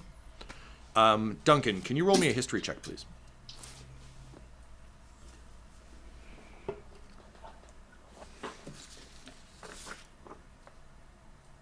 That is a 6. Okay. It's definitely not a modern bracer, but you're not sure what style it's based on. So similar to how yours are kind of an amalgam, it's whatever. It's whatever it is. You're led kind of back through the cave. The orcs are all kind of giving you strange looks. And finally, you enter kind of a small alcove with a little pond in the middle that's clearly kind of the war room. And there's kind of like roughshod maps and things drawn on the walls and like a weapons rack and a large table. And behind the table is like an exhausted looking man who has a sort of short cropped beard that kind of comes to 2 points. He's missing his nose, but he's got kind of a cap for it. So it's just kind of like a flat metal plate. And he's got kind of 2 rings through one of his eyebrows. His head is buzzed except for kind of a strip that comes to a small top knot. And he's wearing just beaten to shit armor, but it does look Orwellian in style, at least. It's clearly been repaired a number of times and patched. And you notice that he's wearing a single copper bracer. And when you enter, his eyes go wide, and he begins to weep. And he kind of like rushes around the table, and he runs up to you, Gwendolyn, and he drops to his knees, and he manages to choke out, Lady Amala, they said you were dead. By the gods. No. Yeah. So Amala, I don't know how much you know, but Amala died like 1,000 years back, and I'm Princess Gwendolyn. This is Harama, which is now my body. I just thought we'd get this all out of the way. He, like, kind of looks up and falls backward onto his kind of his like, falls back on his ass, kind of throws his hands up behind him. And with a look of just abject horror, he says, 1,000 years. We've been here for 1,000 years. And he looks to Shadlock, who just kind of shrugs with his hands tied. And he says, no, you must be mistaken, ma'am. The Lady Amala Kinsaleris died 80 years ago. It can't have been 1,000 years. We can't have been here that long.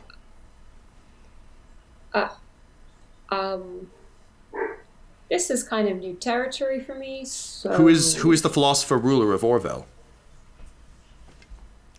This is the philosopher ruler of Orwell, the Flying City. This is Princess Gwendolyn Kinsalaris, generations after Amala. I am Duncan Danno, the last of the Dawnbreakers. This is Makka Deathcap, Gravewalker of the Turtles. We've come here 1,000 years after the fall of Amala. We are traveling to save Orville, which has been captured, and the princess, the last remaining member of the line we can confirm is alive, has been interred into Amala's armor. It's a time of prophecy and apparently a time of confusion. But it has not been 80 years. It has been 1,000. He just starts screaming and just trashing the place, like just sweeping the table and crying and screaming. He failed his intelligence save, so you fear that you may have just broken this man. He is a wreck. You can see Shadlock, even though he's still kind of bound by you, just like shaking his head at the orcs who are kind of coming to check on what's going on. And kind of moving to try and block the sight as much as possible to kind of give his commander some form of dignity. What do you try and do to calm this man down now that two of you have decided to just shatter his brain? I'm looking at you, Makka, because I feel like you're the one who might have the most compassion in the world right now. Yeah. I'm curious about lesser restoration. Yeah, I'd say that would probably work here. Cure a condition? It's an adjacent. Okay. I would argue that in this particular instance, it would have similar to in The Witcher when you can use like the mind trick on like horses to calm them. It's like normally for Jedi mind tricking people, you can also be like, "Hey, horse, don't worry about the zombies." Okay, sure, I dig that. I think I'll like bear hug him, keep his arms at his side, and he's fighting me, and I let the spores kind of come into his respiratory system and start to just like cycle through, just send oxygen like to his brain and stuff like that. Mm-hmm. I just like bear hug him and just gonna like pat him on the back a little bit as well. Sure. And Makka will just be like, "Easy now, easy. Let it go. Easy." So he fights you for a bit, and then he just surrenders into it and like allows. It's partially the spores, but you also get the sense it's partially just like it's the feeling of someone who hasn't experienced any form of like comforting intimacy in some time. 1,000 years? Possibly close to 1,000 years. At least 900 years. 910, 920. So he kind of tuckers himself out, and then kind of eventually pats you kind of on the shell and steps away. It just takes a second to kind of collect himself. And he turns back and just says, I'm terribly sorry about that. We've been locked in combat with the Necrotis forces for what definitely seems like years, but not thousands by any stretch. It's a difficult pill to swallow, knowing that everyone you've ever known is dead, and yet we still stand here. You said 1,000 years since Kinsalaris? Oh, yeah, approximately. He like grits his teeth a little bit, and then he drops into a very archaic version of what you can still recognize as an Orwellian courtly bow. And he says, "I apologize if this has fallen out of fashion, Your Highness. I clearly forget myself. Long life, Kinsalaris." And then he pulls like a war pick off his belt, and he offers it up to you.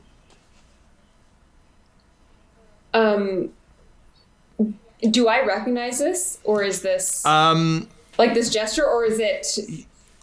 Duncan would have told you about the early days of Dawnbreakers, when there was kind of this idea of vowing your kind of weapon in your life to Amala or whoever the philosopher ruler of that time was, because it was literally a show of like similar to that like stupid Cubs thing where it's like, if you shake with your like left hand, it shows that you like, if you shake with your right, it means you have no weapons, but if you shake with your left, it means I have no armor and you can stab me if you need to, but it's a sign of trust. Is that kind of shit where it's like, I offer you my weapon, if you choose to just take it and kill me, you can do that, but it's a sign of pledging your life and your weapon to the ruler of Orville. Okay. Then I think I just want to kind of take him, like grab him like under the arms and like stand him up and be like, it's like, yeah, I kind of do like my royal like nod of yes, Sure. but thanks for that. It's like, well, I mean, this is a chance for us to fight side by side now. He straightens up and kind of nods to you and says, I will not let you down, Your Highness. And then he looks to you, Duncan, and he says, and Duncan Danno of the Dawnbreakers, you said you're the last of the Dawnbreakers. I assume Commander Elos has passed some time ago. I assume they can't still be alive. The only thing that remains of Elos that I'm aware of is the blade that the princess carries. And he looks, gesture to it. Yeah, he looks to the blade and says, yes, that was their blade.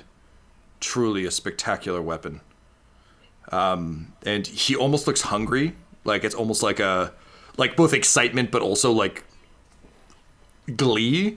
And then he looks back up at you, Gwendolyn, and he says, Your Highness, you don't understand the gift you've brought. That blade has slain more Necrotis forces than any other. You've brought us a great gift this day. And he looks back to Duncan, and he says, so, what is your story, Duncan Danno?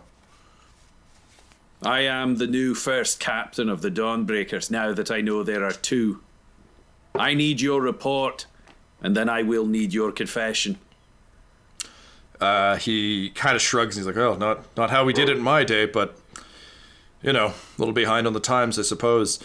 So he begins to kind of walk you around the room and talk you through the maps and charts. And basically what he explains is that he was dispatched by, at this point, the very elderly Commander Elos to investigate disturbances in the Bone Spurs. The Bone Spurs, even after the death of the Necrotis, or the destruction rather of the Necrotis, and also I should clarify, I know it's confusing, the Necrotis himself was like the guy, but the forces were the Necrotis.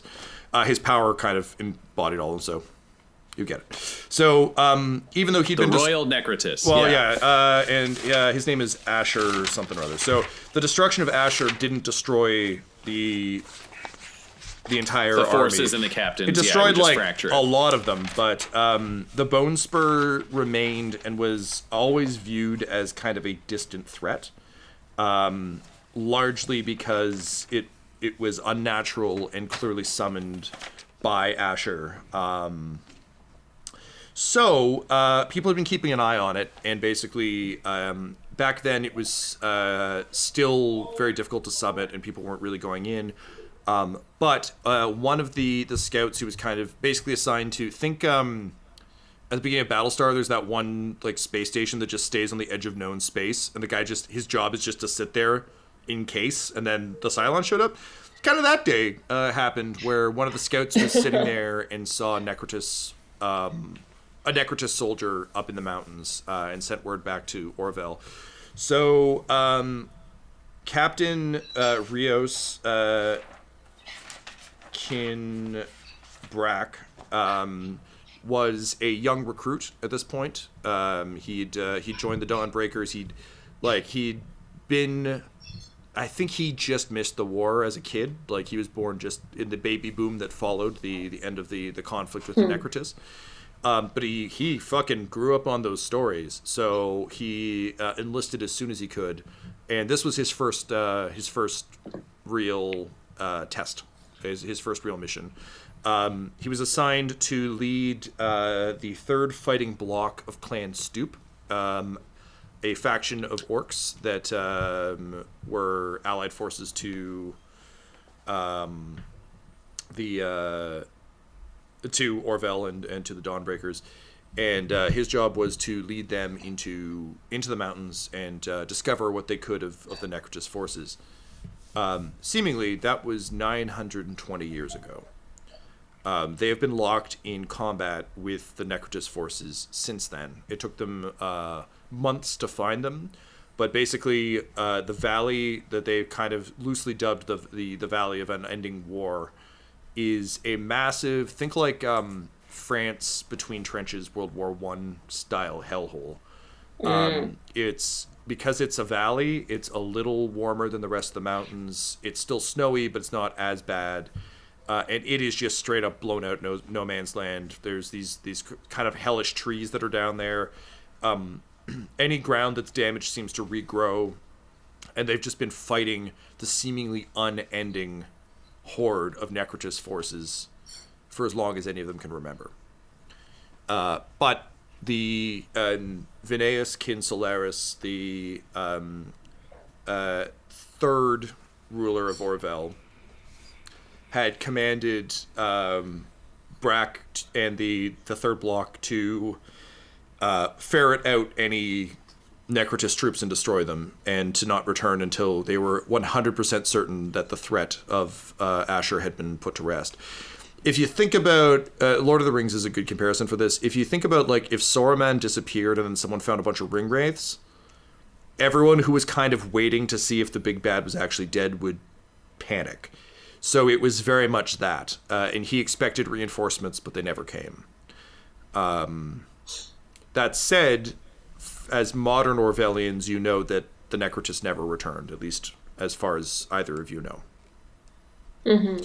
So that's basically what's happened. He deputized Shadlock some time ago, giving him one of his bracers, because he just realized, like, similar to how the sort of story of the Dawnbreakers is as much an inspirational tale to encourage troops to work as it is anything else. He realized that the orcs needed to feel more a part of something than just a fighting block of, like, admittedly very good troops, but they needed something more. The trouble began when people started trying to cross the mountains. To him, this just seemed like a matter of course in the time of peace. But as explorers and fortune seekers and travelers stumbled into the valley, all that died joined the forces of the Necrotus, and slowly their ranks rose. So it got to a point where, knowing that there wasn't much they could do to defend against an army that theoretically just can reload, they've actively been trying to deter people from venturing across the mountains, particularly from the side they know Orvel is on. Because, I mean, Rios is, he's not, like, his reason for joining is similar to yours, Duncan, but you're clearly very different people. But he's also the kind of kid that would have tried to climb this mountain if given the choice. So they've been deterring as best they can, but at this point there's kind of an awful war mentality that's set in of, like, if you have to kill them on the other side where they won't join the Necrotus army, that's one less soldier, so do whatever you have to. Luckily, they haven't had to kill anyone, because the conditions are so rough, the winds are so bad, that generally speaking, they've had to wound people and deter them, but between the Yeti suit and the small traps they've led, that's been enough to keep people away for quite some time. Makka has a question, just kind of as he's letting us know this sort of stuff. He'll just raise a hand and say, the necrotic magic that raises the dead, do its effects reach all over the Bone Spurs? He nods Everywhere. and he says, to the best of our knowledge, anyone who dies within the mountain range rises once again. Makka looks to Gwendolyn and Duncan and says, The gnome who passed away in the night. They buried him in rock. They could be in danger. and he'll look back to Rios and say, at the gnome merchant's base camp, there was a gnome who died in the night from sickness. That far down, do you know if he will be turned, made undead? He kind of shakes his head and says, we haven't been back down. We can't be certain, but this entire... The Bone Spurs are essentially an island. So if something died on the edge, are there people camped at the bottom of the mountains? Yes, the gnomes that you have been repelling. Those were the same gnomes? I feel like we've been repelling, and like at this point, like a bit of the military vibe drops. He's like, I feel like we've been repelling gnomes for years. They haven't. None of us really know how time works in this part of the scenario, so that's a question. Yep. I understand. Okay, that's not great news. We should definitely. We had a priest amongst the third fighting block, but he turned some time ago, near the beginning, actually. Otherwise, he could have given them last rites.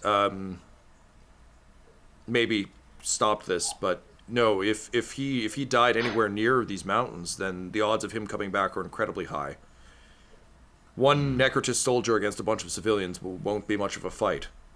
They are women, children, merchants. They are good as dead. And then you hear a war horn in the distance. And his eyes narrow and he says, "Shit, they're coming back." And I will turn to the princess and say, "Highness, this battle is important, but if we let women and children die after the Dawnbreakers here have abandoned them, we are nothing." So, wait, so what? Go back down the mountain? You do get the sense that going down the mountain and possibly climbing it back up it would be easier without an aggressive Yeti trying to fight you at the top of it. So it is more possible now, and particularly now that they know you're on side. It'll still be a pain in the ass, but you can also like install something at the top to make your ascent easier the second time. Something else I'd like to draw attention to is Laura, at Gwendolyn's hip. The Elos blade begins to hum. Okay. You remember hearing tales of Elos's famed singing blade, and how in combat it seemed that they were particularly adept at felling Necrotist forces. You see a smile spread across Rios's face, and he looks up to Shadlock and he says, "The singing blade. I knew the commander wouldn't abandon us." Well, alright, then, I mean, I'm not a very good fighter, so... Look, Your Highness, far be it for us to issue orders to you. You are the hope of the realm. I trust you to command your Dawnbreaker and your turtle. Makka. Your Makka. Yes. We must take to the field, but should you choose to join us, the blade of Commander Elos would be a tremendous force in anyone's hands. But have you identified the leader of the Necrotist forces? Do you know what general drives this army? He shakes his head sadly and says, "No, there must be a plague mage amongst them. I can't imagine how else they would manage to continue to raise troops. But we've never identified him. It's chaos down there. Once you get into the mud and the dirt, it's very hard to ascertain anything. If we slay the mage, the army corrupts and falls. At the very least, they won't be able to raise more. Then perhaps if we could win this skirmish, this may be the first step towards saving those gnomes. And if we can survive this wave, we must go. We have to keep them safe, but this will achieve both goals." He nods and he says, Sir, I would want nothing more than your support on this battlefield, but if these gnomes truly have a Necrotist amongst them, you must understand they will be dead by the end of this skirmish. Alright, well, maybe I should just take a run back down and deal with that and come back up? Sound like you're treating it like a run to the corner store, like just pop down there, get some milk, get some smoke, so I'll be right back. Your Highness, it will will have to be you and I. Oh no, that sounds great.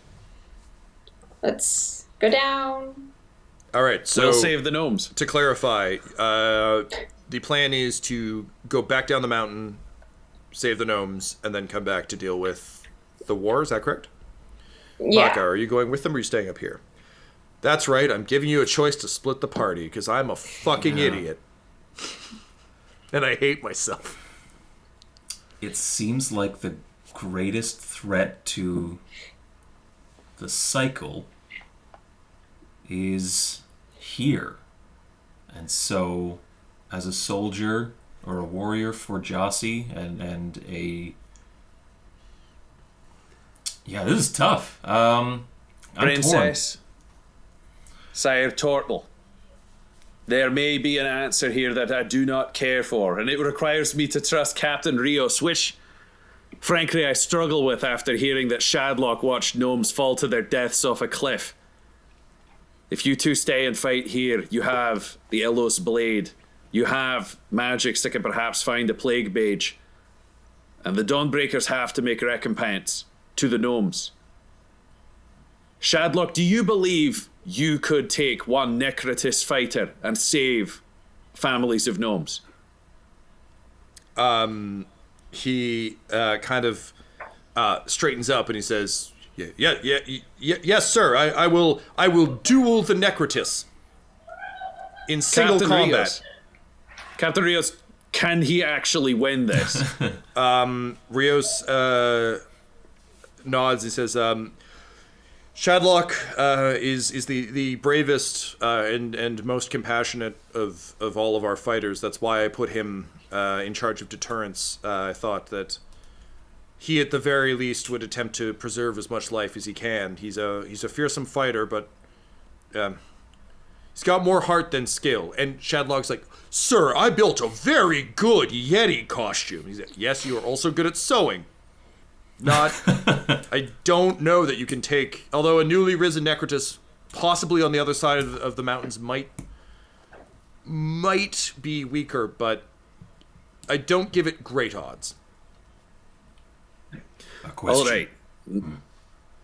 How do you fare in these battles? Do you lose soldiers every time?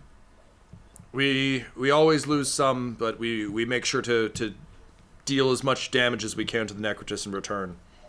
We're lucky though. We've found ways to slow the revival process. We haven't seen their ranks bolstered in some time. It's not as effective as a proper blessing from a war priest, but we've managed to slow their ranks. It's more so if civilians arrive, we take care of our own.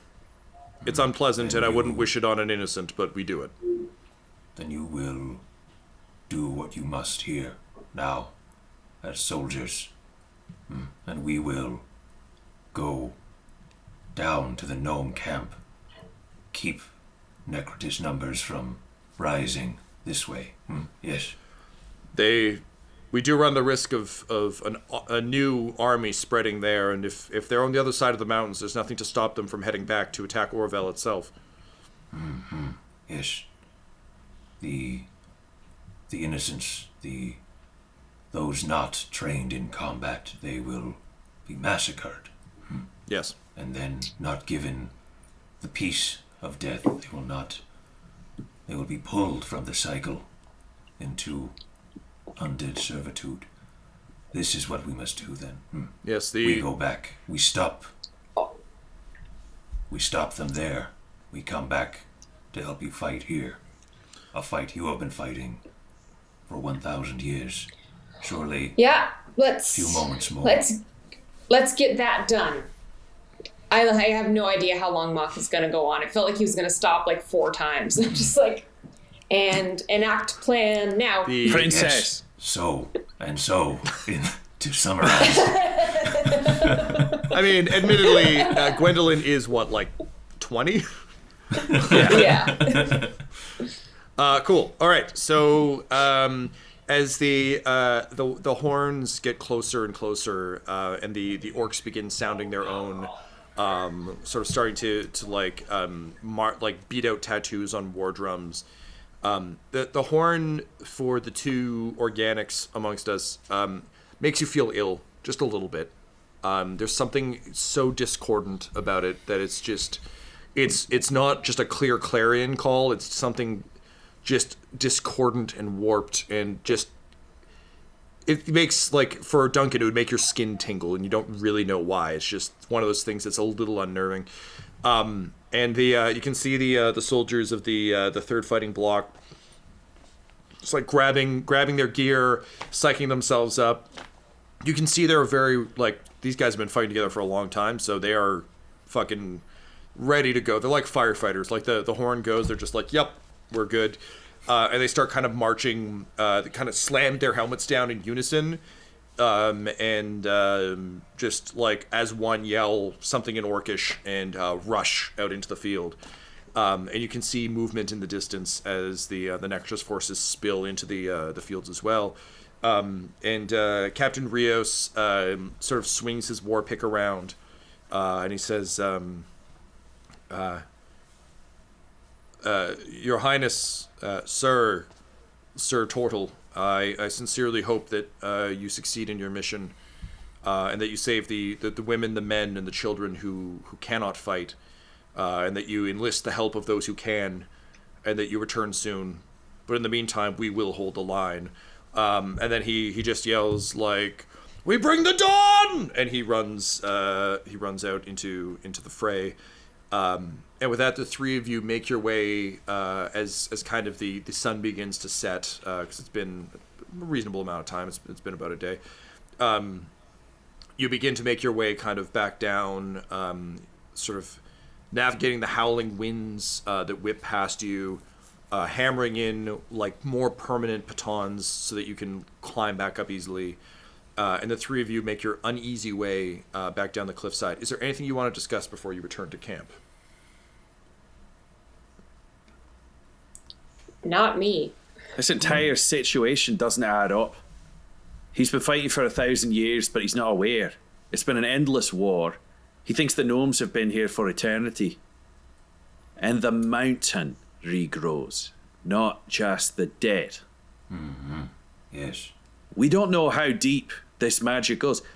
That war horn itself made me feel ill. I don't know the like, there is something more going on here than just Rios, than just the mountain, than just Shadlock. Can I cast Detect Magic? Sure. I would. So I described earlier kind of an echo. Mm-hmm. It's like that, but when you're specifically reaching out with Detect Magic, it's a thundering reverb. Everything around here bleeds magic. The entire mountain itself, the mountain range, seems to bleed magic. That said, it doesn't feel like a single spell per se.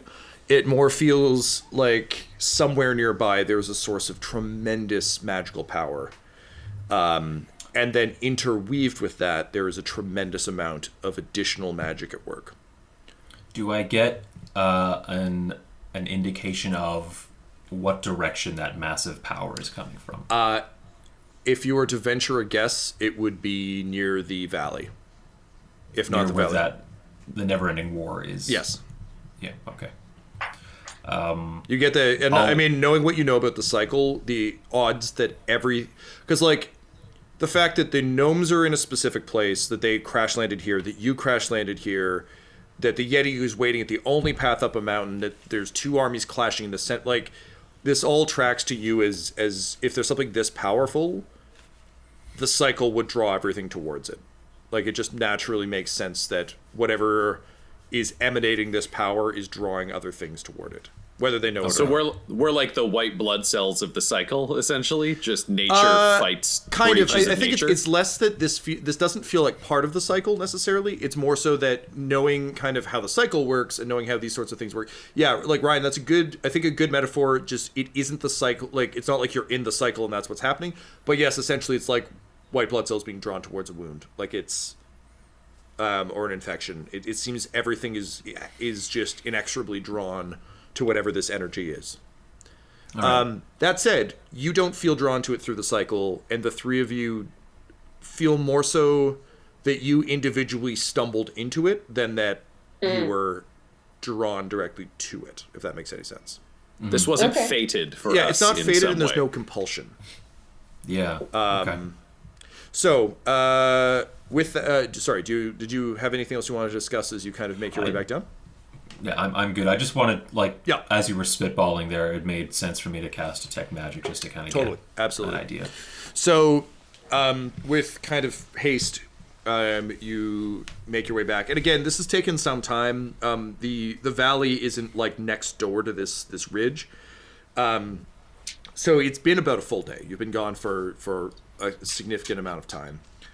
And you come rushing kind of back into camp, and you hear a sort of a sentry, probably one of those people with bows, call out, "Hey, who goes who goes there?" We're the party that was here earlier. It's Duncan, Danno, Princess Gwendolyn, and Makka, Deathcap.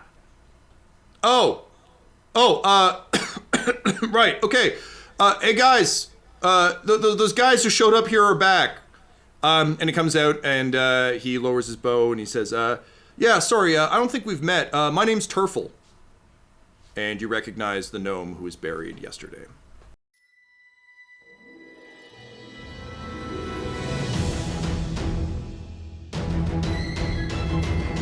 This episode of Curse, Code, and Crown was edited by Ryan LaPlante, and the campaign was created by Tom McGee.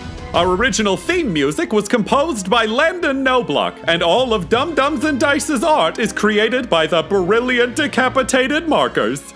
If you want to follow our players or our DM on Twitter, you can reach out to Laura at EL Hamstring, Ryan at the Ryan LaPlante, Tyler at Tyler_Hewitt, Tom McGee at McGeeTD, or you can message our whole company at Dum Dum Dice. So please, join us again for more Curse, Code, and Crown!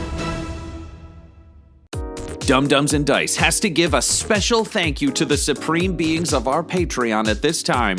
Christian Menicola, Long, The Half-Blind Prophet, James Cuellar, DM Rob, Christopher Little, Joshua White, Olin Anderson, Sue One, and Jill and Noel LaPlante. If you want your name to be added to this list, you can join our Patreon too at patreon.com/dumdumdice. Thanks to them, and a little bit of thanks to you.